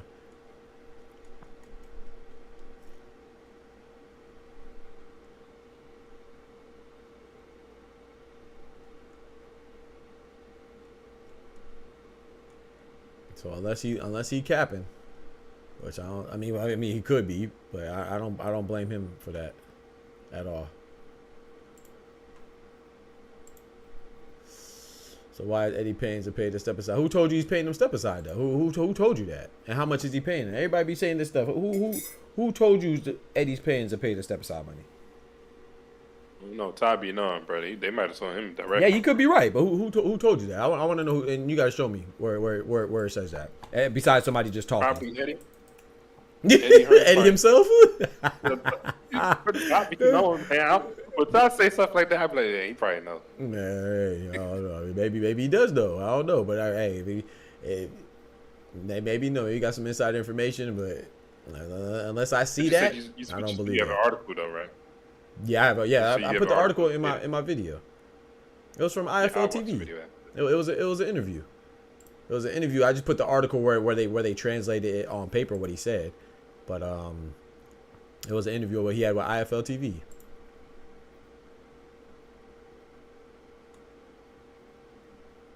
It's in the video. I showed the article. Justice for Ty. Huh? I was reading what Smoochie put justice for Ty. It was Smoochie crazy, bro. Why justice for Ty? Why she say that? Yeah, crazy, man.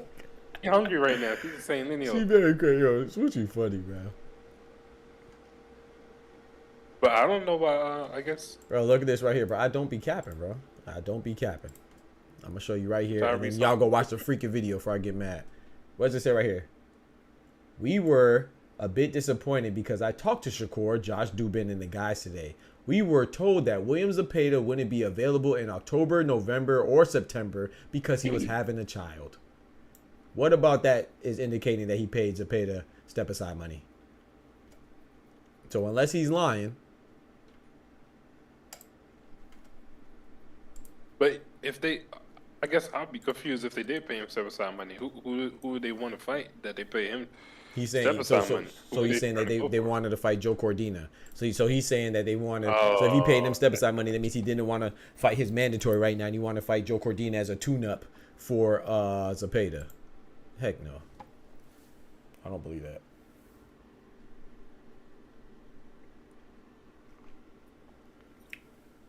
He said, look, I'm going to put it in these terms. Even if it was Zepeda having a baby, he doesn't keep his mandatory position. He just becomes next in line. WC never went to purge bid. Champion was stripped, and he didn't lose his position, which means Shakur and Zepeda came up with an agreement. Okay, that still doesn't prove what you said. Those are two different things. You're trying to tie those in, bro. If you're saying that he paid a step aside because he had a baby and he didn't want to fight, I don't know how that works with them. But whatever they did it because Zepeda didn't want to fight. Not because Shakur and Eddie didn't want to fight Zepeda. That's the key point. So whatever else you talking about, I don't know.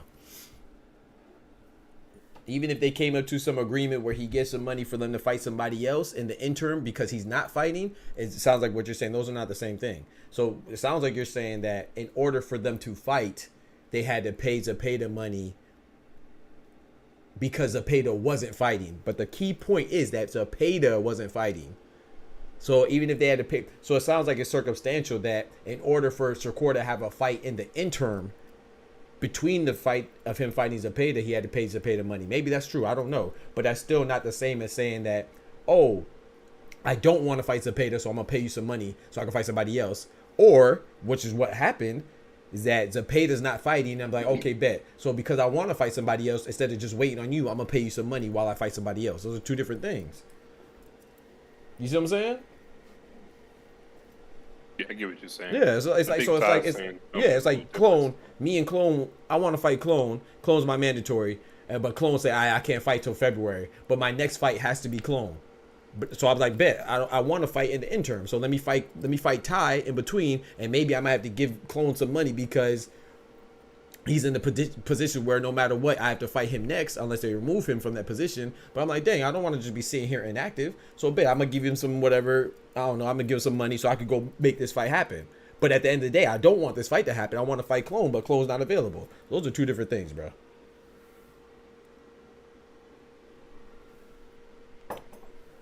I say he about to join. He about to get you all the way right, bro. No, I'm not about to hear that crap because That's he's just trying to argue semantics and he's wrong. He's wrong on that. He's saying that they never went to see or something. He's saying they never went to purge bid. Champion was stripped and he didn't lose his position. Shakur is still the champion. Zepeda didn't lose his position, but Zepeda doesn't want to fight. I literally just showed you. So anything else, you just arguing just to be right on some nonsensical BS. That doesn't even make sense. I'm not about to get into a debate about something just to be right, bro.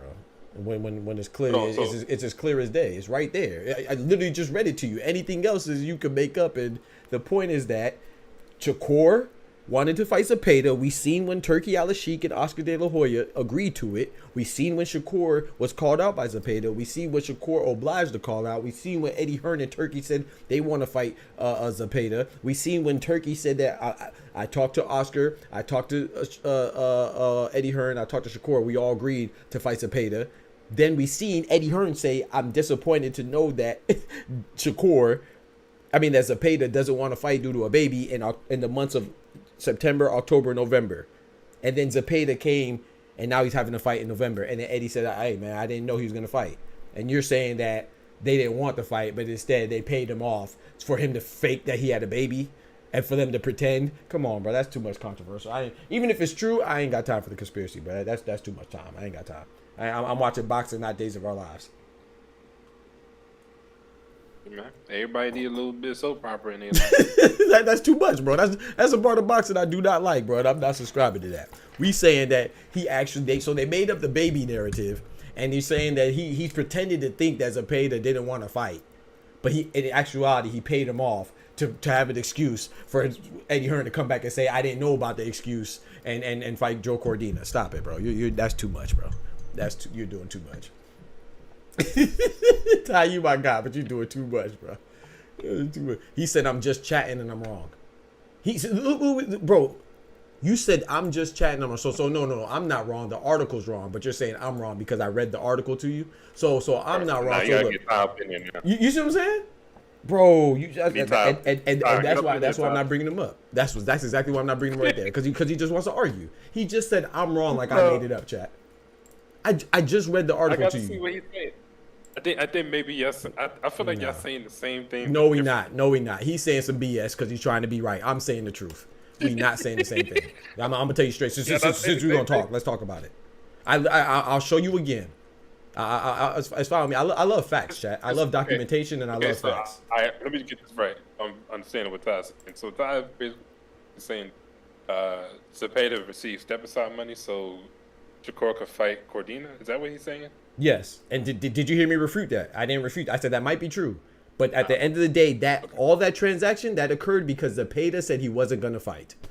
So he's trying to go out semantics saying that he didn't want to fight him. No, he's paying him, so maybe he has to pay him so he can have another fight in the interim so he doesn't have to be inactive to wait. I don't know about those rules in the terms of boxing gets real fickle like that. So that could be true. I never denied that. But the point remains that the reason why we getting Joe Cordina and Shakur is because Eddie Hearn, which he's saying right here, thought that Williams Zepeda was not fighting in October, November, and September. So I don't know what else. So if you're saying I'm making it up, no, you're saying that Eddie Hearn is making it up. IFL is making it up, and Boxing News 24 is making it up. Not me. I'm just reading what I said. I am using the art. No, I'm not. So once again, you all are blind. This is IFL TV. So there's two. There's two sources. So to be fair, there's two sources. You could go to the IFL site right here. This article is reading is saying what Eddie Hearn said. And if Eddie Hearn's not so to be fair, so if Eddie Hearn's not a proper source for dealing with Eddie Hearn's business, who's a proper source? To be fair. Y'all be reaching. That's what I ain't gonna lie. Sometimes boxing fans are just ridiculous, but I ain't gonna lie. Some of y'all be reaching, bro. I ain't gonna lie. If you just say you don't want to believe something, that sounds better. Just say, hey, I don't want to believe this because I don't think it's true. Say that. You're telling me that I'm using one source to reveal what Eddie Hearn said, and Eddie Hearn is my source. That source ain't Wikipedia though. Yeah, it's not good enough, bro. Eddie, you show me a better source than Eddie Hearn for Eddie Hearn's business. Jesus you should Christ. say he was on $1 million worth of game. Jesus Christ, bro. And when you're using the correct source, you don't need any other sources. You got to cite your sources around these parts. That's crazy, bro. That's what they say. That's crazy. You got to cite your sources. Y'all boxing fans be crazy, bro. Yeah, if he ain't got Eddie Hearns up in here to chat with us. Yeah. We need Eddie Hearn right here to say it. My bad. We can't go off an interview that he had on IFL, or we can't go off of a boxing report that's citing what he said. We need Eddie Hearn, and then Eddie Hearn would be good because it'll still only be one source. Shout out to my boy Mike, man. My boy Mike hit me with the Cash App, man. Big $5, man. Hold on. Shout out to Mike. Shout out to Mike, man. Always holding me down, bro. Thank you, bro. Come on, dog. Like, you tripping, bro.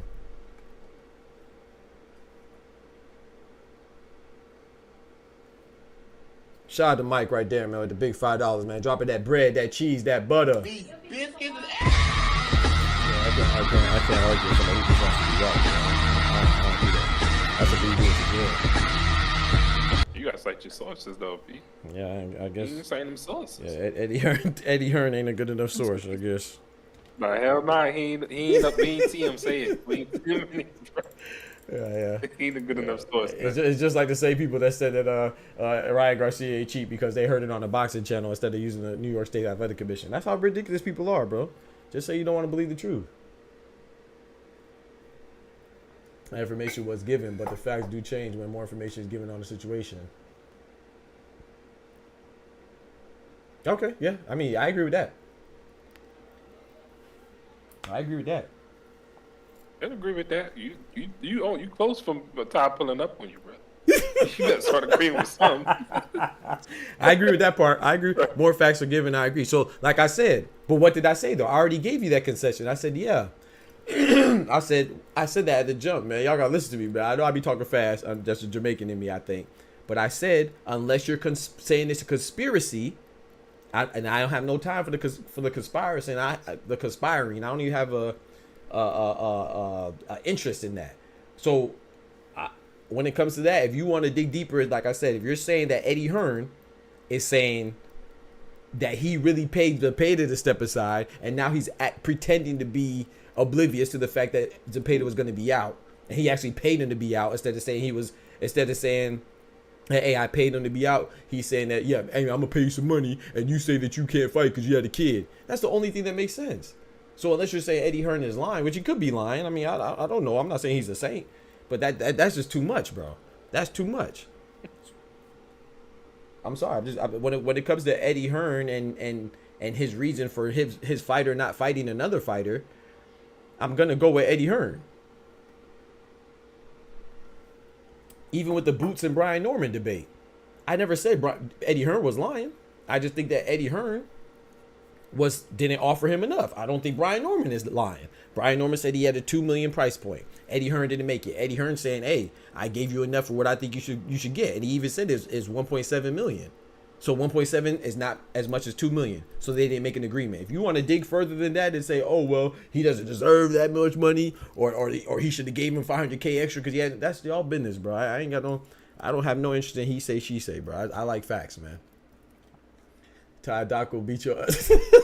Wait, what? Ain't nobody fighting my boy Ty. What you talking about? I said what you were saying was right, but I'm not labeling him dumb because of the agreement that was made. I agree with you, but I don't think that's okay, so I don't think that's, and that's what I'm refuting too. So if Zepeda didn't duck, then nobody's a duck. Because yes, they may have made an agreement. They made an agreement probably to fight in February. That we all know that. So of course they made an agreement, but they didn't want to fight this man in February. They wanted to fight him now. Everything indicates that. So I'm not saying they didn't find out what he wants to do and then make an agreement, which sounds like that's exactly what happened. However, Zepeda fighting in November sounds like that's not what they anticipated to happen. That's why he said it's a shock. I'm sorry, I believe it. I don't care what agreement they had to fight in February. Maybe he fought in February with under the impression that he wasn't going to fight until February, which is why they went and fought Joe Cordina. And like I said, you're probably right with them paying him step aside money because I don't know the process. I don't like to act like I don't know something if I don't know. So to me, what it sounds like you're saying is that they paid him money not to step aside. I think you're playing with words and verbiage there. They paid him money in order to have a fight in the interim, meaning they paid him money to have a fight with somebody else in between the time that he's fighting Zepeda. And that's not the same thing as him paying him money to step aside while he fights Joe Cordina, because then one sounds like it's voluntary, the other one sounds like it's circumstantial or it's reactionary. The one where it sounds like it's voluntary is you saying he paid him step aside money, so that implies that, oh, I paid him money so I could not fight him and fight somebody else. But the other one is that, oh, you don't want to fight me, well, I want to fight somebody in between, so how I'm gonna react to that is I'm gonna pay you some money so I can go have this other fight until I fight you. It's the same result, but it's not the same. The process matters. The order matters.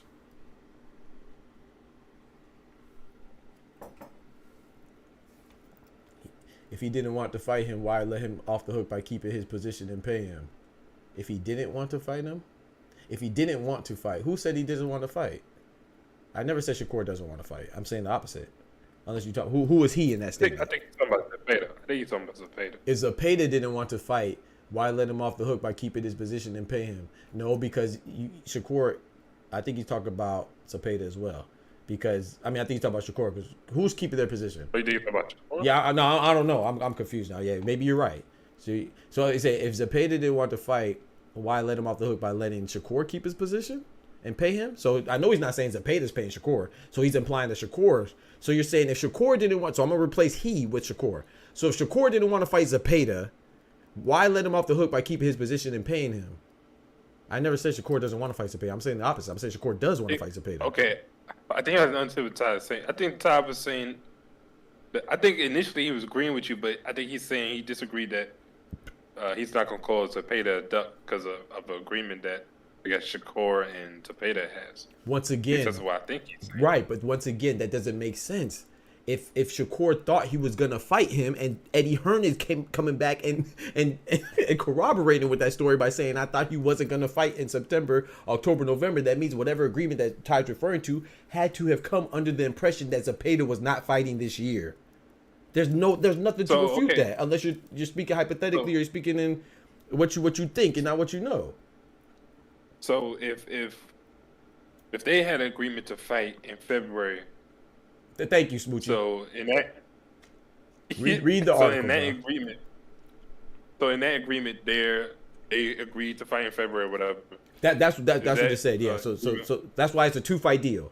So that's why Zepeda, Shakur and what's the name have a 2-fight deal, and he's fighting in February, and with the intent on fighting Zepeda as a second deal.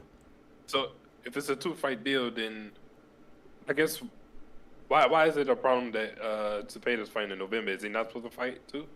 You see, you letting Ty confuse you. You see, I already explained that. You letting Ty confuse you. Because Ty's talking nonsense, and this is what happens when you talk nonsense with conviction and passion. You confuse not only yourself, but you confuse people. Zepeda was never. There was supposed to be no Cordina. It was supposed to be Shakur and Zepeda next. Zepeda said that he's not fighting because he's having a baby. So he will not be available to fight in September, October, November, right? So now, once Shakur has another fight with Joe Cordina, all of a sudden Zepeda has a fight with Tevin Farmer in November. So yes, he was not supposed to fight in November, because if he was supposed to be fighting Shakur. So now he's fighting Shakur, and now Ty's talking about, oh well, he paid Zepeda money. He probably paid him because maybe that's a procedure, because he is the mandatory. So when you don't fight your mandatory, you have to pay step aside money. But if your mandatory doesn't want to fight you, what is the procedure then? It's not that Shakur doesn't want to fight his mandatory. The mandatory doesn't want to fight him. So I don't know if you still have... It may be perfectly plausible that what Ty is saying right. Maybe he had to pay him money in order to have another fight in the interim of him fighting Zepeda because he is a mandatory. I don't know.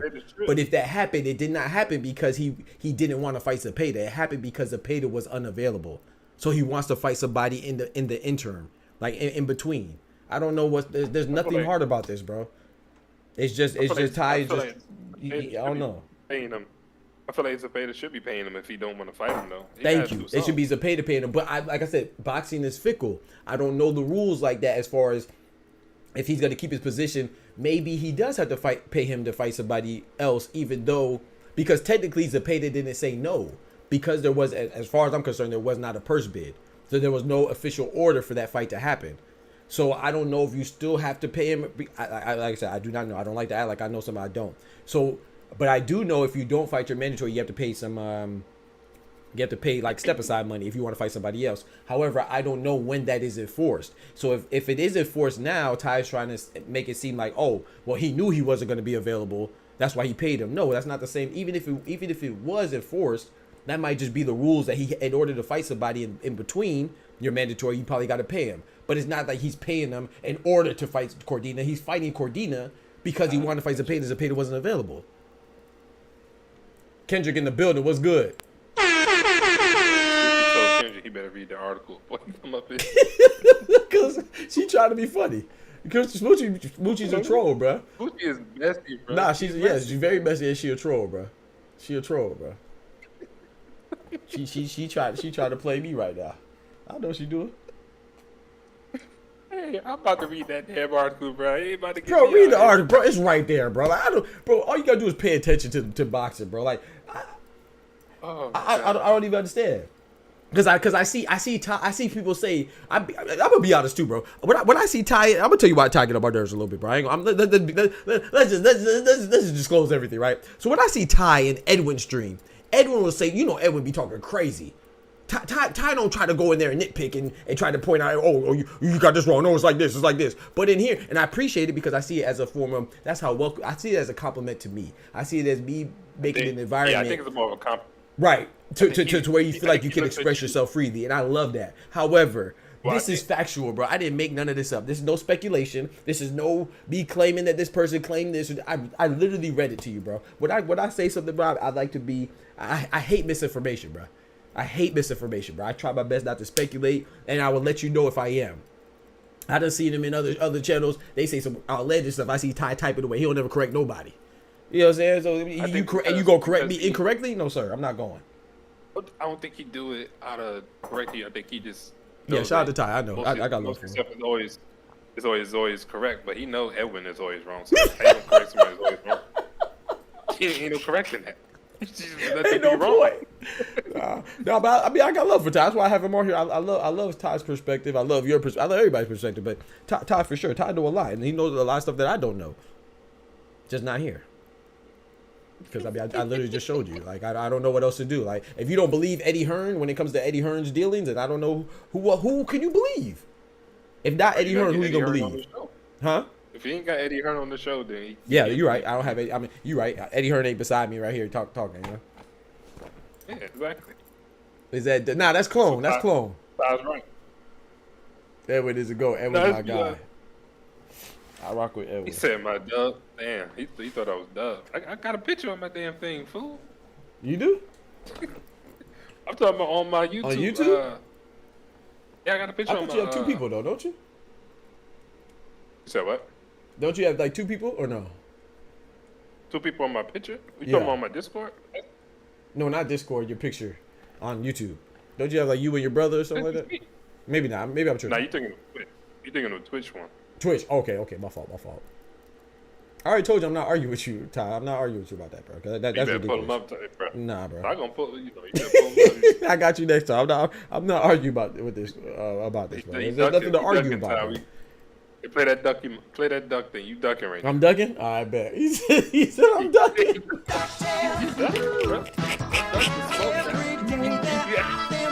Bro, no. All jokes aside, clone. And Smoochie was here. How long ago did I say I was getting off? I done gave the speech on I'll see y'all later. I'm still here because you know why I'm still here? Because I was arguing about Ty with something that we already know. And no, I'm not going, bro. I'm not going because I'm supposed to be gone, so I'm not going. No, bro. I'm not having this, bro. It's literally right there, man. Go argue with Eddie Hearn and show me proof. Because you know what's crazy? I'm defending something that I showed y'all documentation. He has no documentation what he's saying. But right now we try to prove that I'm right, and I'm the one that showed you. I'm the only one that showed the proof. No, bro. You show me what you just said. You show me that Zepeda that Shakur paid Zepeda in order not to fight him. You show me that. I already showed you my documentation. You show me yours. What you talking about documentation? Ty got Eddie Hearn on FaceTime right now. Exactly. You about to be exposed, Pete.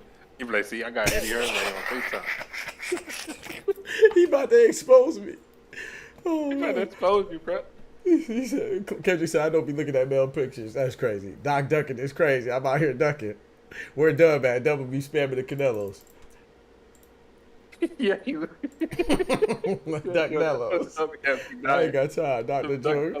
Jong-un up here. That's crazy. Now I don't let nobody get their opinions off. Now I don't let nobody. She said, I'm Dr. Jong-un. What's his name? The Korean dictator. Kim Jong-un. That's crazy, bro.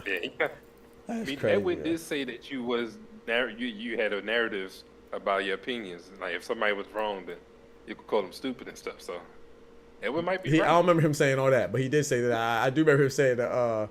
That I don't. I do remember him saying that. I don't like opinions because you know why? People who think that I love opinions, I'm actually the opposite. He said I'm patiently waiting. Look, I love opinions. But everything is not an opinion. That's the difference. A lot of people who are heavily opinionated think everything is. No, there's such thing as facts. There's not opinion is not okay on everything, bro. There's a way to debunk things. There's a right and wrong. I don't care what your opinion is on math. 3 + 3 is 6. Some people think you can have an opinion on that. Look at Terrence Howard. Some people think you can have opinions on everything. Everything is not opinionated, bro. Oh yeah, Terrence Howard did say 2 + 2. Thank you. So he said 2 + 2 is 4. I mean, he said 2 + 2 is not 4. Some things are not opinionated. It's factual. But some people who are used to being wrong and stand in their wrongness, they think everything's opinionated. There's nothing opinionated about what I just showed you. But yet I'm over here trying to re-show you. I showed you and re-showed you and just showed you again in my video what Eddie Hearn said, but you're telling me based off what you think happened. I'm telling you what Eddie Hearn said happened. I'm not going, bro. Oh, by the way, Kendrick, we were talking about P and 2K, bro. I would have dropped them off too. That's crazy. He said one time, I don't care what he said, because what he said was wrong. I could care less. I don't care what he said. That's my point, Smoochie. He said whatever he said, it was simple math and it was wrong.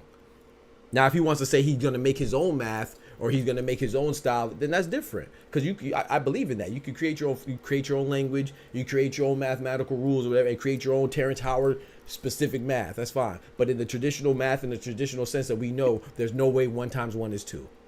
That's just not how it works. Hey, you create your own. I mean, hey, you can create your own anything, right? You got people out here creating their own genders. You got people out here. One day they're a boy and do whatever they want, and you can go be a couch if you want to. You do whatever you want to do. I ain't got no problem with creation, but that don't change that if you got nuts, you a boy, and if you don't, you're not. That's it. I have no problem. You do whatever you want to do. Be happy. Of course, but but what your thought is on something ain't gonna change my thought on something. That's what's wrong with people. Yeah, he canceled. He canceled. I didn't say nothing about no. I said my thoughts on things. You can't control what people. That's what's wrong with everybody. Everybody wants to have an opinion on something and think that if you don't conform to my opinion, then you're somehow evil or you're wrong. No, bro. You can think whatever you want, do whatever you want. That's fine if it works for you. That don't mean I gotta agree to it or I gotta subscribe to it.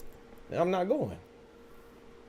Nah, I don't think you. Yeah, I agree with that. But I feel like the only opinion you ever said wrong was when you said Caitlin Clark had a sexy game. I was like, what's sexy? What? Hey, come on. You know, they must be ducking Anthony. Thank you, Kendrick. Bro, Kendrick, I wish you were here, bro. I wish you were here, Kendrick. Thank you, Kendrick. That's how crazy that sounds. Come on, bro. We literally saw the man say, I'm fighting Joe Cordina because Zepeda is not available. And he came out and restated, hey, we are surprised that Zepeda is fighting in November because he told us he's having a baby. He's out September, October, November. And this guy's trying to argue with me that Shakur and Eddie Hearn paid him step aside money intentionally because they didn't want to fight him. What are you talking about, bro? That goes back on everything Big Turkey said, everything Oscar. The whole basis of the free agent was even with Shakur, even the threat of or the ultimatum that was given from Oscar was about Zepeda for Shakur signing with Oscar. He was like, "Oh, okay, if you want to fight Zepeda, you gotta sign the Golden Boy." So he was even trying to lure Shakur in off of his desire to fight Zepeda, and now you're telling me that it's Zepeda, that Shakur's fault that he didn't fight Zepeda. Come on, bro. Like that's ridiculous, bro. That's like I said, you could be right. It could be one big conspiracy theory. Me personally, I don't deal with conspiracy theories. That's a waste of time. That's when people like to bend and manipulate facts and try to seem like everything's an opinion, and they try to, I ain't got time for that. I deal with concrete documentation and facts. Yeah, Ty said pull him up before he get one of his patients on you, bro. He said I'm being petty. He gonna pull you up. Don't go.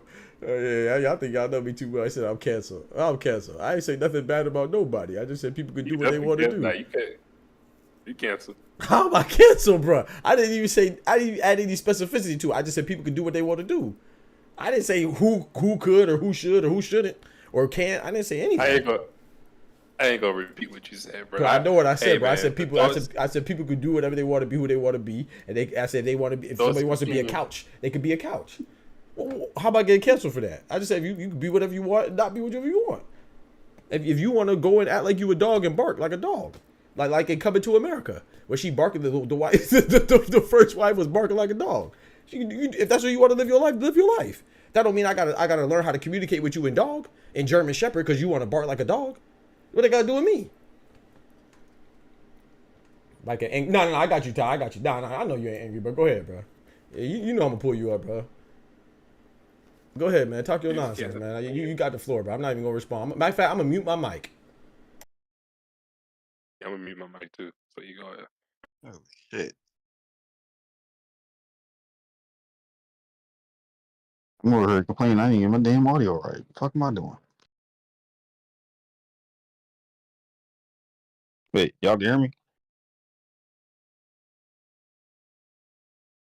Yeah, we hear you. I hear you. Oh. Yeah.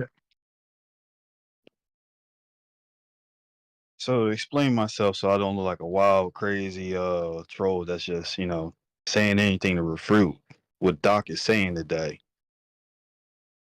I mean, you are right about Eddie producing the stuff about Zepeda having a baby or not being ready to fight on a particular date that Shakur wanted to fight. Right? I mean, they did have a meeting with the WBC. That's the reason why their purse bid was canceled. That's the reason why Shakur still holds his belt. Nobody was stripped. And Zepeda keeps his #1 position in rank. Had he just said, hey, I'm expecting a new one, they'd immediately bumped him down to 2 or made him next in line, but he wouldn't be holding his mandatory spot. They had to come to some agreement, some terms. That's the reason why he's being paid. That's why Eddie had to go scramble and figure out another opponent for Shakur. That's how the Joe Cordina thing came apart. The only thing that's probably surprising is the dude has a fight coming up.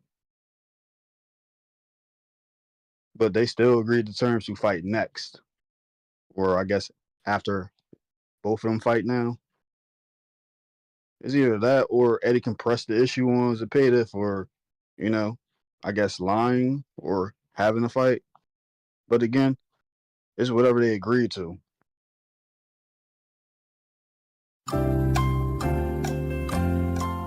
But you cite sources. Cocaine is a hell of a drug. On the WBC website, they listed that they had the purse bid. It's not a test. It's the real deal. Help me. Help me. Nigga. Help me.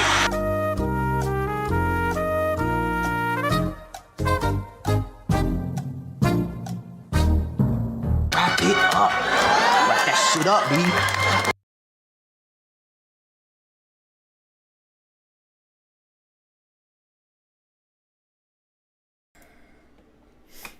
All right.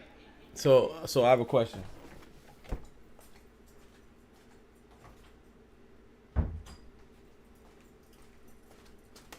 Chat. What did I say that was different from what I said? I ain't arguing though. I'm just asking. He said, who said Clark wasn't 8? Kendrick, they won. He said Doc did. I can see him saying that. He lost all credibility. So I appreciate the explanation, Ty. That's why I love. I got love for Ty, man. So I just want to be very, very clear. Ain't no animosity, no nothing. But you was going crazy, and I'm sitting here like the only thing I'm saying is I'm sorry, bro. I can't like just outright call a dude a duck. Okay. If they are negotiated or came to an agreement on something. But why did they come to an agreement? Because somebody didn't want to fight at the exact moment or didn't have the time to. Come on, Ty. You gonna say something? That's what we doing, bro. You gonna say somebody, bro? Not Zepeda, somebody. Well, obviously it's Zepeda. So, okay. All right. There is no leeway for the champion. They strip you right then and there. Okay. So thank you. So okay. So with what you just said, hey, think about what you just said, and then what I've been saying. Well, what's the difference? Because we know if it was Shakur, he would have been stripped or something. Yeah. Come on, Ty. Come on, bro. On the same side, if they come to an agreement, he would lose his position. Of course. It's still WBC. But I never denied. I even gave that to you, bro. I said yes. They probably came to an agreement so he could, in order for him to fight again or fight in the intro. I said that, bro. You just be trying to bust my head, Ty, bro. That's all. That's crazy. Nah, I can't call him a duck. Okay. I mean, okay. It'd be the same thing as calling B. Norman the duck for wanting a little bit more money. Right? No. That's different. Because B. Norman never called out Boots. That's number one.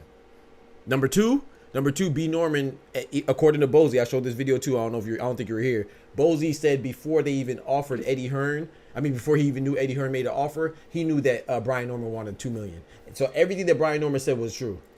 According to Bozy, right? So if he knows a $2 million price point and Eddie Hearn doesn't meet that price point, I don't care if he gave me 300,000 offers. If it's not $2 million, then I cannot say Brian Norman ducked. But I also don't say Boots didn't want the fight either. I think that that's the evaluation that they gave Brian Norman, and he just didn't come to an agreement. I don't think anybody has to be villainized. But so I definitely don't think Norman ducked. Zepeda's been calling out Shakur. You call out somebody, that's the only reason why I say he's ducks, because he called him out multiple times. And this situation is just promoters not wanting to put together an event. I agree. It can be that too. It might not be that Zepeda scared, but at the same time, when Tank doesn't fight Lomachenko, they say he's under the Floyd protection program. They don't say, oh, well, it's just that Floyd doesn't want it. They say Tank ducked. So I'm gonna give him the same. Responsibility as they gave every other fighter. We never ask, oh, is it the fighter that's ducking, or is it promoter that's ducking? Is it the coach that's ducking? Is it his wife that's ducking? We don't say that. We just say the fighter ducked and they don't fight. So I'm gonna give Zepeda the same criteria. Yep. Thank you, Clone. I told you Ty was saying the same damn thing as you, but you. Yeah. I literally said the only thing I don't agree on is. I said, bro. I think Ty. All right. I'm gonna see y'all for the late show, bro. Cause now it's my fault. I'm right when I'm wrong when I'm right. I'm wrong when I'm wrong. Guys, bro, this is crazy, bro. But I also said, yo, I think Ty is saying the same thing as you. Like, no, you're not. I literally agree with you in the chat. Said 2 more extra things to it, and then you just went on a tangent on me like I was a troll. That's why I said no. You do be trolling. No, you're not a troll, but you be trolling. You're not a troll. What's the name of troll? You said you gonna read that damn article, Ty. I wouldn't even. Close, shut up, bro. I wouldn't even have you on here if I was a troll. If you was a troll. Man, come on, if you really want me to break the third wall, it's things that happen between Bozy and B. Norman Sr. Eddie was not. He wasn't giving them the right information. So it's like, was he really trying to make that fight or not? Right. So you could say that as well, which I agree. But then once again, that's like I said, I don't get into that stuff. But at the same time, boxing is a business. They put out information for a reason. That's true. I agree with that 1,000%. He had time to get ready, just like he got to get ready for this fight. Zepeda a duck. Ty be ready to run. Talk to him. Thank you, Smoochie. I can't tell if you trolling or not, but Zepeda's a duck, bro. But hey, Ty don't want to call him. I'm not trying to. Bro, no, I'm giving him the benefit of the doubt because he got some leeway because Shakur actually wants to still fight the dude. He gave him the step aside so he could put the nigga on layaway. So that's why I'm not leaving him the duck. So Shakur beat Cardina and Zepeda beats Tevin and he don't hop in that ring. Yeah, it's a duck for me. Because that's what y'all agreed to.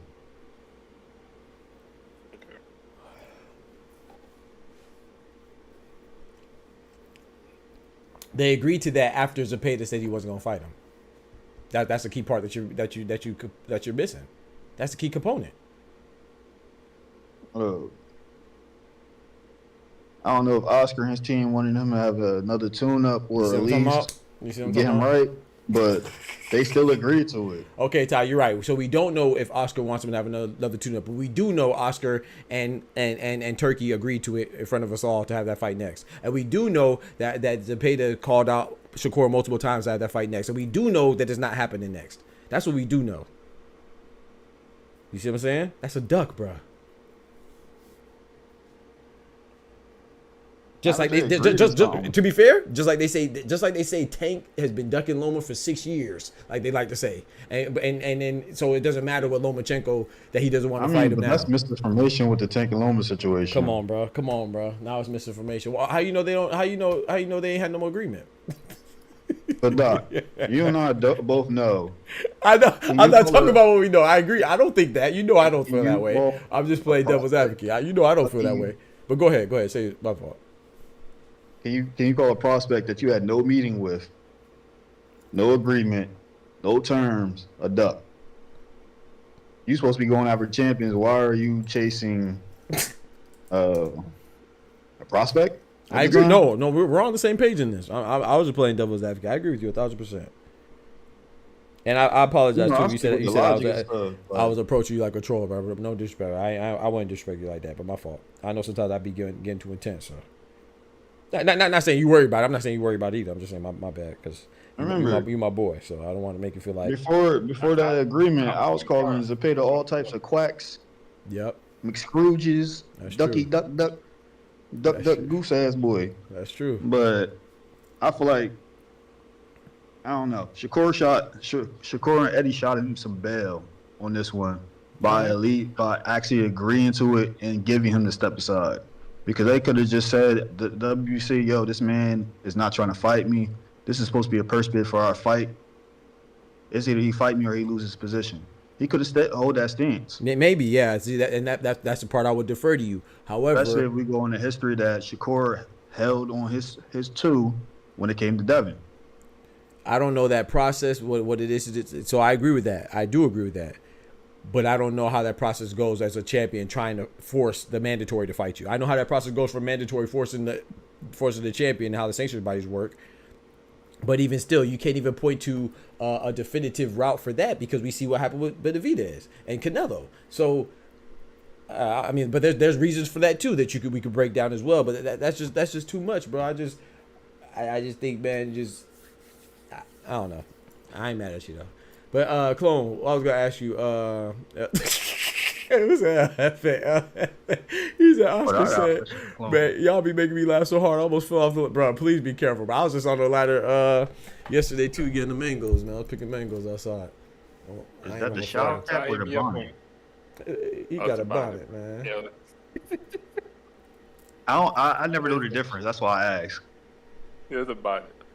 Oh, you never know? Oh, well, so the bonnet, if you get that wet, the water will still get through. And it's not like it's going to repel the water type stuff. And, you know, most shower caps are plastic too, but, you know, bonnet, most ideal would be silk. At the very least, polyester, but probably silk, though. Jealous. I tried to get dreads before, but my hair wouldn't lock. Ah, yeah. Oh, for real? Your hair probably, it's probably the texture of your hair, probably. Your hair, technically, your hair not nappy enough, basically. I would get braids, right? And like a day later, I would look like Jim Jones. Damn, you don't want to look like Jim Jones. You be looking like you don't shower like that. That's crazy. That's why. Bro, Jim Jones always I like to fight. Who told you that? Snitching? I don't like to fight, Smoochie. Nah, yo. Ty was driving towards Florida like he was Matt Barnes. You remember when Matt Barnes drove all the way to beat up Derek Fisher? Yo, Ty was on his way, bro. I know Ty was on his way with the glove. Oh, Ty about to pull up. Oh, Lord. No, if it was something serious like that, I'd have got somebody from Matchroom on the phone or something. Like, yo, I need you to... Yeah, we snitching today. Right. Why you use a ladder for the mangoes? Ain't you Jamaican? You supposed to climb the tree. That's crazy. I did climb the tree too, but you gotta use a ladder. Some parts of the trees you can't even reach it to climb. But yeah, she tried to. Bro, everybody just tested me today. But I ain't got no boxing dollars. I don't know how to pick mangoes. What do I know how to do? Chad, I know how to read. Do I know how to read and write? Do I know how to walk? Do I know how to chew my food? Brush my teeth? What else don't I know today? Apparently, I'm learning about myself.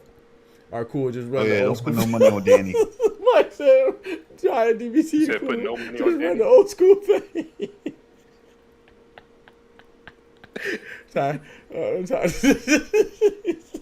Y'all messy, bro. Mike said they're gonna have me in here like. Get him up. Let him get up. Let him get up. Let him get up. This how I be feeling, man. Fight back. Fight back. This is how my chat does me, Mike. That's me getting jumped by Clone, Smoochie, and Ty on the daily, bro. That's how I be feeling on my own channel. Like you think that this is supposed to be my safe space? Apparently, it's a safe space for everybody else except me. I'm the only person that be in jeopardy, that be in danger every time I come on. Yeah. I rocks with the chat though. That's crazy, bro. Oh yeah, that's definitely lit, bro. Hey, They defended my honor. Yeah, man, we got you, Ty, bro. We ain't gonna let Pete. You know how he do with his narratives, bro. He ain't gonna let you have your own opinion. He said, "What my I narrative?" could be like I was scholar low. King. You like you was angry, bro. I'm sitting here trying to manage on the phone and type. I only got one good hand right now. Dang, what happened? What happened? You hit your. Were you sparring or something? Sprained my wrist. And I Dang. think I might have a light, like a hairline fracture or one of my knuckles on my lead hand. Dang. Hairline fractures. You know, So I'm in here on light duty, being a half-ass nurse. Smoochie said, "I'm not jumping nobody. I'm neutral. I love all y'all." See that, and that's your problem right there. You ain't supposed to be neutral. That's your problem right there. Yeah, that's exactly your problem right there. Neutrality. You're not supposed to be neutral. Hey, Smoothie said we only jump scholar. That's your problem right there. Cause when it comes to you and others, I'm not neutral. I'll be having your back. Don't worry. Wait till Scholar come back in here. Right, watch. You gonna try to time him out. I'm gonna untime him out. Watch. Come and be neutral. You better not. Yeah, I'm gonna be neutral, You better Chloe. not untime about. No. I'm gonna be. Matter of fact, I'm gonna make him a mod just so I can prove my neutrality. How about that? Yeah. Scholar's gonna be a mod. Matter of fact, let me make my boy Mike a mod, if you don't mind, Mike. Make my boy Mike a mod real quick, man. Shout out my boy Mike. You give Scholar a mind, a Boots gonna pull up on you. Hey. You know That's Smooch, all right. you know Boots. Yeah. All right. I'm alright if I ain't in the ring. No, you ain't. He better have a mobile ring. I'll be alright if I ain't in the ring. Oh, but Yeah, I'm gonna make him a mod because we're neutral, right? Smoochie, we're neutral. Yeah, so let's be neutral. I could be neutral too and make him a mod. And that way you can't time him out. Nothing. He can talk. Y'all can talk, and I'm neutral. I'll stay out of it. You know, I'm on both of y'all side. Yeah, see. Neutrality don't sound too good now, huh? Now being neutral is disloyal. You see, she put in chat. That's disloyalty, Chloe. yeah, I'm saying Her being neutral is cool, but me being neutral, I'm disloyal. I'm saying out of that one. That's between you and Smoochie and Scholar. That's Ain't got nothing to do with none of that. Oh man, y'all funny as hell, bro. I say he ain't going, bro. Say ain't no way.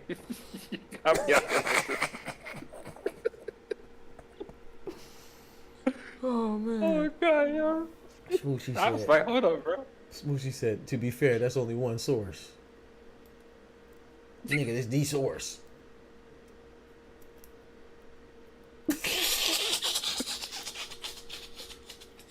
They gonna talk about she neutral. All right. He said, watch the goddamn video. Read the article, bro. Read the article, watch the Hey, video, man. nothing, bro. That's okay. We gotta watch them videos. Bro. One day, He I'm gonna broke be it a down. real. One day, I'm gonna be a real boxing content creator. I'm gonna have real support. Shout out to Mike though. Mike hold me down. Nah, thank you, brother. Thank you, man. I only give mods when people make me feel like made me feel like there's a reason. So the fact you made me feel like there's a reason, that means a lot to me, man. So I appreciate you, bro. Oh, that's wild. Smoochie's messy as hell, bro. Everything Clone said about you is true. What? Your smoothie messy as hell, bro. What? What? That's crazy, bro. Yeah, I don't even want to know. I ain't gonna ask, cause that's a try. I ain't gonna ask. You know what I'm saying? I'm on my business, man. That's definitely a trap. I'm on my Smoochie business. is messy as hell. Yeah, I think he picked the eye test. Teddy in the building. Oh my god. What's good, Teddy? I can't live, bro. I can't live, bro. Yeah, Smoochie's the one to be messy today. I'm wrong. I'm right. I'm wrong. You got Oscar falling off ladders. Bro, the chat crazy. Bro, chill, bro.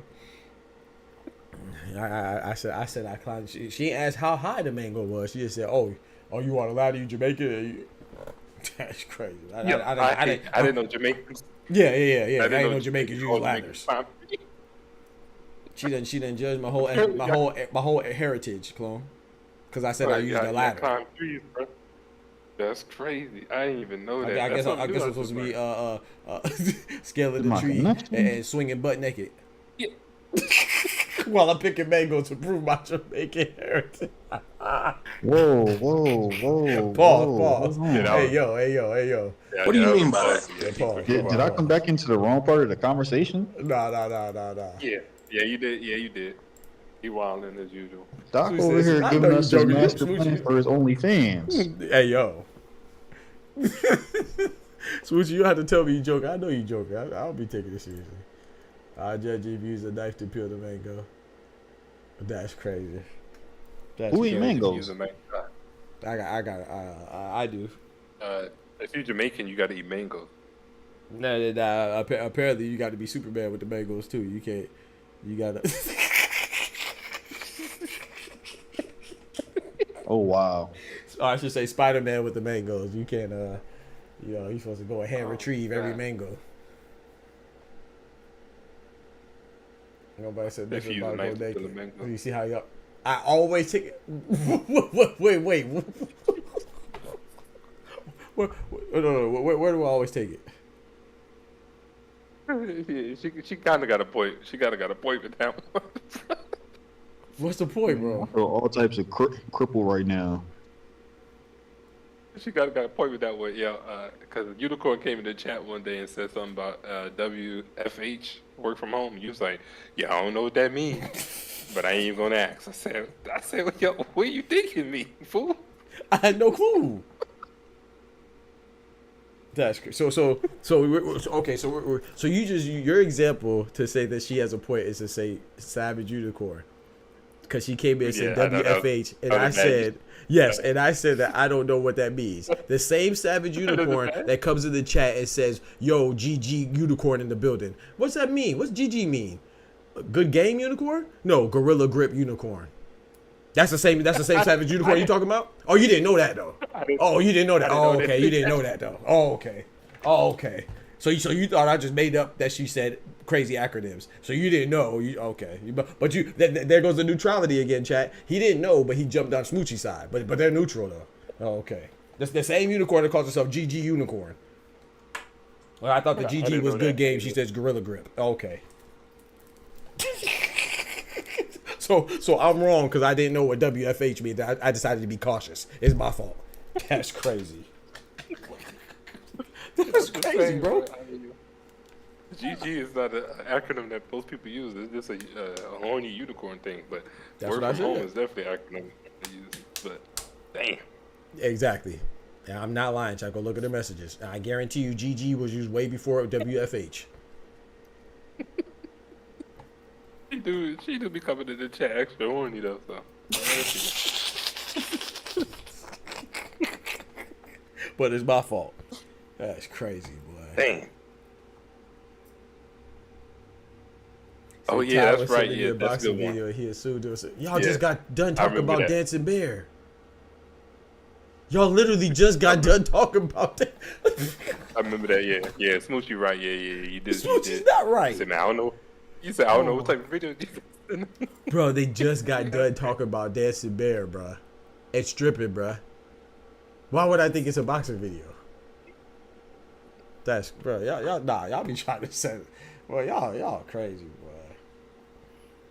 Oh man, Doc be having his head all in the gutter, y'all. Y'all be throwing stones and hiding your hand, boy.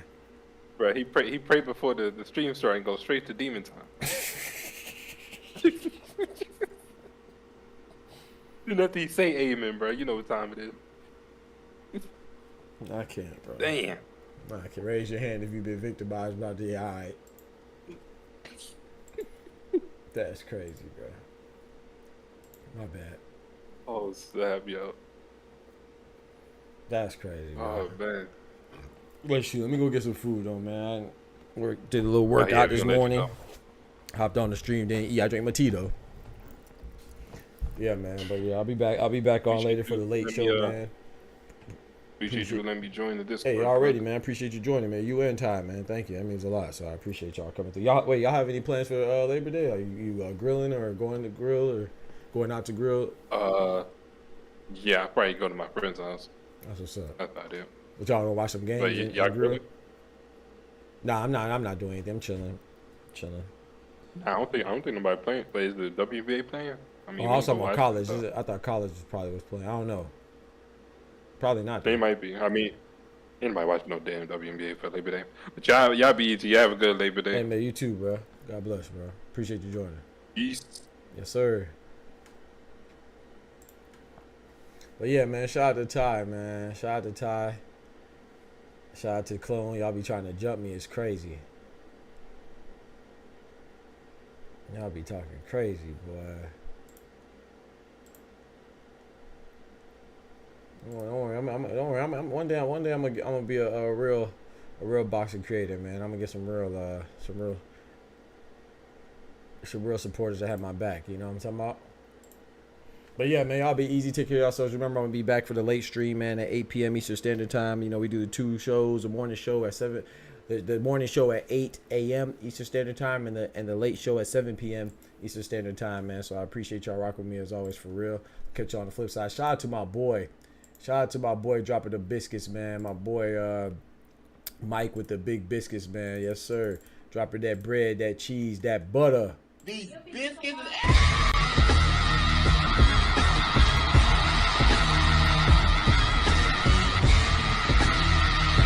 Yes, sir. Shout out to my boy, man. Dropping the biscuits on the Cash App, man. I'll catch y'all on the flip side. 7 p.m. Eastern Standard Time for the late show.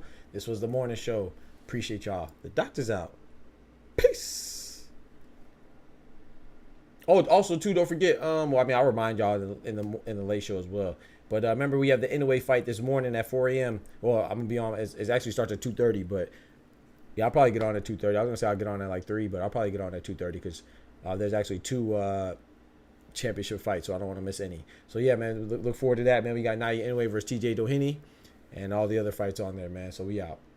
From the hood to college, both worlds they had to meet. 6 degrees between us, so cold we're about to freeze. But we're Florida boys, hot takes, we bring the heat. We're moving the culture, the engineers to the streets.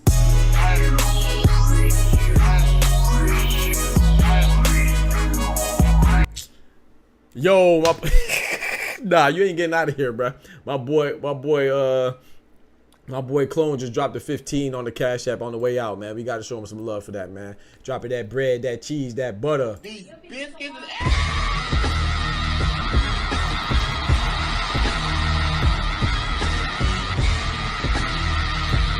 Shout out to you, man, at the end of the stream like a boss.